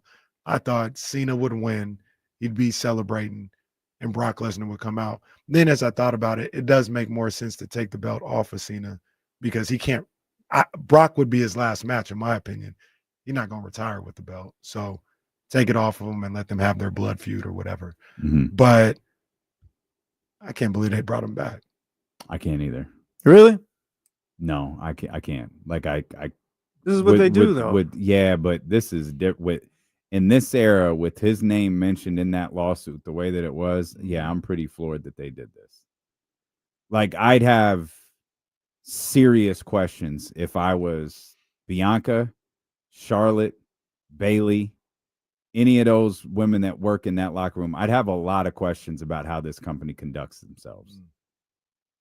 And the details of Brock Lesnar's involvement in the Janelle Grant Vince McMahon lawsuit are far too graphic to discuss on the radio, but they're not hard to find. Right. And so unless, and this has not been made public, if it has, unless he has been completely absolved of everything in that lawsuit. I saw something like 4 weeks ago. Their WWE legal cleared him or something like that. I don't know what that means, but I saw that. I don't think it's WWE's job to clear him. Well, as far as for him, I don't think that's how court of laws work. If that's the case, if I ever get in trouble, I'm just going to ask you guys to clear me. Well, because the court of D'Lo and KC says he's fine. I think I saw too. Like he's in that lawsuit, but he's named. He's not being sued. Yeah, he's not being sued, but his involvement in that he's part of in that story, act is disgusting. I don't disagree. It's just I feel like this has been the WWE. And I thought it might be a little different now that they're a little bit more big business than they were in the past. Like TKO is big business, but they're big business. But what's the other half of TKO? The UFC, right? And now all of us now, and I guess it's shame on us for expecting a company that houses the UFC to take the moral high ground. Remember, they brought Vince McMahon back after they knew of the hush money payments. They brought him back. Their chief content officer was at the White House with his boy. They have no problem promoting that stuff. It feels to me that WWE is taking a clear path that, like, yeah, a few might be upset, but we don't care anymore. And the idea that many people will turn off their product, they probably think that's not even possible. They don't. Yeah, everyone's gonna be there whenever Raw starts on Monday. They won't turn off the TV. Buy the belts and the T-shirts and all that stuff still. They TKO, Triple H, WWE, all that. They have ultimate say so. Dwayne carries the bag for this too. They have ultimate say so on what they want to do and the ultimate veto power. But what do you make of I don't know if the reports or rumors that this was all Cena's call? Have you heard that? I haven't heard anything about that. Triple H said he wanted him. So yeah, John Cena wanted Brock. Yeah, okay. John, Jr., no, he's kind of connected. To be clear, son. But in this scenario, John, like, I'm sorry. Right. Like, we will do everything we can for your final run here. That is out of the question. That's what I'm saying. They got final veto power on that one, but apparently it was Cena who wanted this, who made the call for this to happen. So that's an interesting subplot as well. And then, like you said, going back to Friday, I'm not sure exactly what you had on your mind, but the way the Cena heel situation has played out, it's just been awful. He was the worst heel of all time. That was the right call to end it right then and there, though. You didn't need to drag that out anymore. It was cooked once we realized that wasn't happening anymore. It was cooked when it started. It's hilarious to think The Rock rolled into Elimination Chamber and just blew everything up. Like, he literally has destroyed the main event storyline for the last 2 years. I think WWE played a part in that as well, though, because if you watch the Unreal, wasn't it like, yeah, were trying to get The Rock here as well. Like they knew it was a one-off situation. Well, we knew that. Don't you remember his Pat McAfee interview? Well, I'm saying it was both of them. Yeah, It this wasn't like show just one guy. sucks. Nick called me in to come save the damn day, and Hunter figured we have to build an angle around this. And according to the doc, it was, I don't know if it was Hunter or Bruce, one of them. One, if it's Bruce, that's hilarious. I always like to remind people, I'm sure Bruce is still solid at what he does. Bruce booked the Mega Powers exploding. Right. Jesse, that was about 20 years before you were born. They have the same guy making creative decisions as who made them back in 1986. Now, I get the idea of let's do something we've never done. We tried it with Austin. It didn't work. We saw it hit an entirely new level when they did it with Hogan back in 96. Let's try it with John, with the one wrinkle that we didn't have to either of those other guys is we have an end date. We can write the whole storyline from beginning to end right now. God damn, did that fail badly. That was awful. So bad. And Matt texts me like, hey, did you see Cena's promo? Matt George. I was like, no. He was like, it was weird. I think he turned babyface. I was like, what? He was like, yeah, either he turned babyface or it's setting up some crazy thing tomorrow. I'm like, okay. Then Chris WCW text me. Did you see the end? And I was like, no. And of course he responded, yeah, WWE sucks. All right. And then so I wound up not seeing it Friday. I wound up seeing the whole 9-minute segment Saturday morning. And I just was like, I don't know what to say. Like, I think the crowd was into it, which is the most important thing. But it's like, I think he did. He just turned himself babyface and basically said F the Rock along the way. Yeah, they should have did that sooner. This stuff wasn't working for so long. He was bad at it. Well, it's not Because even, it's because he didn't believe it. Well, but he also started off on the wrong foot. It was like cooked from day one. Bro, I don't think there was no getting back. I was in the minority. I went back after we watched the live, the first promo or whatever. And I was like, I don't feel any different about it. Then watching it on Unreal, I was like, this is dumb. Like, this was a terrible promo. The best part was when he singled out the kid. That was it. Yeah. Well, yeah, like we were watching those Netflix things and we were like, yeah, these all terrible. stink. I was like, that was awful. And like you said, maybe he didn't believe it. Maybe, I don't know, maybe he just wasn't good at it. But nah, I don't think I think angle John they used was bad. This whiny angle that they used for him Yeah. in the hill was the wrong way to go. I know he had moments along the way. The mimicking the pipe bomb, I think, was probably one of the highlights. But the fact is, like, I think John's just a good guy. Like, I think John Cena is actually a good guy. And I think stuff like Make-A-Wish means the world to him. I think all of these, I think his perception from children still matters to him. Turning John Cena heel at this point is catering to like the 25 to 55-year-old. So who are you doing this for? Right. You have a roster full of guys that are doing things for the 25 to 55-year-old. If you have one who's doing something for the kids, like, let him do it. Sure. He was so overselling the I'm John Cena thing in the match. I kept thinking he's going to destroy Cody with like a chainsaw or something. Like at some point. I thought he was going to do something heelish. One of these guys is going to do something insanely heelish. Yeah. And they just never did. And the big moment was Brock. And it was like, all right. And here's the other thing. Once again, I understand I consume WWE and wrestling a little different than most. Does every main event have to be 40 minutes and they try their finisher? It went on too long. They try their finisher 3 times and it doesn't work. Like when it happened initially, I don't remember when it first started happening like that, but it was like, oh snap, like he kicked out of the stunner. This is crazy. Now I go into every match assuming it's going to be a 30 to 45 minute match and they're going to try to finish her. I don't even need to watch the first 20 minutes. I can go watch something else. The finishers through the tables were like, all right. I think they should switch it up every now and then. Have a It's Lesnar formulaic. Cena match, where he beat him up Suplex for City. 16 minutes. Yeah, like do that Suplex every City, now and then. bitch. Because at least that'll get me. If you do that one time, Mm-hmm. that'll get me to be like, well, this could be the time they do that again. I haven't done something like that in what, 8-9 years? I don't think. I mean, it doesn't matter because it's not based on one. I think there's something like Cody was booed pretty heavily on. That's a New York crowd. It's a traveling crowd. So it might be a little bit different than what you see a week from tonight or Friday or whenever he shows up. But he was booed, and he was booed a lot. So we'll see like how they go with that. I don't think there was anything good this weekend. And I'm going to and I tried to watch it. I had no clue there was a women's intercontinental title. I think the Seth run-in was cool. Just as a wrestling fan, like separating everything, Brock coming back. That was a dope surprise for a lot of people. It's never going back, so I don't know why I would even complain about it.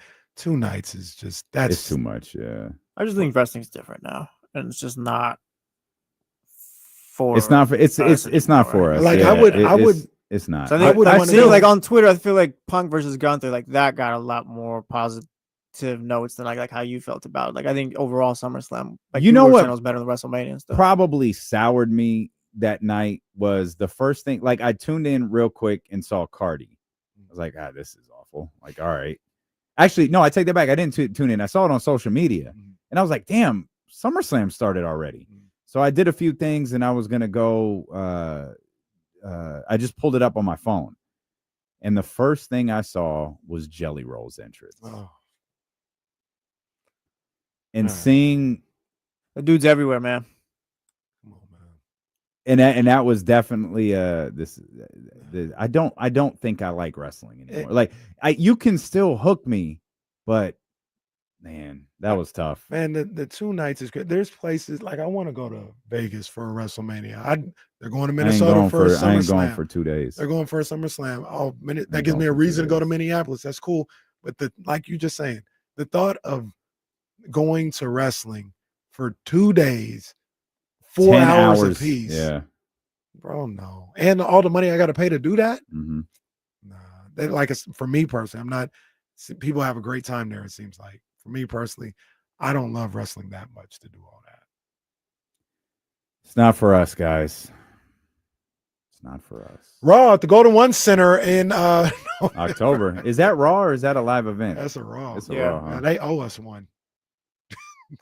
Oh, after that recording that they had disguised as Raw. I wouldn't count on it. Hopefully it's not before I wouldn't count on it. We'll come back. We have some fun with what's going on in Dallas. Some things we'll talk about in the NBA as well. Dive a little bit further into the Luka deal, why that is such a big deal. What next for LeBron James? They made it a point to point out LeBron FaceTime Luka. It's all good. See them with Casey on ESPN. Did you hear what your boy Dan Patrick? I'll tell you when you come back. I'll tell you. I'm interested. Yeah. It's ESPN 1320. So I'll fill you in when you come back. I'll ask you, Jesse. I was listening to more Cody on Bill Simmons. Still haven't finished the interview, but it's still good. Like hearing Cody, it's all good. He was just talking, and that's the good thing. I don't think he was worried. He was really just talking. He said, when they blur the line between a work and real life is when it gets dicey. And he brought up the proposition. Oh, I saw the Bret Hart stuff. Yeah, that everything's always a work. I don't potentially. He didn't say it was, but he's like, but what if Bret Hart and Shawn was a work? So Bret's just been holding on to that work for however long then? He said I want to be fair to him. He was like, I'm not saying one way or another. No, yeah, like I saw that part of what he was saying. Yeah, he was theory and stuff, but yeah, I don't buy it. For how bitter Bret Hart is. I think it was real, but that's interesting. I never thought about it that way. He's like, oh, so there just happens to be cameras in there. There happens to be microphones in there. I know that they just happen to be doing a doc when at that time they never did a doc like that. Never did a doc like that. There was cameras though, I think. Huh? Like no, it was rarer, but I I don't think there was ever like not cameras. Like we still have footage from like WrestleMania, what is it, 8 and stuff like that, with the Yokozuna one. That was before Brett and stuff, right? Yeah. So like, yeah, like But you cameras had see- been around. I get what Cody was saying, but like I don't think it's out of the realm of possibility that they had camera, like because they were already shooting stuff. We got documentaries now and stuff. Like Yeah. looking back at those WrestleManias. Yeah. I mean, I think it was real. Well, I think it was like I think like to a certain degree, like Seth and Punk, their animosity is real. It's a mix of it being real and it's like yeah, there's a mix of it when working to Right. shoot. Like they actually hated each other, but they also realized, okay, we can make some money here. Right. Because I'm watching. Obviously, I knew it was like a work. Not some of it was a work, but you're watching Unreal, and they're mapping out the match. And Yeah. and Seth is like, oh yeah, that's a good idea. Yeah, like bro, I thought you don't like this guy at all. I think there's an aspect where you're like, yeah, you don't like them and stuff, but also we're grown ass men. Like talk it So- over and get over it. So that would be the argument for Brett and Sean and Vince. Like, yeah, he don't like him, but at the end of the day, the business supersedes all that. Yeah, but Brett left right after that though. Yeah, but on He's the way gonna- out, let's do it this way. Maybe. I don't. I'm with you. Yeah, I think it was all. I see everything real. Cody was saying and stuff. Yeah. I think there's too many holes to poke at it. Oh, protect yourself at all times. Protect yourself at all times. Casey in here watching these. Oh, protect yourself at all times. Just happened. It just happened. Man, hey, he gave him a 1-2 that was crazy. That was the last we ever heard of Victor Ortiz Oh too. my God. Unless you watch like the Expendables 3 or something like that. Yeah. There was a third one? Dude, but I think it was like a fourth one. Stop. I'm pretty sure. Yeah, I'm pretty sure. I'm gonna check right now. Yeah, I I'm pretty didn't- sure. Fourth one is crazy. Man. I remember the second one. It's like, okay, this is a bit of a reach, but all right. Protect yourself at all times. I'm looking at it right now. I'm typed in Expendables. There's an Expendables with a 4 in it. So That's tough. That's crazy. Over the break, I just want to fill you in. You know what else is tough? I think Ronda Rousey was in that one. I thought it was 30 minutes later than it actually was. It That's happened. why I got up. And I was like, all right, Oh, boom. So when you Halfway gotta go, through the you show, gotta go. everything's fine. And I was like, wait, what? Looked at my phone again. I was like, oh. D'Lo's contract situation's kind of flustered right now. All right. Well, hopefully things work out for Gavin. During the break, I talked about Cody having an interview with Bill Simmons, and he just floated the idea of everything that we've always seen in wrestling being a work. And he used the example of, and he didn't say it was. He didn't. He was just like talking openly, and he's like, "What if this is a work?" And he talked about Sean and Brett. Mm-hmm. He said, "What if this work?" And he used the going back in time to like when he would watch stuff with his dad, and he would react to something. He's watching something with his dad, and it's like, "Oh, they got real heat or whatever," and all this other stuff. And his dad, he said, Dusty would never ruin it. He would just be like, yeah, maybe they do. Mm-hmm. And do it like that. And he said that always sticks in his head. And with that particular thing, that does stick in his head. Like there's microphones, there's cameras.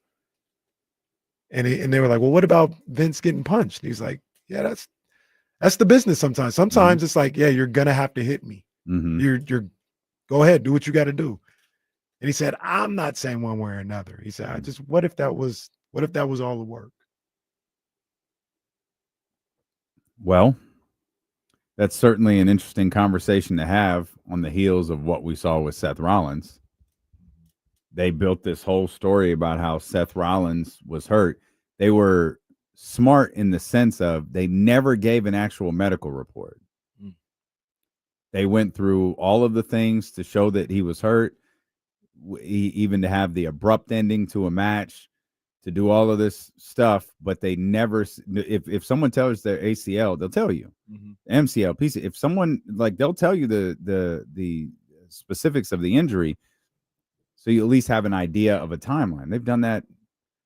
Hunter tearing his quads, like Hunter tore his ACL one year. Like, yeah, they've done all of that. Yeah. So I think there's I believe if it happens on TV in front of a camera, it's a work.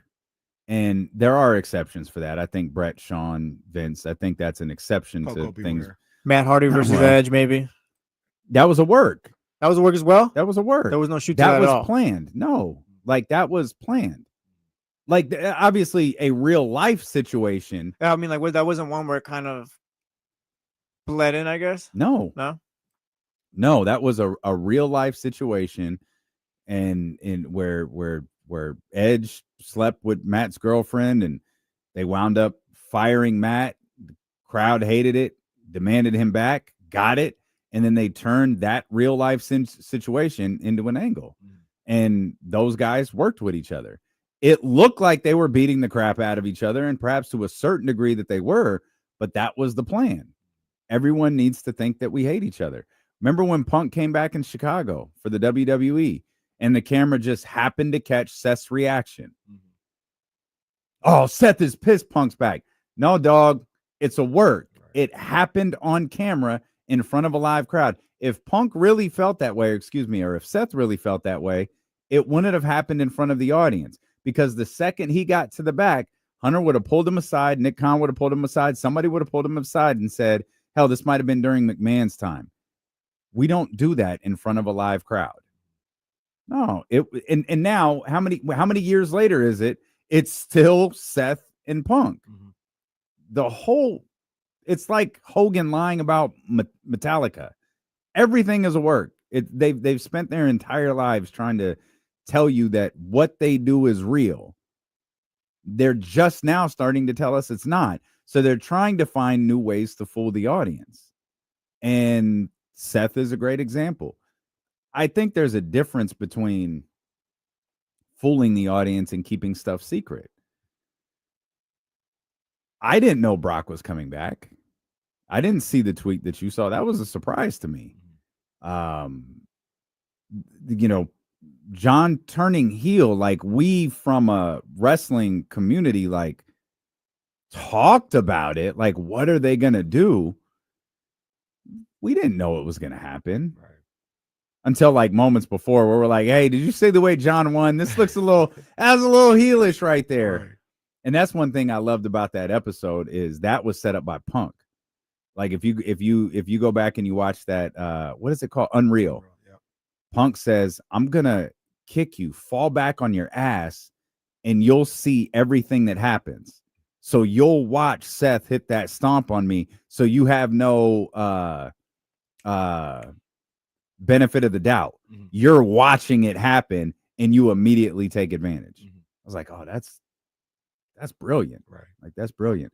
But sure, like everything's a work. Like I'm perfectly fine. I had never heard anybody even utter that. And once again, Cody was not saying it was a work. He was just like, based on Sean Brett stuff. Yeah, based on his experiences and how he was brought up in the game, he was like, anything could be a work. Mm-hmm. Anything that you think is real. You brought up Seth and Punk and all this other stuff. And, I'm obviously, I know it's not real, but I feel like they got real heat, right? But the business always supersedes real heat. And you watch on Unreal, they're mapping out the match, and Seth's like, yeah, that's a good call, Punk. Yeah. I'm like, bro, I thought you guys didn't like each other at all. Yeah. And the business always supersedes. So I'm gonna continue to believe in Santa Claus, and Brett and Sean was as real as it gets. Mm-hmm. But I've never thought, and now I can't get that out of my head. He was like, yeah, like there just happens to be microphones in the locker room at that time. Microphones and cameras in the locker room. They're doing a documentary. He's like, I don't know. What if that was a work too? There's it's funny that this is all born from Dusty, right? Dusty Rhodes, not Dusty Baker of Baker Family Wines, who we'll talk about here in a little bit. Hey, sign them. Just sign them already. Hey, they're right out there. Hey, just letting you guys know my contract is up. Hold on, let me see if I can get the widescreen. You can see him. No, you can't see him. It's fine. Just letting you guys know my contract's up. It's fine. They're not paying attention. No shock. They're not paying attention to us. Boss is literally right outside the door. These walls are soundproof. There's a clip of Dusty with like the Four Horsemen from like 1986 where they chase him down in a car.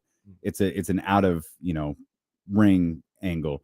So they're chasing him down with a car. They do the big beat down angle, and then they I think they take a crowbar to his arm, and the idea is they broke Dusty's arm, right? So back then, Dusty would walk around with a cast, even at home. Cody would tell the story. Yeah, I thought they broke Dad's arm, and this whole thing.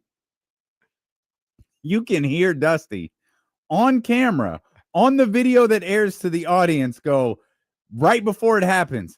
Lay it in, meaning like hit him, hit him with it. Yeah. And the best part is they like censor it. You can't even see him get hit. And it's like, yeah, Dusty would be the one to say it's all a work. It's all fake. Losing wrestling though is a sad thing for me. Like I feel like I've lost it. Understandable. Feel the same way. Unreal kind of had me hyped a little bit. Yeah, that's why I tapped into Summerslam. So Unreal it got Katie interested in wrestling, and so like she wanted to watch it. And then I have a great video of Morgan watching Rhea. Like she is mesmerized by Morgan's 4 years old. She's mesmerized by Rhea Ripley. So that has breathed a little life into like, okay, maybe there's something here. But it's not like we can go home and sit down and watch an episode of Raw because she's going to be like, well, is Cody coming out? Well, where's John? It's like, well, they might not be on the show. Oh, well, where's Rhea? Well, Rhea is on a different show. And then it quickly becomes, I don't want to watch this. Have to explain to her like the two shows are like the housewife shows that she watches. Yeah, they're under the Real Housewives banner, but this is Atlanta. Yeah, you're not gonna see Nene. This is right. This is Salt Lake City. Like it's not the same. Yeah. One thing that's bubbling under the surface. I'm not gonna say it's gonna save anything or anything else like that, but it looks like finally that Street Profits dissension is happening. Montez is about to.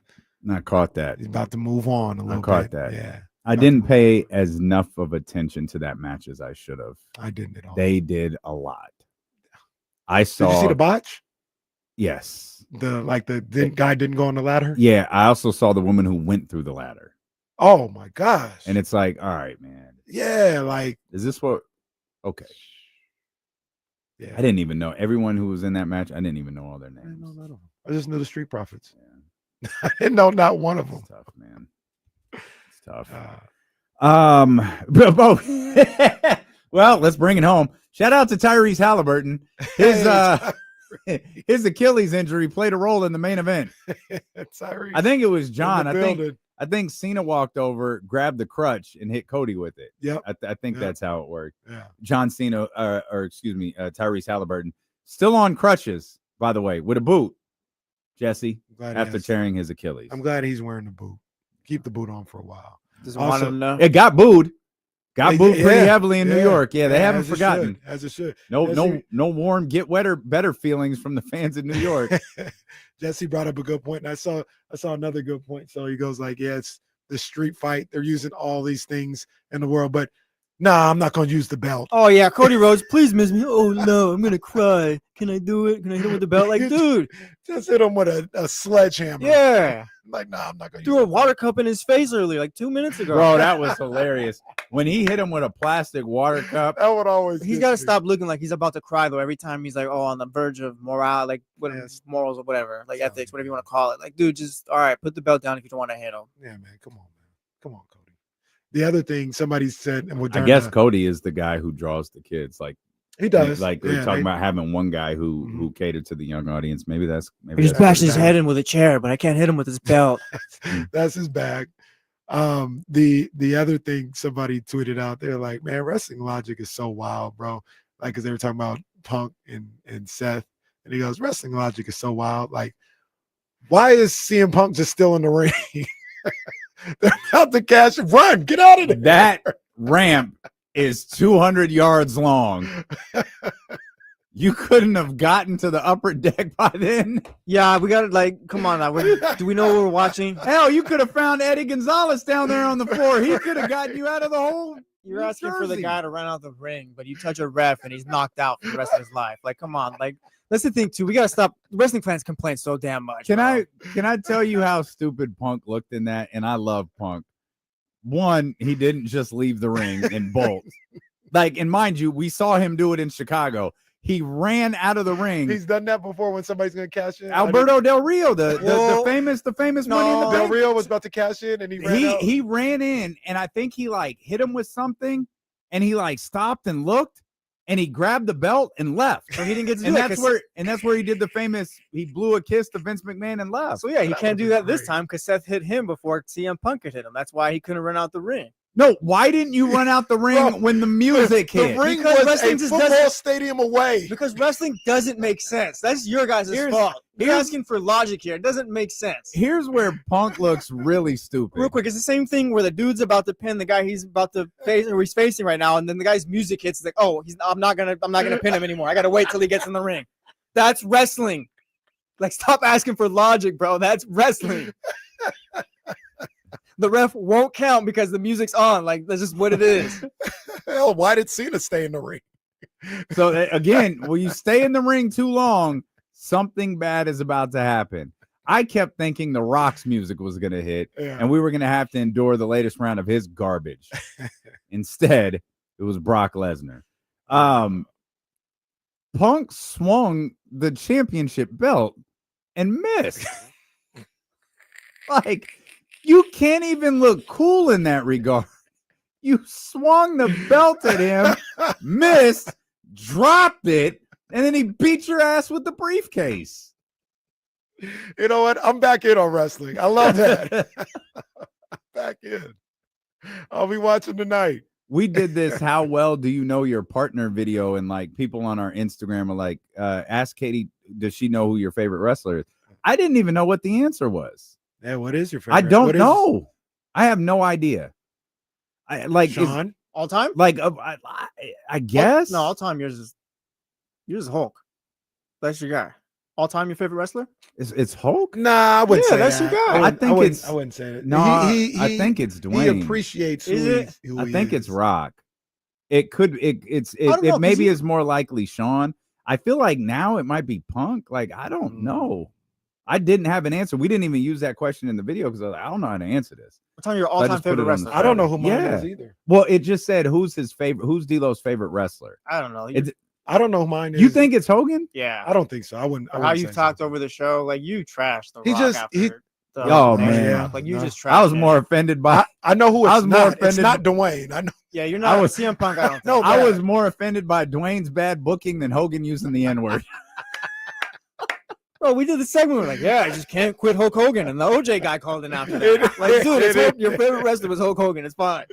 I don't know who mine is anymore. If I had to guess, at one point somebody would have said The Rock. It's not The Rock. I know that for a fact. It's either Stone Cold, Shawn Michaels. Really? Yeah, that was my dog. It's either Wow. Stone Cold, Shawn Michaels, or Roman.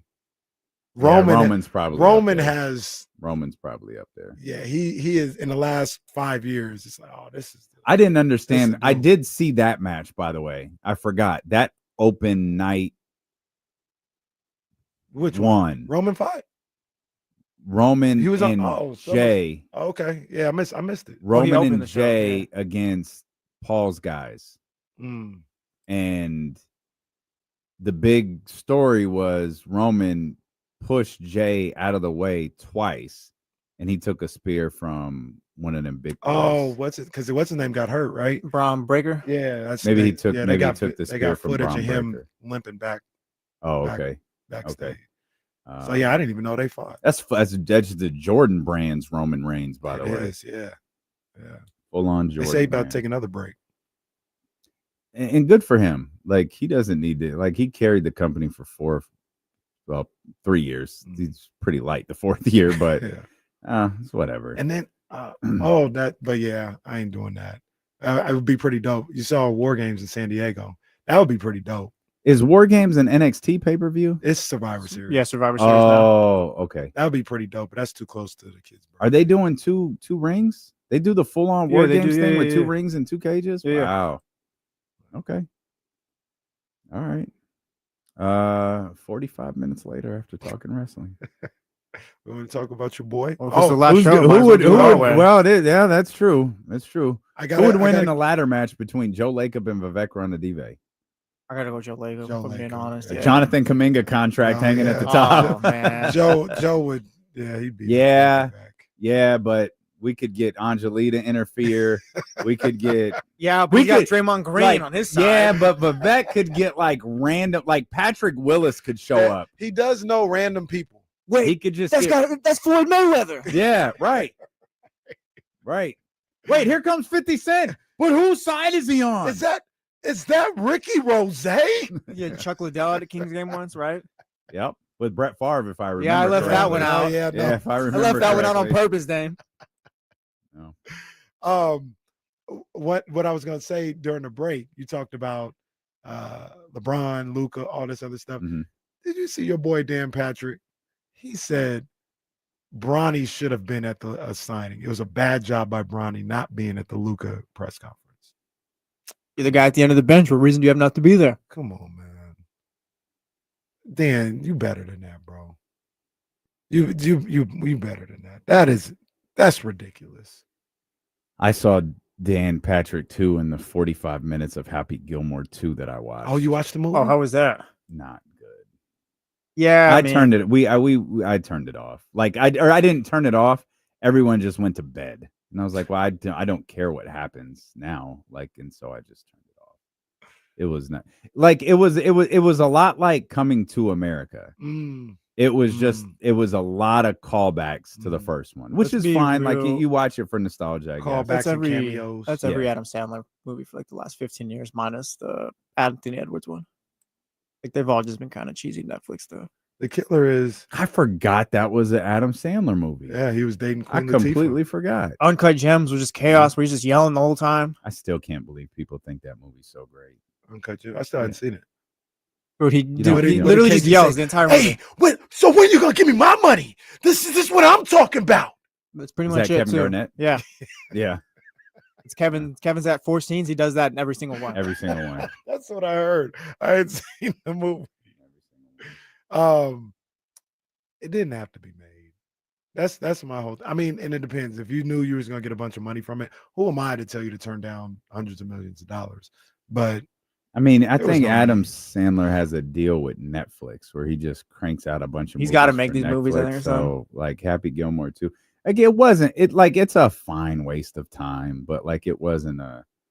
Maybe I gave up on it too quick. Maybe I zoned out too quick, but it's like all right. I hadn't even seen all of the first one, so The first one's cute. The first one's cute. Sounds like a legendary movie. Oh, okay. Be no, careful. Like that's, I mean, that's what the people. it's who not The Godfather. the- Like it's Happy Gilmore for God's The sake. people who love it hold it in that type of lore. Adam Sandler got a 4-movie deal for $275 million. Oh, then I'll make Happy Gilmore 2, 3, and 4. Yeah, which movie is this? Do you know? This got to I'm be. not He's sure. made a He couple. signed it in 2020, so however many movies since 2020. What's his name? Well, the AE movie, the Anthony Edwards movie, that was a Netflix exclusive, wasn't it? Yeah, I think so. Oh, was it? Okay. I think So he might be 2 or 3. he made that weird Halloween movie that sucked. It was called Hoobie Halloween. I'm telling you, it was that bad. I'm not It was even. bad. I have It was no that clue bad. what you're talking about. Damn. Damn, Adam. I got agents reaching out to me asking if I need help with the contract. It's like, hey, max contract or nothing. All right, let's go. Dilo and KC at Clutch Sports. There we go. You They see- could add to their portfolio. Hey, if you're not showing up tomorrow, I'm not showing up either. Well, I'm not showing up either. I'm being dead ass right now. Just like Jason Ross and Ken. I'm not showing up. Well, No, there's that. Hey, he's standing right in front of me. My contract's up. Sign him. Sign him. He'd be so confused if Look, he there's actually Complex saw back there. if he saw either one of us. Look at Complex looking at his watch, got his earphones in, getting his water. Look at Miller just sitting here talking it up. Nothing going on. And I think he just realized now that we're talking. Nope. Still hasn't realized we're talking about him. It's great. It's great. Oh, man. Complex. Complex just like zones out and moves throughout the building. You think Miller's doing that thing, like he feels the eyes on him, but he's actively not looking at you because he knows you're staring? Oh man, I don't even know if he'd find that. I don't even. Oh, good. He just. Oh, was that Matson that he just fist bumped? Yeah. What the hell? He's talking to Kyle. Hey, was that Kyle? Oh, he was. No, Hey. hold on 1 second. Hey, Wait a minute. Deals are being made. Deals are being made. Wow. Hey, there's a contract, but on the contract, this Wow. contract reads Madsen. Wait a minute. Wow. Hey, hold on. No, it's fine. Is this was it Luger in $1 Million Man and then you sold out? Oh, is this your Tatanka storyline again? Is that what's going on? What are you doing with him? You have kept that Tatanka storyline in people's minds for whatever. Hey, what was that? What was that about? What happened? No, see this? Look at the look of this guy's face. My contract's up, but I'm catching him just yapping it up with Miller in a nice little fist bump as they part ways. All right. Go ahead. Go ahead. Play it. He's right. Yeah, damn right. I'm not gonna be able to find the button quick enough. There it is. Kevin, whose side is he on? We were just discussing details of Kevin's contract. Okay, good. Sure we get that Good. done. Let's make sure Kevin gets taken care of. How's the last shot going? Anything good? He's reminiscing. Wow, you said that with a lot of authority too. Yeah, wow. like he knew what something. a turncoat. Like he knew something. What a turncoat. Maybe Mitch knew something too. Maybe Shams has already reported on this. And you guys didn't see? Well, so I'll send everyone to break with this, and we'll come back with this. This from Sam Amick is apparently Kyle Matson hustling out of my contract extension. A quick and belated follow-up on the Jonathan Kuminga reporting from Friday. Again, this is from Sam Amick. Anyone saying that the first-round pick protections are the only obstacle to Kings Warriors sign and trade is wrong. Okay. As I'm told, Golden State really doesn't want to move either Buddy or Moses Moody, which would be required. And yes, as Tim Kawakami reported, the Warriors are indeed signaling that they expect Kuminga to be on their roster next season. That being said, nearly 2 months remain before his qualifying offer deadline. Plenty of time for something to change here. We're going to break all of that down. Yes. Because Kyle can't throw me out yet. We have 2 hours left. Steelo and KC on Sacramento Sports Leader, ESPN 1320. Oh, so perfect. So perfect.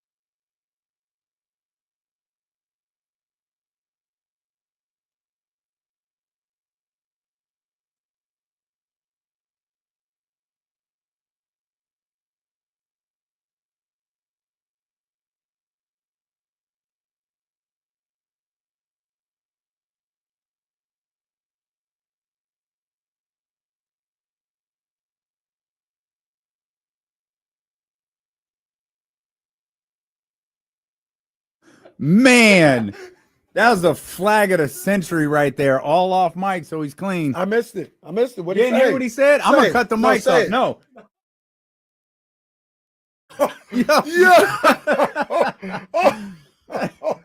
Yeah.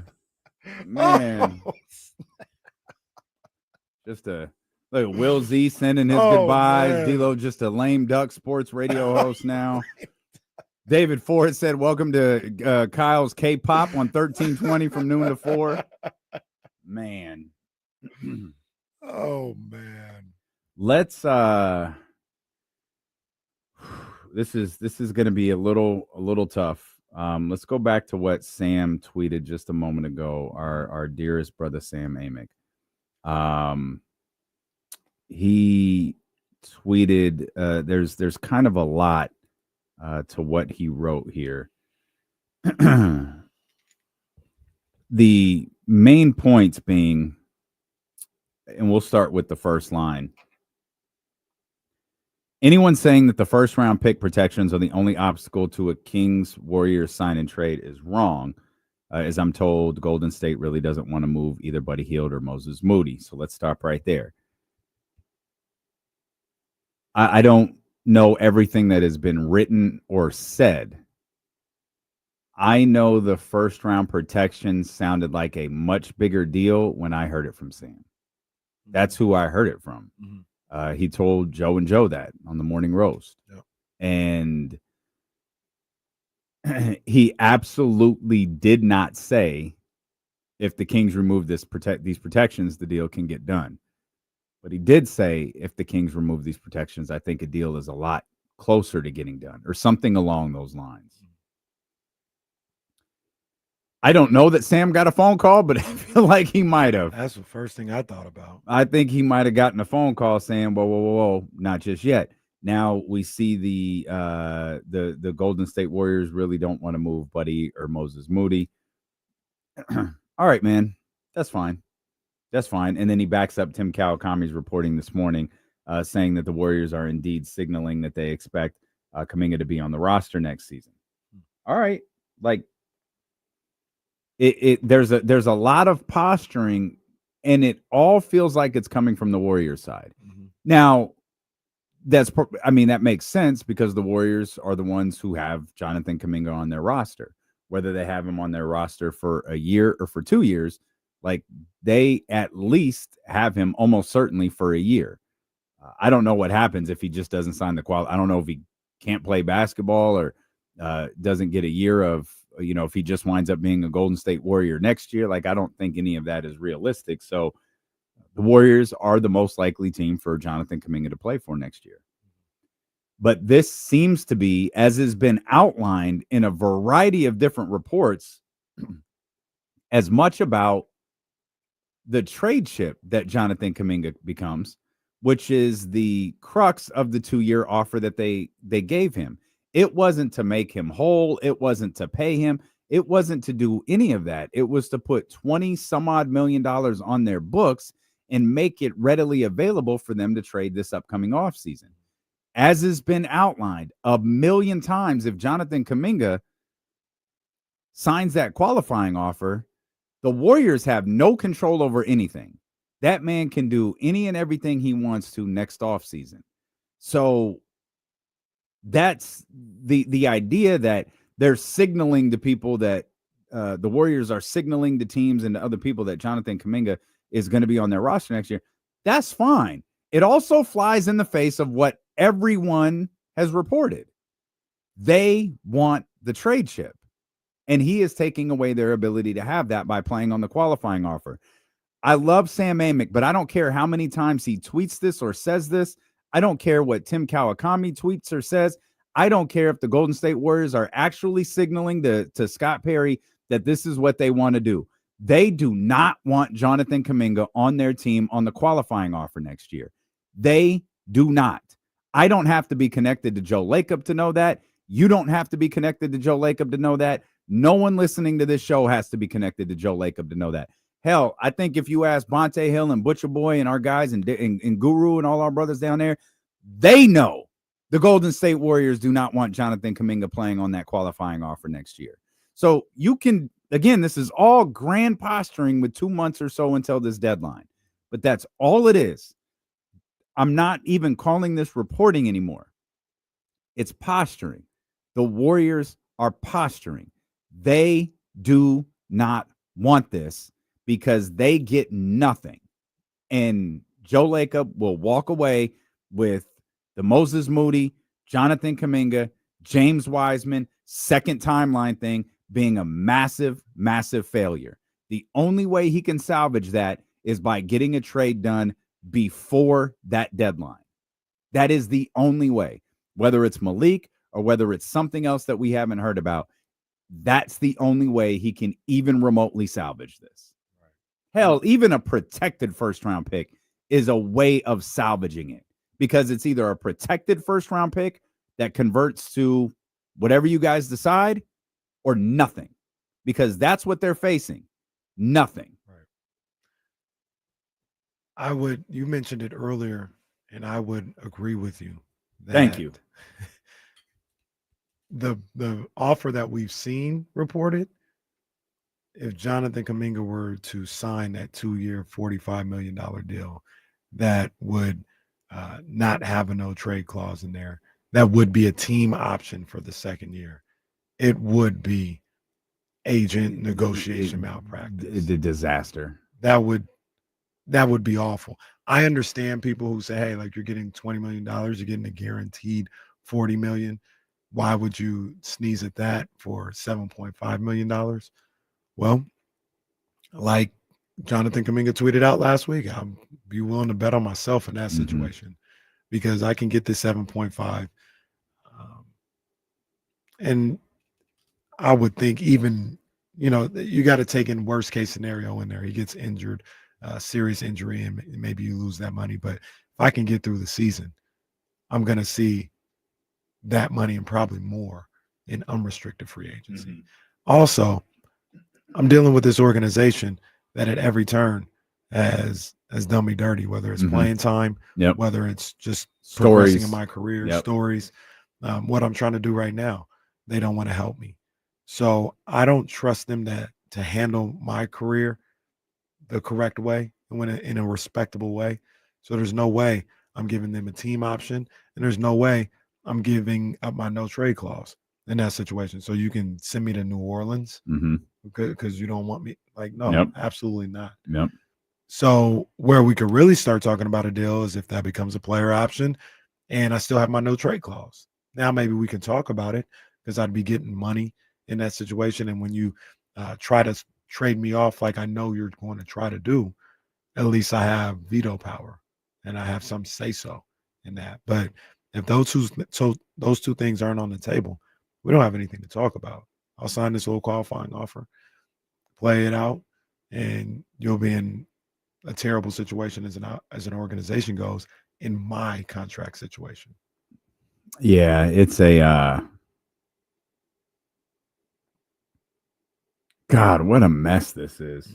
Just from even if the Kings weren't involved in this and this was the Warriors and some other basketball team in the Jonathan Kuminga same situation, just like what a mess. Weezy's asking if he signs the qualifying offer, does he have a no trade clause? Yes, it's built into the qualifying offer.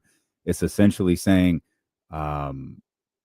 you'll play for this dollar figure. It's similar to, I think, the franchise tag in the NFL. You can't get traded on a franchise tag. I take that back. That's not true. I think there's one of the franchise tags you can't get traded on. One of them you can like actually negotiate with other teams, but it gets messy. With the qualifying offer in the NBA, you can't be traded. And that's the payoff. You pay for probably below market value for a single season, but you can't be traded and you become a restricted free agent the next year. So it feels like Kuminga is so much higher than a $8 million per year player, 8-ish, whatever the number is, $1 million per year player. And it's, again, we've said it 1,000 times, and I guess we'll say it just 1,000 more. This is just one of the most unique free agency years we've ever seen in the history of this league. certainly in the history of our time covering it. I mean, we've seen Timofey Mozgov sign massive first-day contracts. We've seen guys get overpaid by tens and tens of millions of dollars. And now we're looking at, I mean, they might not be my favorite players, but truly talented players like Josh Giddey not being able to get contracts. Jonathan Kuminga, a 22-year-old who seemed to have just a massive amount of upside, not being able to get a contract. And they're not alone, but they're two guys who are at the forefront of what's going on right now. If I was Jonathan Kuminga, I would have to resist the urge to be a little petty, a little spiteful in this situation. Yeah, I would have to fight the urge to do that and try to look at it in more of a professional manner and a big picture manner. But there's a huge part of me that would look at that situation and say, give word back to the Warriors and say, I'm not signing until August 2nd. Whatever the date is that he has to, like, that he can't be traded for the rest of the season. Said, you can have whatever deals are out there. Maybe you withdraw one of the deals if I wait that long. But I'm going to tell you right now, I liked what I heard from Sacramento. They're willing to pay me. That's where I want to go. I don't want to come back here to Golden State. If you don't want to trade me there, you feel that I'm an asset or something like that, and you want to have me on the team, or you want to have control over what I'm going to do, I'll tell you right now, that little sorry offer that you got out there, that 2-year deal, you can throw that in the trash. That's not happening until you change some parameters. And that qualifying offer, I'm not signing it until October 3rd. So I'm telling you, that's where my stance is. I think he has to sign it by October 1st, doesn't he? Yeah. Oh. Yeah, he does. Or he has to sign. They can't trade him for the year. They can't trade him no matter what. Well, yeah, he's got the no trade. If he signs a qualifying offer today, they can't trade him. Right. That's how I'm like, I'm gonna put you in a bad situation. Only and the good news for Jonathan, they already are. Only if Sacramento, or let's just say Phoenix, because I don't even want to get it jumbled as if I'm saying this for a Kings thing. Say he wanted to go to Phoenix, and that's where he wants to go, and they're blocking him from going there because of their little stuff that they're trying to do. I'd let it. That'd be my leverage. That would be my play. I'm not signing anything until it puts you in the worst possible situation. Keep telling you, I don't want to be here. You worried about this little $20 million slot so you can trade me and get somebody better with. That's not my concern. I'm trying to go here. Everybody involved is agreed on what they want to do instead of you. All right, well, whenever I sign, it's going to be the worst possible time for you. So what you going to do now? Yeah. Or make it worth my while. Give me more money to stay, which they don't want to do that because then they'll probably go into aprons and all this other stuff. I don't think the money matters to them. I like if you I think you could push them to do 25, 26, 27. I don't think any of that matters because their feeling is I'm moving off of this contract next year. The one way you could potentially get a deal with Jonathan Kuminga done is to flip that second year team option to a player option. Right. Now we're talking. But the team that acquires him will be nervous by that because you could, in this case, we'll say we'll keep the numbers the same. We'll say they're $22 million. You've given up $22 million in salary to match or ish, give or take whatever the percentage, for a player that you think is going to be really valuable for you, or you think that at the very least is going to be valuable for you, and you might lose him at the next year. Those discussions will be had. Obviously, nothing will be agreed to because this league would never do such a thing. Never. But it would be established pretty early, like, no, you can opt out. We have full intent on paying you moving forward. It also complicates the signing because if he plays this year at $22 million and plays maybe at that level, below that level this year, his team is still going to come in wanting something closer to 26, 27, 28 million next year, I'm sure. Mm-hmm. And those are going to be difficult waters for your front office to navigate. You probably have to ask yourself the question, how in am I on this? Am I really all in on Jonathan Kuminga? What sort of building block is he for me? How valuable is he to my franchise? What do I need to give up to make this happen? What can I afford to give up to make this happen? What's my timeline with him? How do we build around him? How do we do all these different things with him? Because his dollar figure will likely change if that player option was in play and he had the ability to walk away. If you were, what would you do in this situation if you were Jonathan Kuminga? If they changed, let's meet in the middle, because they got a team option and they want you to waive your no trade clause. What if they said, we'll give you one of the other? So the thing about, he only has the no trade clause on the qualifying offer. I don't think you can have a no trade clause on a 2-year. I didn't think so either, but I saw something where that was part of the reason why he said no is because they said team option and they wanted him to waive the no trade clause. Well, I think on that 2-year deal. Signing the 2-year deal automatically waives his no trade clause because he's not on the qualifying offer. Okay, I got you. Because he doesn't have one. Right. Like he doesn't have one. Right now today, he doesn't have a no trade clause. Right. He has that qualifying offer, which basically has the no trade clause built into it. But so yeah, that was just to play with words. So essentially, it comes down to that option. If they turn, it comes down to the option. If they turn the player option, or excuse me, the team option into a player option, would you sign that deal if you were Kuminga? Yeah, I might. It's the team option that takes away because you have control over nothing. Mm-hmm. Like you could, like you get traded. You sign that 2-year deal. And this is where the 6 months thing that you were talking about earlier comes to play. 6 months. Say it the right way. 6 months. No. If you wait long enough, like you can't be like if it's 6 months from the day that you sign that contract, you can't be traded. You can't be traded under this offer. Now I don't know the math off the top of my head, but we might be there any day, right? Yeah. Like October. So if we fast forwarded to October 1st, October, November, December, January, February, I'd imagine it'd be a month from now. Yeah. Like if he doesn't sign by a certain day in August, if he doesn't sign that 2-year deal by a certain day in August, he can't be traded next year. It'd be past the trade. Yeah, he'd be you in when that 6 months hit in, you'd be past the trade deadline. So to me, if you sign that deal as is, you have given up control for this year. You could go into New Orleans, Washington, Sacramento. You could go anywhere. You could be a 25-12 guy.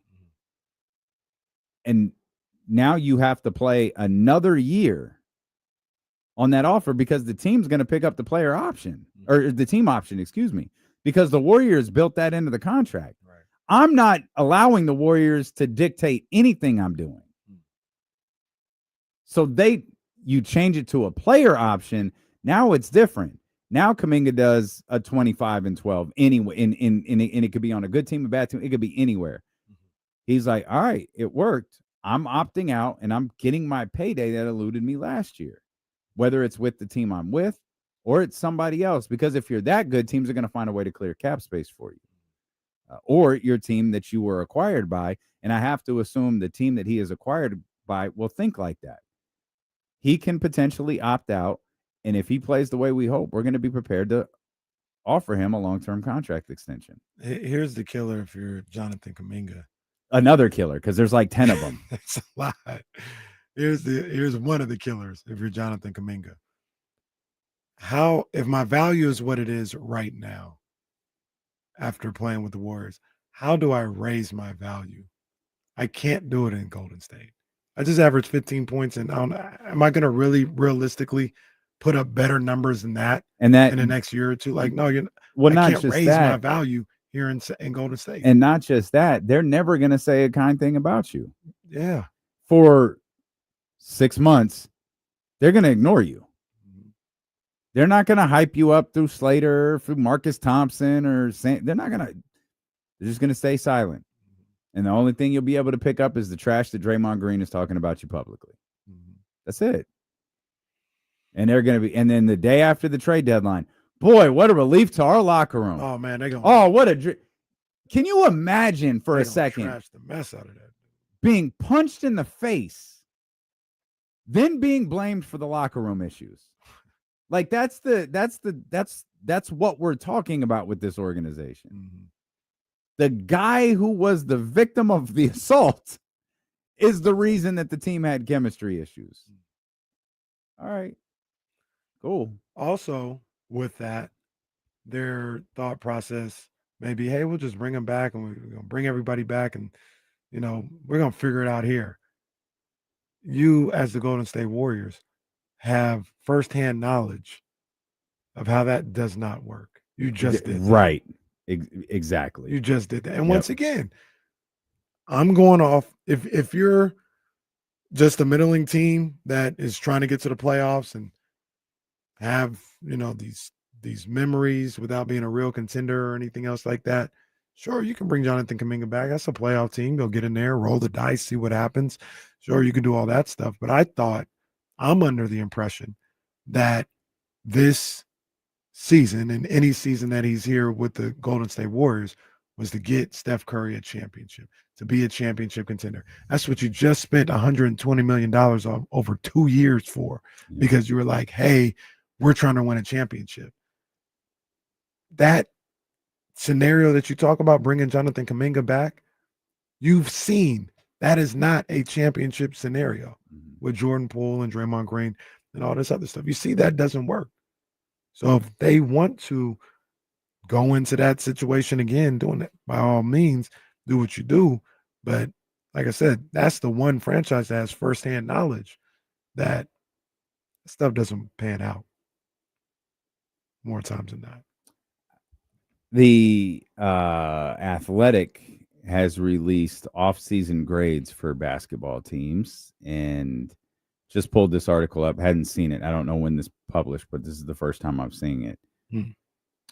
Scrolled right down to the Pacific Division, got to the Golden State Warriors. The grade for the Golden State Warriors. Bro. I'm sorry, I thought something was no, because I'm prepared. Okay. If they do what ESPN did, they deserve to be called out. Incomplete. Oh my! No, don't. All right, I'm gonna let you finish. I'm sorry. From Sam Amick, the Jonathan Kuminga situation has created quite an off-season logjam for the Warriors, who must get his restricted free agency outcome right.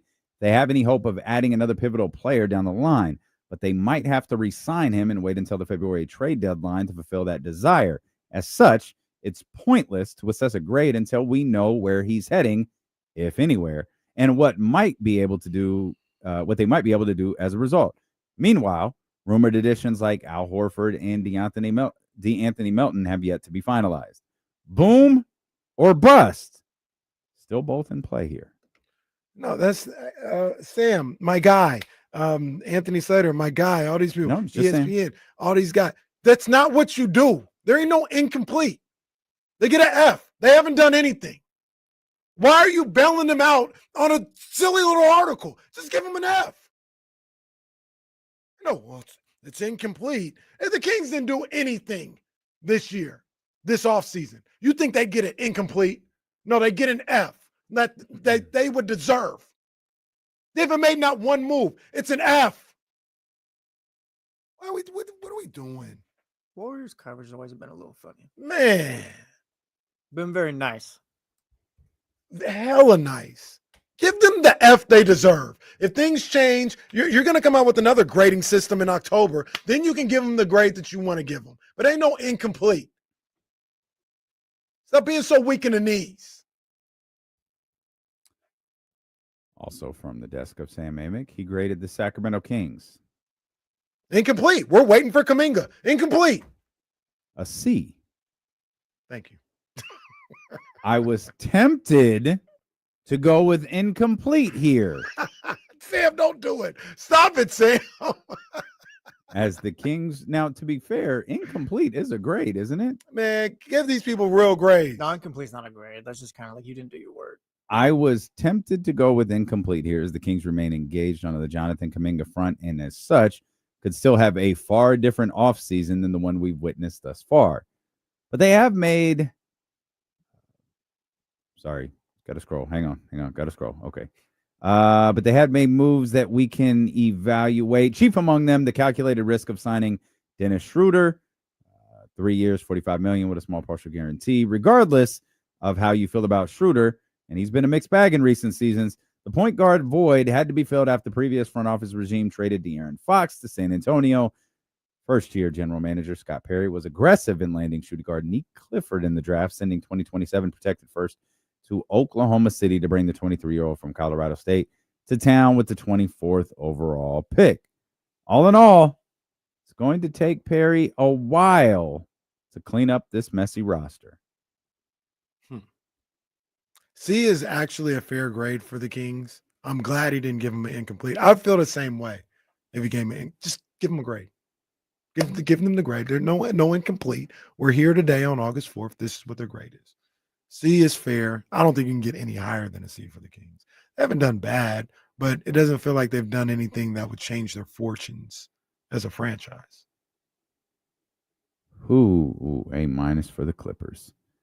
Who got the worst grade in the league? Let me guess. I want to guess. I'm gonna stick with what the other people said too. I'm gonna say New Orleans. It appears that is correct. It was not an F though. So now I have to scroll. I didn't think I was going to have to do this. Would they get a 0? New Orleans. That's fair too. New Orleans got okay, so I think they did get the worst. New Orleans got a D. Chicago, they got a D plus. Why did Chicago get a D plus? Chicago still hasn't committed to a rebuild. Call when hell gets chilly. Fans have begged for a sign of progress, or at least something that signals change. The Bulls responded this summer by, this feels like shade, extending coach Billy Donovan and dealing away Lonzo Ball without receiving any draft capital. That's why they got the D. There's no pause. There's no question why New Orleans got the grade that they got. Play on, but that happens again. You're going to get a flag. The very first sentence is, the Pelicans' stunning draft day trade that sent their unpredicted 2026 first-round pick to Atlanta has been a consistent source of conversation for the last few weeks. Then it goes on to talk more about the mess that they are. Oh, we got to go to break. Oh, man, we do. Usually CeeLo and that's Casey, my bad.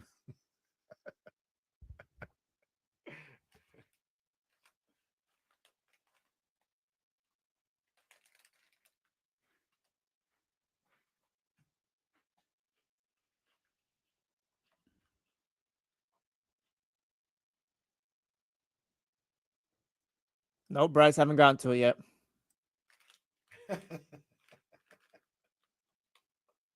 Yeah, we did around 3:30. Or no, not 3:30, 1:30. Timestamp's messing me up. Yeah, 1:30 and from on.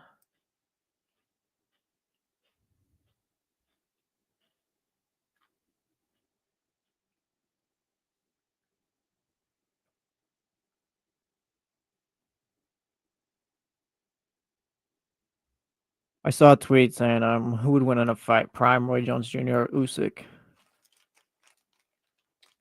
That's a little unfair. Oh, I just assume Roy Jones. I know Usyk's a heavyweight and stuff, but Usyk is in a different weight class. yeah. But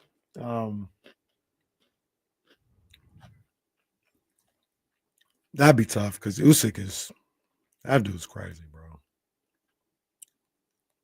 I might have been a little late to the party about how great he was, but he's dominant. But Chris, I think the term you're looking for is 180, but I've always thought the run's been good, so I don't know what I would be doing.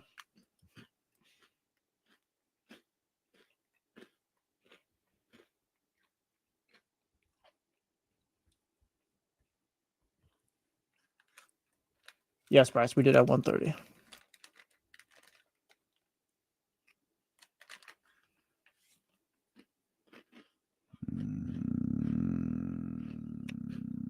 Vegas, settle down. Not the GOAT, but he's an all-timer. Am I considering going to the Breezy Bowl? The answer is, God, this show sold like crazy. LA or Vegas? You know where I'm looking. You know where I'm looking.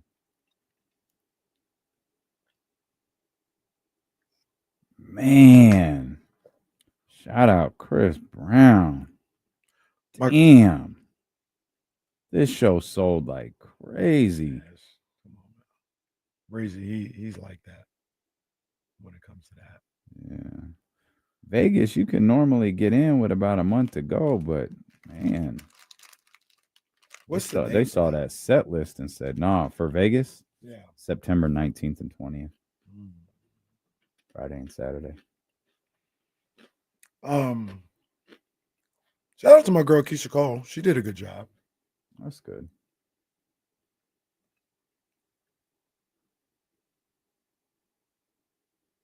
I booked our Christmas trip, man. We're gonna go to New York at Christmas time. Sweet. New York at Christmas time.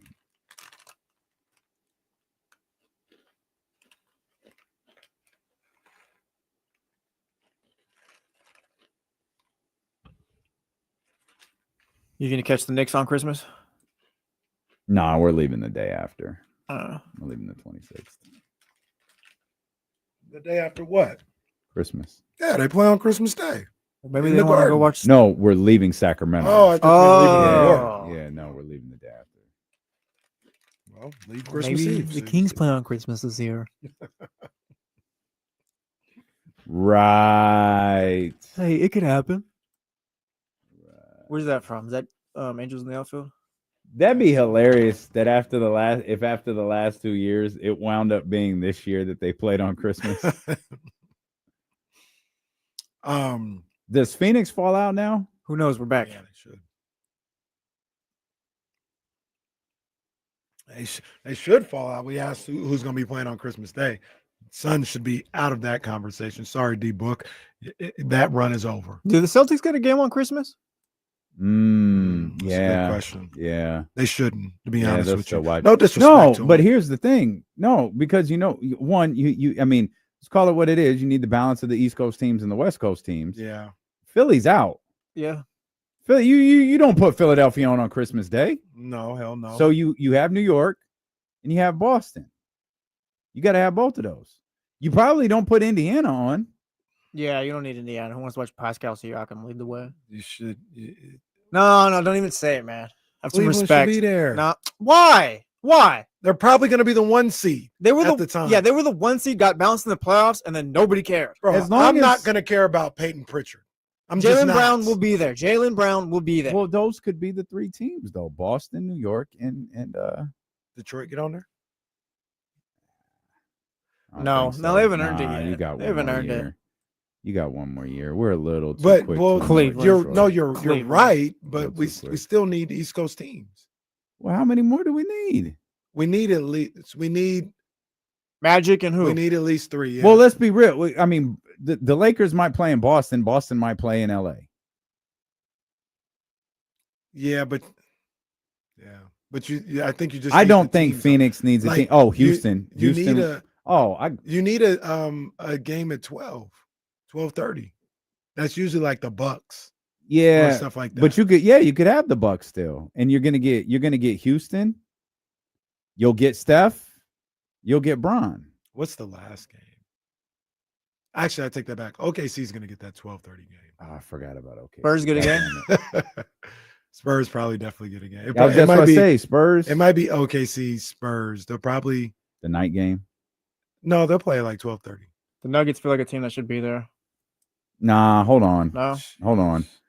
They're just usually the round. It's Jokic. They got better this year. Yeah, but so Philadelphia is normally around too, but they don't need to be around for this. We don't know if Joel Embiid Denver- is another How many game. games Denver's is gonna it? be good, Is it 5 It's or 4? 5, 10, It's- 12:30, 3, 5, 7, 5. 5 games. So 5 games, 10 teams. Mhm. All right. I don't like you guys shooting down my Denver ideas. No, Denver. Well, no. needs to be Denver there. might. Okay. Denver needs to be there. They're going to be a good team. So Houston for sure. Houston Right? for sure. Yeah. OKC for sure. San Antonio for sure. Lakers for sure. Steph for sure. They're not even the Warriors. It's Steph. Steph for sure. Enjoy those games. Cherish them while you can. Time's coming. New York for sure. Yep. Boston. I'll put Boston at. Okay, thank you. I thought so. Boston for sure. You're gonna need some type of audience. I figured those. So are we throwing Denver in here? Yes. Yeah. Wait, how many we at? We at 8 now? We're at 8. Only 2 from the East. I think. Do we have any left for the Magic? I think the Magic. I mean, Kenny's is more probably likely. right. Maybe I think throw Cleveland in there, but okay, it's Cleveland. You throw Cleveland, but you could also. Hey! Send the Lakers to Cleveland on Christmas Day. If Adam was really funny, the Lakers would play in Cleveland on Christmas Day. Oh no, you throwing? Are you throwing the Mavs on there? Cooper Flag? Oh, come on. I hear you. Yeah, that means yes. That No, ridiculous. Yes, throw them on the list. No, so that puts us at 10. Are we good? I say and no. They don't get on before Minnesota. Who? And Ant-Man, Dallas. Oh gosh, no. Throw Minnesota in the garbage. No, we're not. No. I mean, yeah, I understand If what I you're saying. get one, I get one veto, and I'm using it on Minnesota. Yeah, Dallas is box Dallas office is compared to in. Minnesota. Absolutely not. Yes, they are. Yeah. Oh, stop! You're gonna make me mad for no reason. Anthony Davis probably not even going to play in that game. Cooper Flag. All right, that's fine. It's Cooper Flag. It's fine. Stop. Oh, tune in for Rudy Gobert. Stop. The answer is the Bucks. The answer is Milwaukee. Is Giannis? You gonna keep Giannis off TV?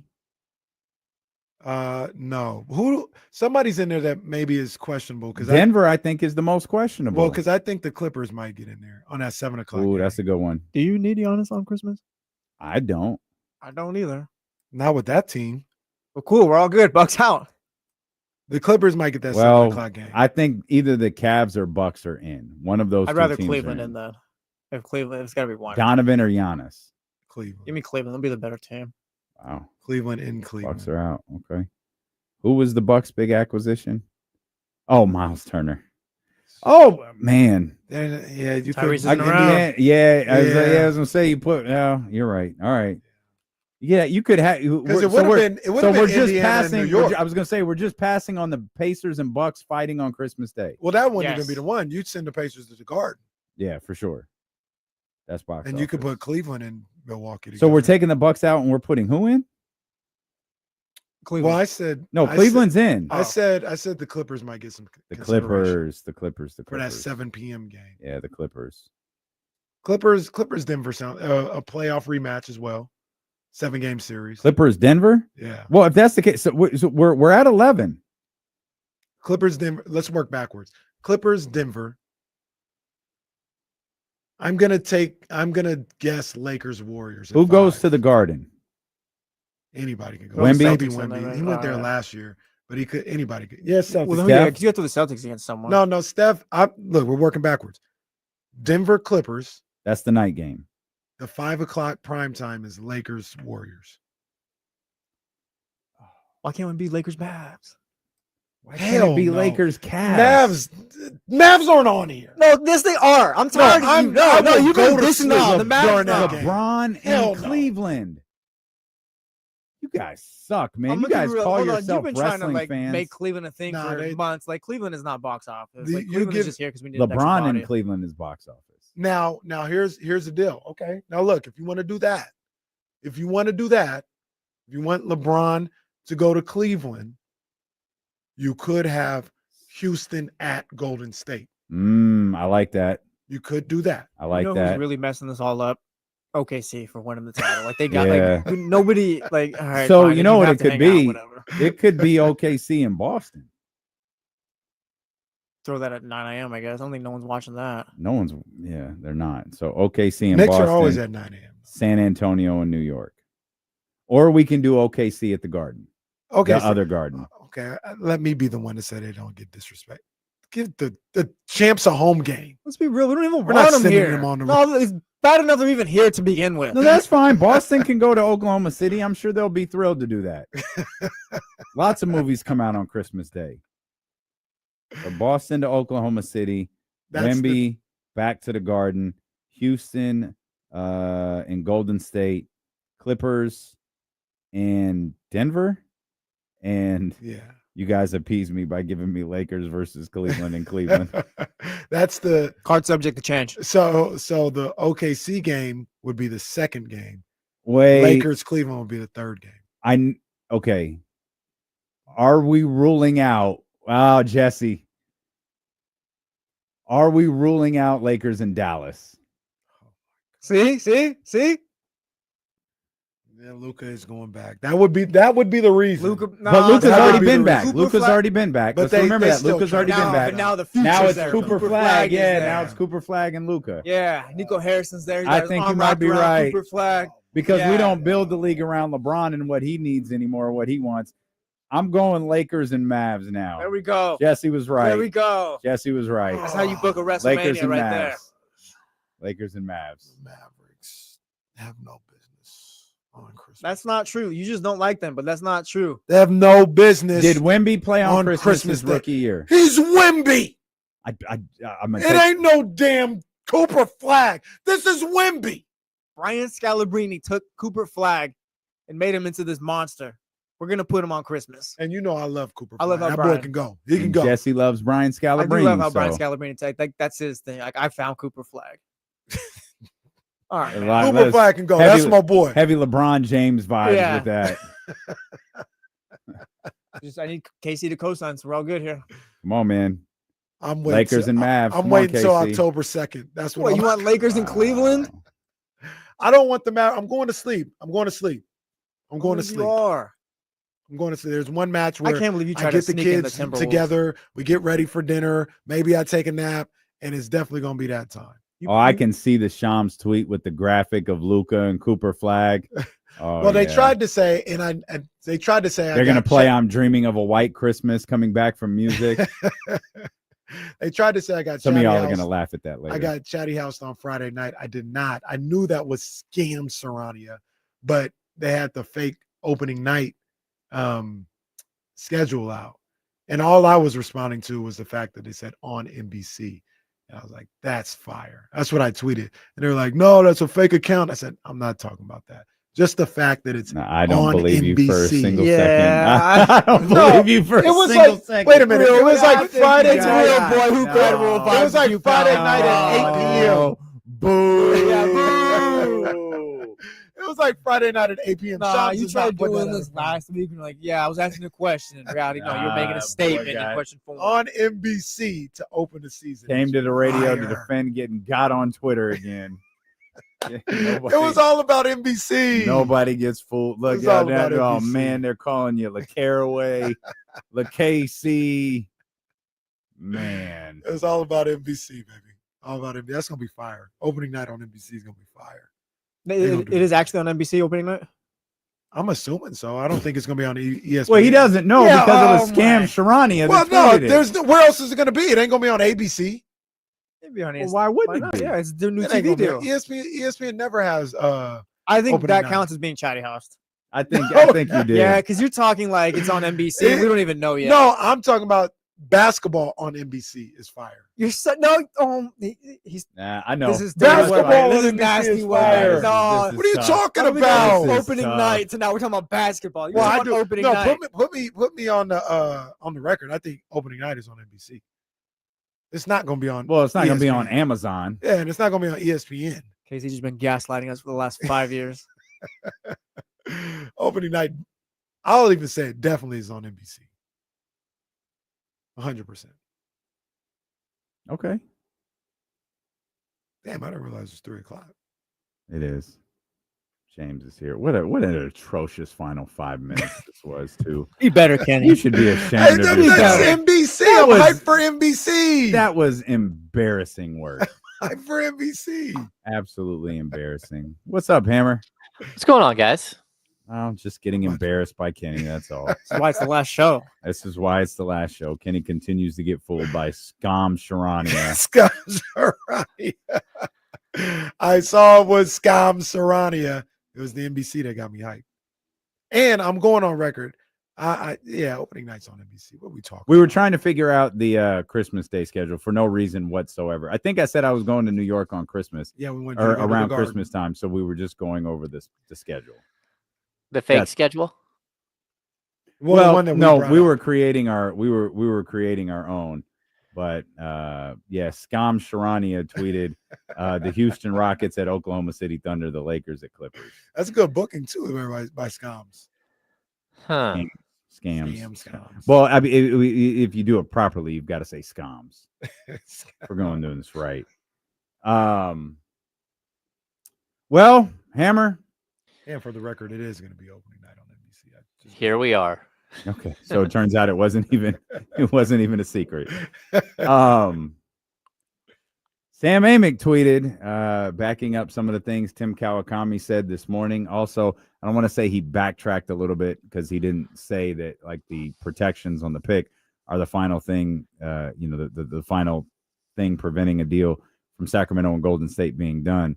But, all of that specificness aside from our man Sam Amick, it sounds like today has been a day of a lot of posturing by the Golden State Warriors. And I was telling the guys earlier and the young ladies that that's all this is to me is posturing. It has nothing to do with anything. It's just public posturing for Scott Perry, the Kings front office, for Jonathan Kuminga and his representation, and nothing more. Yeah, it really does feel like I don't know, like the levels of grief. Like we have all reckoning and, coming to realizations and acceptance and all that stuff. Like, look, I don't think I've seen a transaction quite like this. And it's because transactions like this don't typically happen. There usually aren't 3 or 4 sides to a story. There's usually, a player and an agent side versus a team, or there's 2 teams trying to go back and forth, but rarely do you see like the extra components in this one. And I think it's playing into it, and this started with, the Kings are super interested and here's the deal that they're offering. And like, there's so much hype right away, but clearly that's coming from somewhere on the King side. Like, I don't think it was Scott Perry, but somewhere on the King side. Then we start shifting to like sort of the recovery of, what the Warriors want. And then Jonathan Kuminga's people chime in and this is what they want. And then the Warriors chime back in that this is what they want. And then the Kings let it know that, hey, we met with the guy, and he wants to be here. And then you come back to the Warriors side. Like, this is like a never ending saga. And again, I think there is, some sort of like developments here that are quietly happening, which may or may not ever work out for the Kings. But at least you got to be in it to try to bring in a young player that has a ton of potential and that would allow one of your players to go play a more natural position and maybe clear up some of your roster imbalance and fix some of the things that are wrong with what's happening with your ball club. So it's just the process here has been extremely painful. So James, tell me what you think about this. I believe that nobody in this situation wins if this deal doesn't get done. Not that it dooms everybody involved, but I thought it was pretty reasonable for everybody. The Warriors getting something in return for a guy like Jonathan Kuminga that they may end up losing for nothing relatively soon.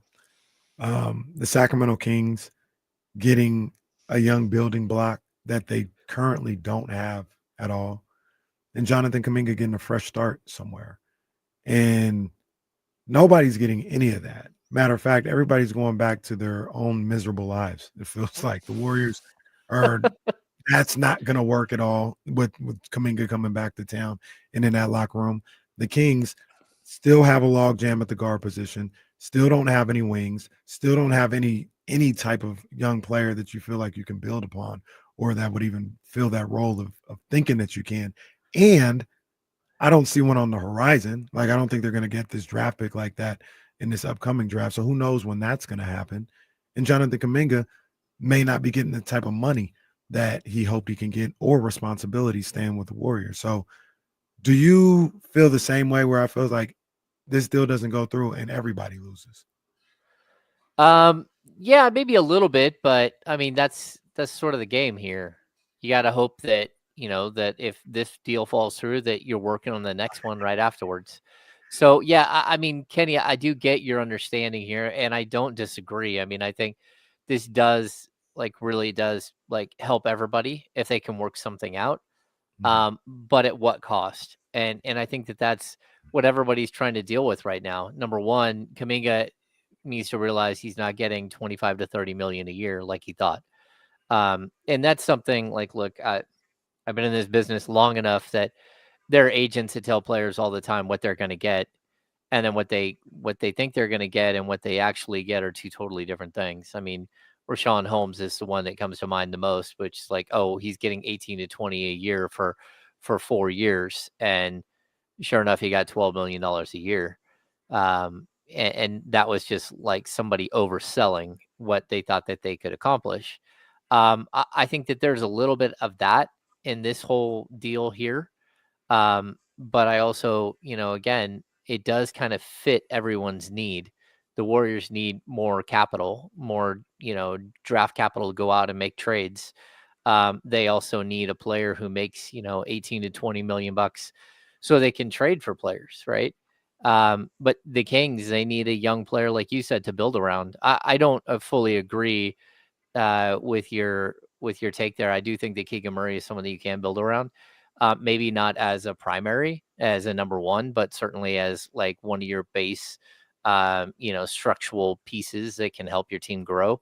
But still adding a 22-year-old with all kinds of potential just makes a lot of sense. And then, I think there also has to be a realization that number one, there's no market.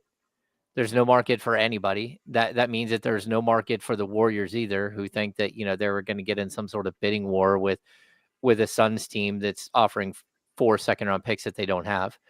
There's all of these aspects to this transaction that don't feel great. And you're hoping that the end resolution isn't that a 22-year-old kid just wastes a year of his career, hurts his value even more, and then gets to the end of it and is either used as a trade chip or walks away for nothing and really hurts the Warriors as well. So I do think it's complicated, and I do think that that there's a pathway here, but everybody is walking a very, very thin pathway, and either the Kings or the Warriors are going to have to find a home for one of their other players. If they can figure that out, then then they're going to have to figure out what the compensation is to make that happen. And that means that, if you're the Warriors and you get back a first round pick, but then you got to go send a second round pick out to trade Buddy Hield, that doesn't feel good either. So again, there are a lot of wrinkles to this that I think are yet to be ironed out. Maybe that's where if we see a deal done and we see an extra second round pick in, that's because the Warriors know they have to recoup one from sending out one of those two other guys that we just talked about right there. Yeah. Hammer, Kenny and I have been discussing, ways that this thing may wind up getting settled outside of just the qualifying offer. One of them being the Warriors. Now, there's going to be complications with this, but the Warriors could offer Kuminga the contract that they're offering him, that 2-year deal, that 2-year 45 or whatever it was, and change that second year to a player option versus a team option, allowing him to maintain some level of control when he ultimately gets traded in February. Yeah, I don't see that as what they want to do, though. What they're hoping for. I don't think they want to do any of this. Yeah. No, you're right. I don't think they want to do any of this either. I think that they're very disappointed that they're not walking away from this with some humongous, boon. That they thought they were going to find a pot of gold here, and they're not finding any of that. And that's difficult. Look, if you're a franchise that spent a 6th pick on a player and he's played well, it's not like he's just horrible. You always want to try to get something for him. But let's be realistic here. It doesn't matter how old he is or anything else. Go back to the Marvin Bagley trade. I mean, the Kings dumped Marvin Bagley, who was the second pick in the draft, for what they thought was like just a throw-in in Trey Lyles, just to clear salary space. And Trey Lyles ended up being way better than they thought and fit in. But that doesn't change the fact that you traded the number 2 pick in the draft for a middle of the road reserve power forward center.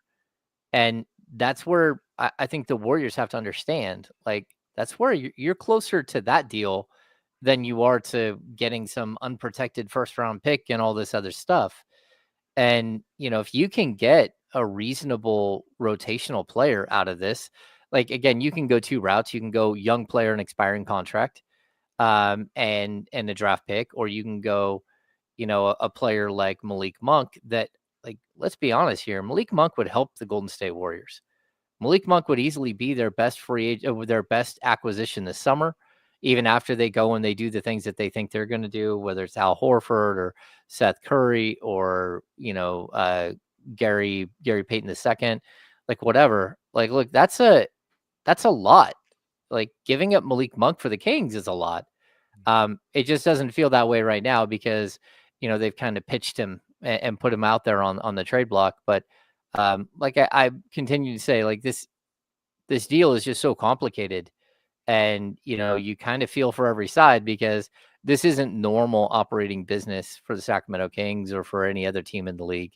And I think Tim Kawakami even said it in that piece. Like, look, if Jonathan Kuminga had his way, it would have been a Sacramento King a couple of weeks ago, and this thing would have been over.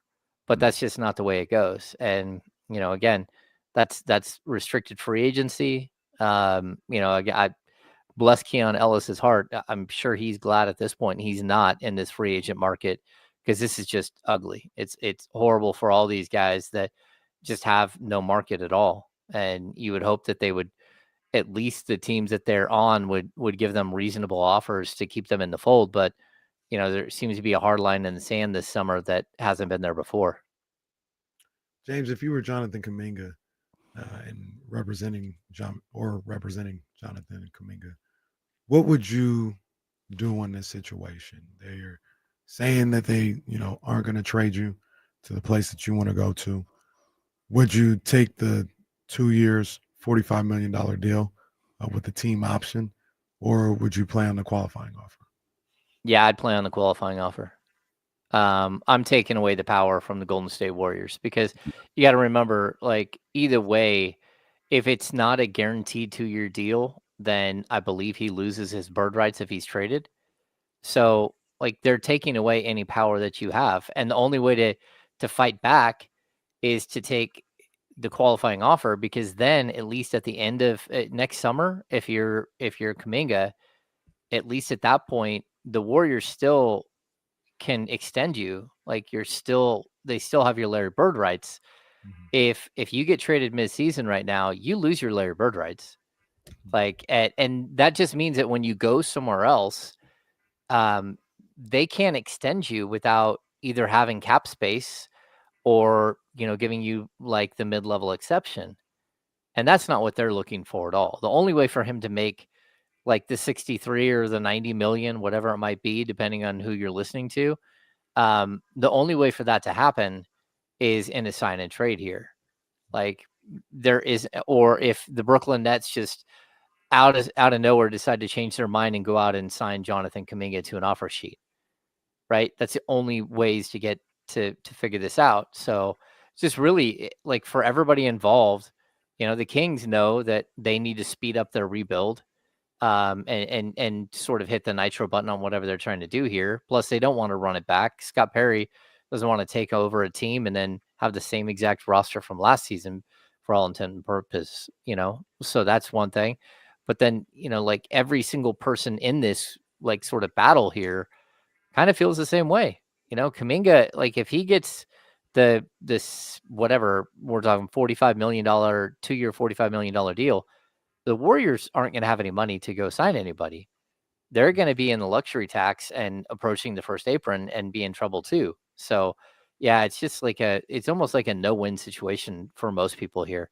Or everybody wins, but everybody's got to take less than what they thought.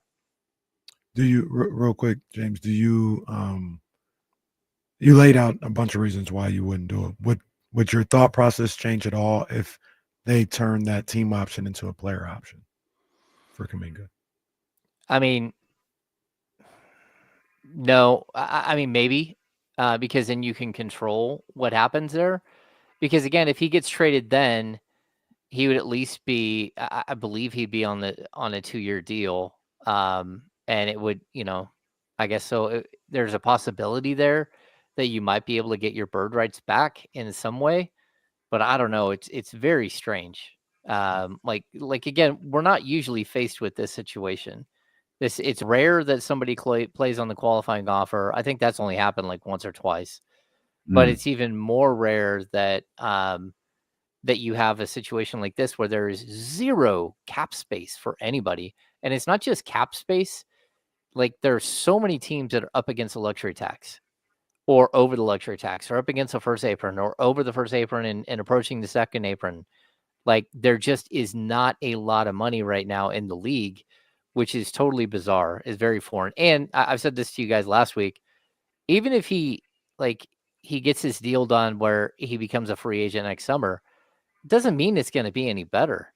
Like there might not be any cap space next summer either. And so he could be stuck in the same situation. So like if I'm him, I am really looking at that $63 million and saying, yeah, I really want to sign with the Kings, because at least that gives him 3 years of flexibility. And on top of that, I think they're talking about a player option for the 3rd year, and he become a free agent again at 24, 25. That's a pretty good deal for him. Hey, then can I ask both of you guys a question about this? What would be the benefit for the Warriors to have him signed on the qualifying offer? I don't think there is one. That's what I'm trying to think. Yeah, I don't think there is either. It's a yeah. But they keep going out there talking about because they want you to believe they want Jonathan Kuminga to play on their basketball team. They forget the trashing that they've done of him for the last year and a half. They want you to men in black that from your brain and pretend like they want Jonathan Kuminga in a Warriors uniform. Outside of he's on your team next year, there's no benefit for the Warriors to have. There's him no sign benefit a for either qualifying one of offer. them. No. But there is the possibility that at the end of this thing that you could trade him. So next summer. But you got to hope that he doesn't get hurt. How do you trade him next summer? Trade him on the after signing a qualifying offer, or signing that 2-year deal? No, like if he goes into this year, but he comes out of it as an unrestricted free agent, that doesn't mean you can't sign and trade him. Oh. Yeah, you can still sign and trade him and help him go get wherever he wants to go. But if I'm at that point, if I'm the Kings, I'm just throwing my hands up in the air, because it's like there's a big difference between every year that he's in the league getting a 4th-year player versus getting a 5th-year player going into a 6th year, and a player who once again will probably be stymied. And so there's always going to be this feeling that you don't know who he is, and that doesn't usually play out into your 5th, 6th, 7th year, where teams are still like, hey, we still don't know who this kid is. Well, if you don't know who he is by now, you know who he is. This is I'll preface this with, this is probably a bit of an unfair question, but if Aaron Turner, who is Jonathan Kuminga's agent, was Jeff Schwartz or Rich Paul, would we be here? Man, that's a good question. I don't know what his client list is. I haven't looked. I don't know his name very well, so that leads me to believe it's not a steep list. What's his name? Aaron Turner. The fact that you, who have covered this league for a decade and a half, like after what's his like, yeah, like I just wonder, and because I think there's always a fear with qualifying offers sometimes of burning an agent. Mm-hmm. Well, if you don't have a client list, maybe you're not really, if you're Mike Dunleavy Jr., you're Joe Lacob, okay, we're burning Yeah. this guy. And it's like, it's horrible, but it's the game too. Right. And I, every time I heard Aaron Turner's name, I started to think this, like, would this happen if Rich Paul was his agent? Would this happen if Jeff Schwartz was his agent? Would this happen if someone with a client list of upwards of a couple $1 billion would they face the same challenges that this man's facing? Yeah, Terry Rozier is his next biggest client. That's tough. Yeah. I mean, hey, salute to my man. Tough. But that's pretty tough. Yeah, and after that, it's Trey Mann. He's got The Warriors Josh, have no fear in dealing with this man. No, You can't burn Rich Paul. You can't burn Jeff Schwartz. You can't burn Bill Duffy. You can't burn those guys. If your second biggest client is Terry Rozier, you never have to deal with that man again. Yeah. No, this That's is a tough. bad situation, man. Like, and I didn't even think about that part of it. Like, I don't know. Like, someone says that he's a clown. I don't know that he's a clown. He's just a guy with a whole bunch of clients, but a lot of them are either out of the league or they're like at the end of a bench. And that's, there are a lot of agents like this. But yeah, you're probably right. If we're looking at a Rich Paul situation or some of the big guys, no, there is a fear of retribution. There is. I mean, that's, who was it this offseason that had an age? Oh, the number 5 pick in the draft. Yeah. Like, what are we doing here? Like, Really. yeah, you're just absolutely ruining a kid's early part of his career. And, like, you don't get a bunch of opportunities. If you have a really, really rough go in Utah for 2 years and you don't look like a basketball player at all, which they have a lot of say in, man, it's tough to recover. It's tough to move on from that. And so, like, it's just damaging these guys. And again, if you're Kuminga, the last thing you want to do is basically walk away from, the equivalent of like $12 million extra dollars this year if he signed the Kings deal. 12 million this year and then guaranteed money next year and guaranteed money the year after that. Like, you don't know what kind of money you're going to get. You play on that is the one downfall of the qualifying offer. You play on the qualifying offer, blow out your knee, pop your Achilles, do something, or you're just buried on the bench and they leave you there the entire season. Like, that $7.8 million might be the most you get the rest of your career. You don't know. And we can say, oh, well, he'll get his money next year. It's like, okay, I can show you 5 million ways in which that hasn't happened for other players. I mean, we don't have to look any further than Dennis Schroeder, who's still trying to recover from the 4-year, $80 million contract he walked away from, or $90 million that he walked away from the Lakers. And that was 6 years ago. Yeah, it's tough. Lindsey Wells had a famous one here in Sacramento. I think low key Matt Barnes had one in Dallas where Cuban offered him a ton of money and he got bad advice. Yeah. Latrell Sprewell. I mean, Gotta Latrell feed his Sprewell kids, man. His family. Gotta feed his kids. never got another contract in the league. Like, Could be a variety of reasons for that, but he does have Yeah. to feed his kids. he does. I can relate, but I guess we got to take care of Kevin first. This list is rough. Yeah, it's tough. Yeah, It's the tough. list of clients that he has is I do think this stuff matters, though. I'm not I trying to think make a that- talking absolutely, point I out of think it nothing. does. Like, I I'm think with this you. stuff matters, Yeah. and it's not his fault. He's just in a tough spot, and the Warriors can approach this like, yeah, cool, bro. We don't care. You can't. We don't care. Rich Paul. You can't. We don't care. Jeff Schwartz and Bill Duffy and Aaron Goodwin. You can't do that with these guys, Right. but you can do it with some, and I feel like that's what they might be doing. Yeah. You got to play the game. You got to play the game. And they're just put in a situation where there isn't really a game to play here. That's on also that why side. I think guys switch agents. Like, it's not falling out.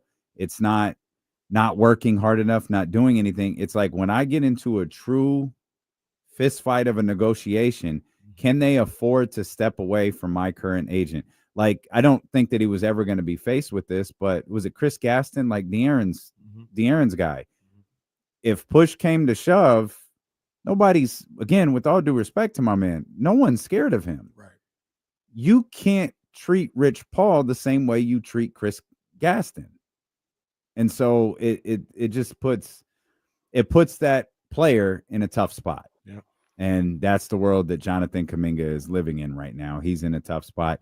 You mentioned Ace Bailey a couple of minutes ago, Hammer. Ace Bailey is going to learn these lessons in time, man. You're going to need someone with a little bit more cachet, a little bit more power to him. As Kenny makes faces at the camera, we're going to come back. We're going to talk more with our Kings insider from the Insiders, our man James Ham, here with D'Lo and KC on Sacramento Sports Leader, ESPN 1320.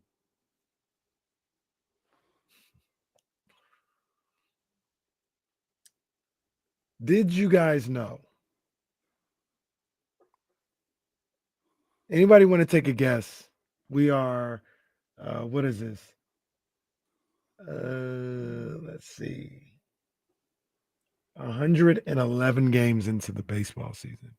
Okay. Anybody want to take a guess on either the Rockies' record or how many games under 500 they are? How many games have been played? 111, you said? 111 games. Oh. 55. 55 under 500. Mhm. Are they at less than? I'm going to go. They're at 38 wins. Yeah, you're probably good. Well, you're probably I'll go right 35 there. and 76. 35 and 76. You said That's the record. 35 wins. You say 38. Yep. James Said 55 under. I don't know the math on that. Yeah, I don't know it either. They're at 30 wins. 3-0? 30 wins. They are 51 games under 500. It's a point for me. Count it. What? Wait, no. Well, that's fine. It's right. yours. You said 51, right? Yeah, 51 games under 500. It got a I little said 55. That's closer, isn't it? because they gave win totals and you gave games under 500. James is playing in a different league right now. And what did they say win total wise? What's Jesse? What'd you say? I said 35. 35 and what? Well, see, we didn't do the math on that. 35 and that'd be 46 games under 500 because they're at 30 right now. I'm closer. 46 games under 500. Yeah. I'm 4 games off. Yeah. The next worst record in baseball is the White Sox at 42 wins. I'm honestly surprised I got that many. Me too. Mm-hmm. The Rockies just got to 30. They won on Saturday to get to 30. There's no other team below 42. They just got to 30. That's bad. This is terrible. That's when there's like 20 games left in an NBA season and the team is in single digits. They're like 8. You're like, oh no. Well, I was gonna see if they were gonna break the record. They're not beating the 1899 Cleveland Spiders. 18. Oh, there's Cleveland again. Great. Another 2 years of Jesse disrespect. 20. No one wants this show to end more than the people of Cleveland. 20. Do you even have internet out there? We'll do the modern era though. The White Sox of last year went 41 and 121. Do the Rockies get 11 more wins this year or 12? Took them this long to get 30. Do they play the Giants at all this season? That sounds like a shot. That's a good It was. I think they do. I'm gonna say no. I'm gonna say they get 39 wins. Played this game with the Mavericks at the end of last season. I think they hit the number right.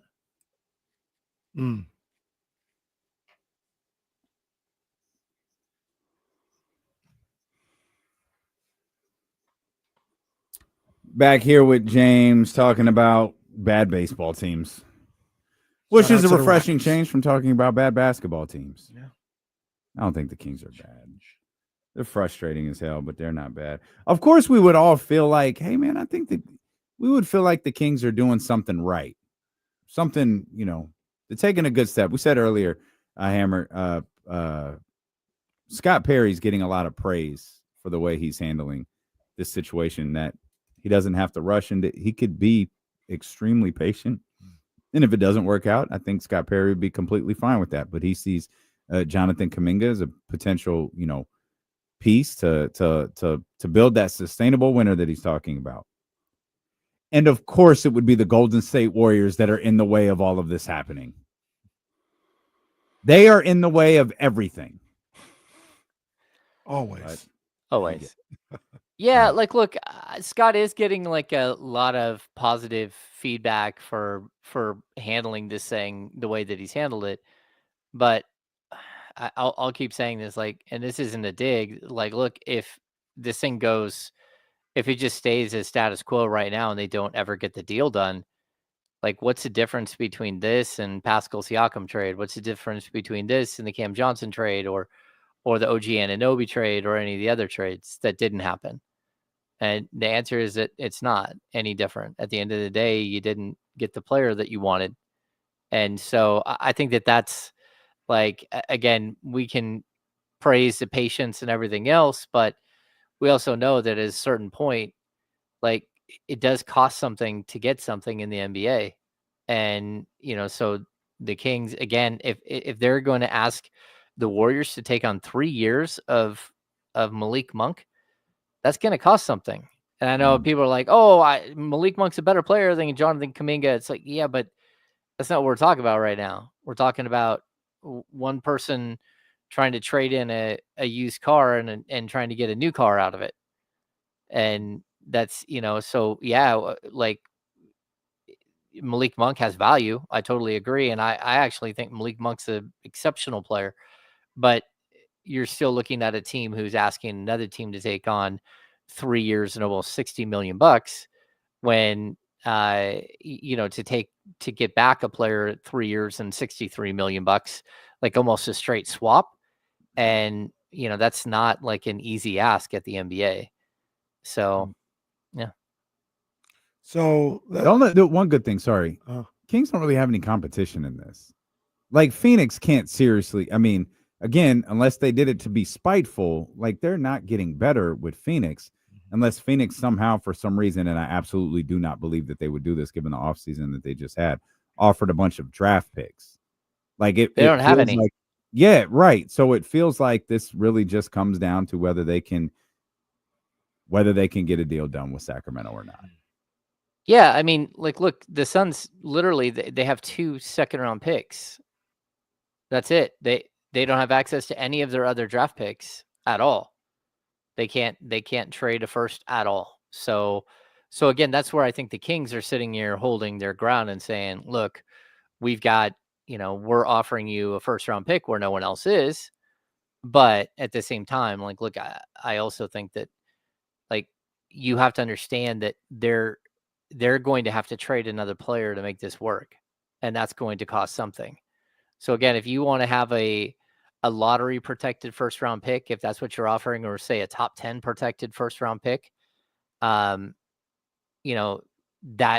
to me, that's going to have a certain amount of value versus an unprotected pick. The Warriors want unprotected. You want this, like, throw in a second to try to balance it out. And so if they do have to give up a second round pick to move off of a Buddy Hield or a Moses Moody, at least they have something to offer, and it's not taking away from whatever little bit they get from Kuminga. James, do you think all this talk is posturing by the Warriors, and they're still willing to make a deal, and they're looking to make a deal? They're just trying to sweeten the pot a little bit, or do you believe them when they talk to Kawakami or Amick or all this other stuff? And yeah, we're going to have them on the Jonathan Kuminga on the roster when the season starts.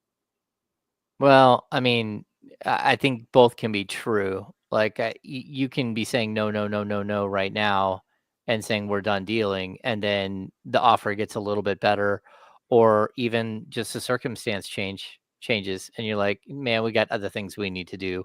We can't keep going down this path where we're just spinning our tires. So I definitely think that, like there's enough information that's been out there that this deal is close, but that doesn't mean it ever gets done. And again, I don't know, like when it comes to what Kawakami knows versus what Amick knows, like we all in this business, we talk to different people, right? And we value what's happening, what's being said from each of those sources differently. And for me, you're going to have agent sources in this deal. You're going to have team sources in this deal. Some people have ownership sources in this deal.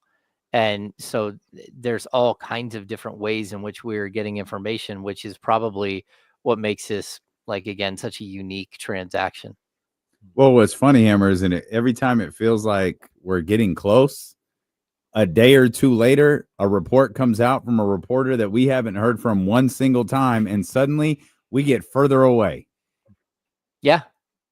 Well, Tim Kawakami created a gulf in this deal this morning, whereas on Friday it was like, yeah, maybe it really is just down to a staring contest. Tim Kawakami said, no, not today. It's nothing, bitch. Well, that, and I mean, like, Tim Kawakami probably needs to do what Amick did, and that is go to Hawaii for 11 days, which is part of his story. It's like all of us should go to Hawaii. Just get away. Just get away. Yeah, I mean, like, look, this is Hammer with the little straw hat on and the sunblock on his nose. Like, we could do that. Yeah, we could all just figure it out. Yeah. I'd wear sleeves all the time, just make sure I don't get rash guard. It's fine. Yeah, skin cancer. Yeah. Like, look, again, like, at some point something's gonna break here, and I don't believe any of the posturing that's going on right now from anybody. Mm-hmm. Like, they're hardlining. The Kings are hardlining right now, and that might be how they hold. And they might say, okay, well, we're willing to throw away the deal and move on. But I think everybody knows, like, you got Russell Westbrook just waiting out there in the wings, ready to be signed. And there's a reason why you have Russell Westbrook waiting out in the wings, ready to be signed. It's because he's been told that there's a chance that if things go this way and this way, that he'll be signed. And so I don't think it's like, this isn't as complicated as it looks, but it's still super complicated as far as NBA transactions go.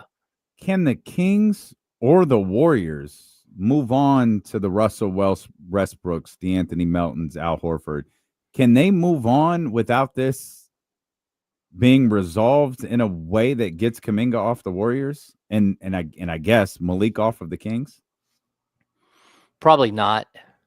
Yeah, I mean, especially the Kings. I don't think the Kings can go out and sign anybody. I mean, why would you sign Russell Westbrook if you've got two guys that can play 28 to 30 minutes a game at the point guard spot, and Monk and Schroeder? To make me happy, James. I know. Sign him to make me happy. Yeah, I get that. Yeah. I'll buy a jersey. Yeah. City edition, D-Lo. There you go. Yeah. Hey, look, I think that there is, like, this is holding up a lot of things and a lot of people's lives, but I think everybody also kind of has a wink, wink, nod, nod. They know what's going on, and this thing will settle itself, like, hopefully quickly. And once you get that figured out, like, you can move on to bigger and better things. James, the one thing I've given up on is quickly. I don't think it is. No, that's true, because October 1st is a long ways away. So the true push to shove date might be whatever the August date is. That's 6 months from trade deadline. Yeah, because that could just be the moment where the Warriors are like, we don't want him here. We don't want him in this lock. All right, fine. Like, we'll do it. Like, I mean, of course, it could stretch to October, but if you get past whatever that 6 month date is to the trade deadline, and that 2-year offer is out there, and you can't, you wind up in a position where you can't trade him, then you have to, because you have to pull that offer. You have to make it clear that that offer is not out there anymore, because then if he signs it, I guess you have the off season, but if I'm Kuminga, as we talked about earlier, I'm not touching that. So the true push come to shove date might be next month. Well, no, I mean, if there is, I'm going to have to look, because the whole 6 month rule is super complex, but it's usually anybody who gets more than 20% raise, whether it's rookie scale extension or it's another extension, that it falls under that category of, like, it's got to be 6 months.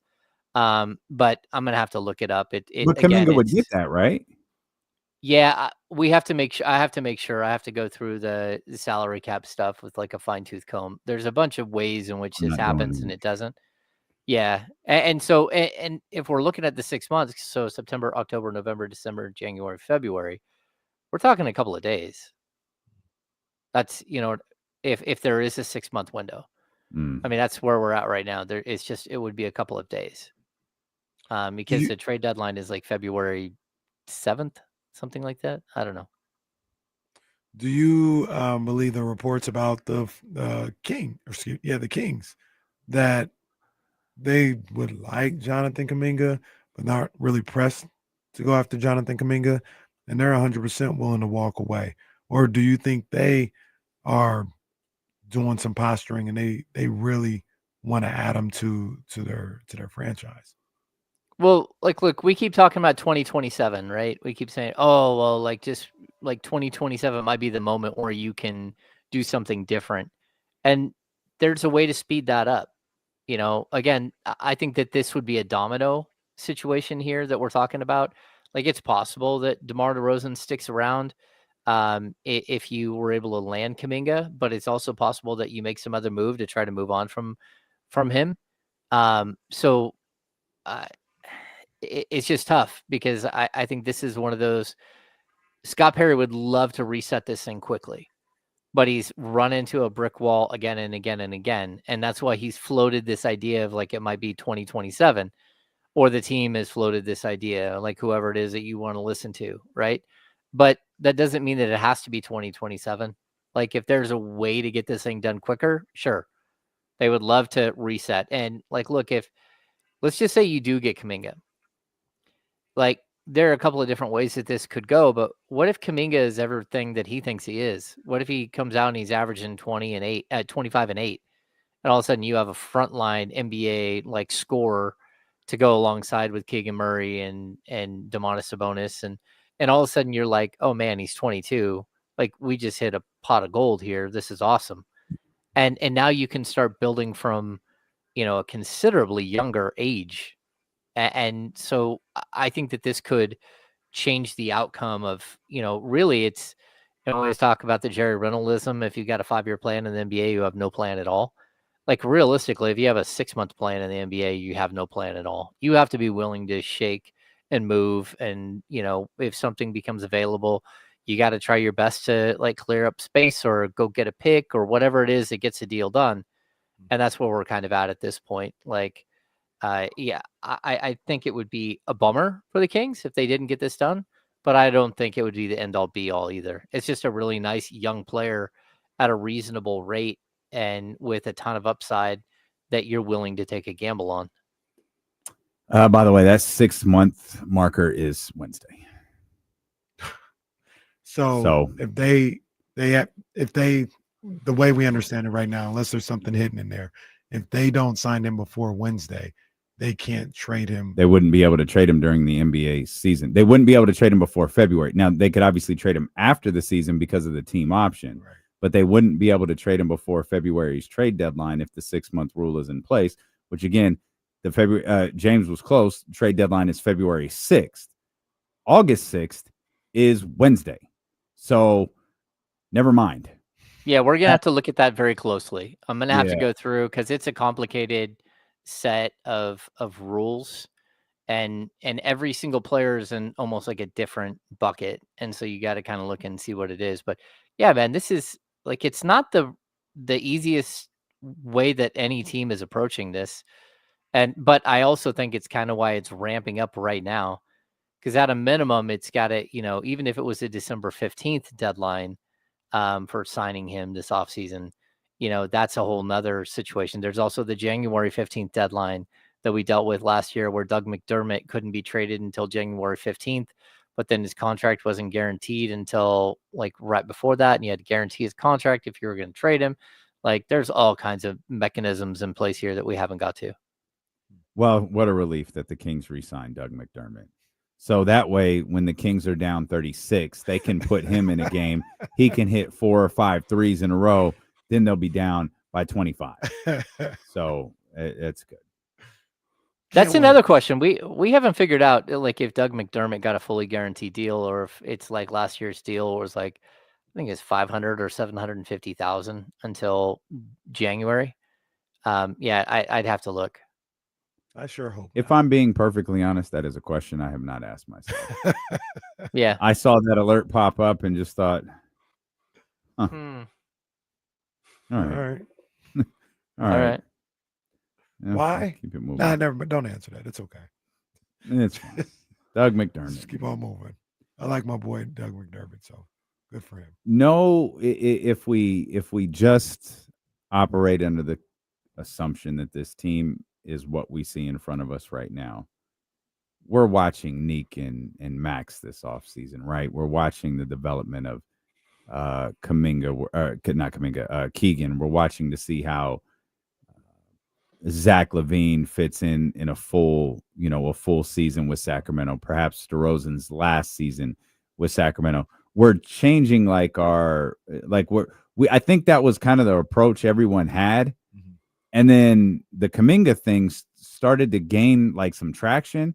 And it was like, oh, this is a different building mechanism that wasn't here before. And you'd start evaluating things a little bit different if Kuminga's here. Now I think we're just back where we were a couple of months ago. And you're extremely pessimistic in that view, or you're just like, yeah, let's see what happens. I'm of the, let's see what happens. I'm of the opinion that those guys aren't going to play that much until we get to, the trade deadline or after the trade deadline. Like Neek will probably play. He'll be in the rotation as long as you haven't made some other move. But like all of it, I mean, it's possible. It's possible those guys will play. But I also think that, you're a GM who took over a team. You're a coach that's in your rookie season. Like the mandate here is going to be to make the playoffs. It's going to be a good team. It's not just going to throw your hands up in the air and say, hey, we're going to be bad for 2 years. I mean, and if the mandate was just to be bad for 2 years, then you didn't go out and sign Dennis Schroeder to a contract. That's just not what you would have done. You would have gone out and even, I know this sounds even sacrilegious because I know how much you love Russell Westbrook, but you would have just signed Russell Westbrook to the minimum and said, okay, like we're going to get by with a combination of Malik Monk and Russell Westbrook as our point guards, and we're going to let it see where it goes. Also, it may not matter because they may not be talented enough, but I think all these guys that are going to be here at the very least early in the season are playing to win games. Like they're going to be playing to win. So because of that, I don't know if we ever get to the point where it's just throw the kids in there and see what they can do. Because we've talked about it ad nauseum. I think there's talent on here, and if these guys are locked in, willing to play hard, and they're talented enough to win a good amount of games, where I don't know if we get to the point where it's just the young guys out there. Mm-hmm. What did they finish last season? 7-13 in the last 20, something like that. It doesn't matter how much talent you have. If it's not working, it's not going to work. You're just going to, so that's when you're going to look at, hey, can we get this player, that player extra time and see if we can develop them? Great, James. I'm with you, though. I don't think that happens. Mm-hmm. I think DeMar, LaVine, Keegan, until otherwise told, Malik, I think those guys will maintain a certain level of competitiveness. I hear you, James, though, as I think something I just feel like they were kind of like off at the end of last year. Yeah, they were never coaches. They were never really on. But I think they were I don't want to say they were done with the season because I don't think they went into that playing game thinking they were done with the season. They played like it, but I don't think they went into it thinking they were done for the season. It just felt like at that point, maybe they were trying to get to the finish line. Not a good excuse, not trying to bail them out, but I don't think that last stretch is indicative of the talent on the team. Yeah, and they had injuries. The last 20 games of the season, you had injuries too. So, I mean, these things happen. Last year, it finished like so many other seasons that I've watched. finish for Sacramento. It's just you didn't have a ton of young players to throw out there, and you're still competing. I mean, it didn't look good, but I mean, they did make the play-in, and they did get thumped in the play-in, but they actually made it, where a couple other teams didn't. So you kind of look at them and say, okay, at least they tried to keep fighting, but I think that's worse when you didn't go young, but you still finished like not with a great finish. You kind of faded hard at the end, and it wasn't because you played a bunch of young guys and just tried to get through. You just played your guys, and you had some struggles, and you didn't win games. Hammer, tell me if this sounds correct. If Jonathan Kuminga signs a 2-year deal with the Warriors with a team option on the second year, he would be eligible to be traded starting January 15th. This is because the team option on the second year would allow the acquiring team to potentially decline it and extend Kuminga, making the contract tradable. That is according to ESPN and the AI overview that I received from Google. I'm not looking in AI overview and taking it at face value. Yeah, this is a lot more complicated than what that sounds like that's looking up. I'll give Peyton in the chat a little credit, and hopefully you're not chatty housing your boy. But he says that goes great. Says the 6-month marker isn't in play because Kuminga would extend on a contract less than 3 years. No 6-month rule. However, a poison pill provision would exist. A poison pill we'll just provision. let James comb the entire collective bargaining agreement to determine the answer. Yeah, because like the poison pill. I want a full report back, James. Yeah, if the poison pill's in place, then what else does that mean? Like, and there's something about the non-guaranteed nature of that contract that also makes it trouble where they can't trade him. Like he would have to waive the no trade clause, and he's waiving the no trade clause because he would lose his Larry Bird rights. But why would he have the no trade clause? He only has the no trade clause in the qualifying offer. No, he has it in a qualifying offer, and he also has it if they give him a 1-year contract. So they can't give him a 1-year contract or the qualifying offer. And so that's why if you hear them giving him a 2-year deal, but the second year is a team option, that's non-guaranteed. And that's why the Warriors want him to sign the other deal. So he would, in a 2-year deal, he would have a no trade clause potentially. If it was a full 2-year deal, yes. Well, no, if it's a 2-year deal with the second year as a team option, or even as a player option, like it doesn't matter. That's what we kept getting. I'm more confused. That no trade. So he does or doesn't? He does. If it's a 2-year deal, he does. Regardless of the options. Mm-hmm. But if it's a 2-year deal, he does have he should have a trade clause if there are options. If the second year is an option. Got me? Gotcha. So if it's a standard 2-year deal. If there's an option either way, he does. If it's just a straight 2-year guaranteed, no option, no trade clause. No trade clause. Yeah. But if there's options, no trade clause. No. If there's options, so double negative. No trade clause. Options either way. He does not have a no trade clause if he signs a 2-year deal. Yeah.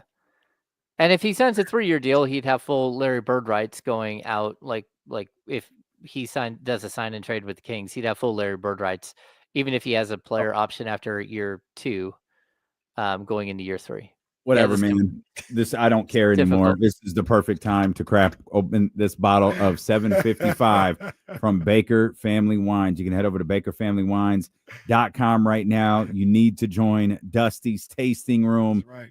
Find out about exclusive releases, tasting room specials, exclusive releases like this 755 Cabernet that I'm holding right here. Cab is my bag. It is my absolute favorite wine right now.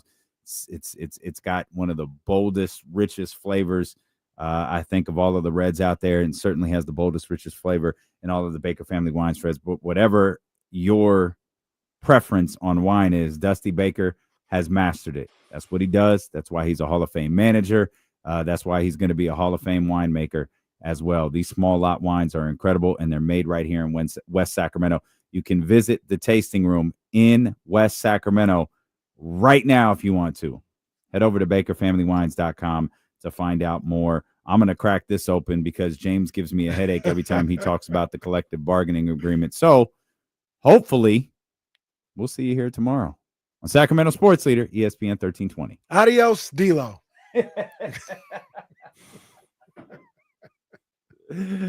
Oh, that's good stuff. That's good stuff.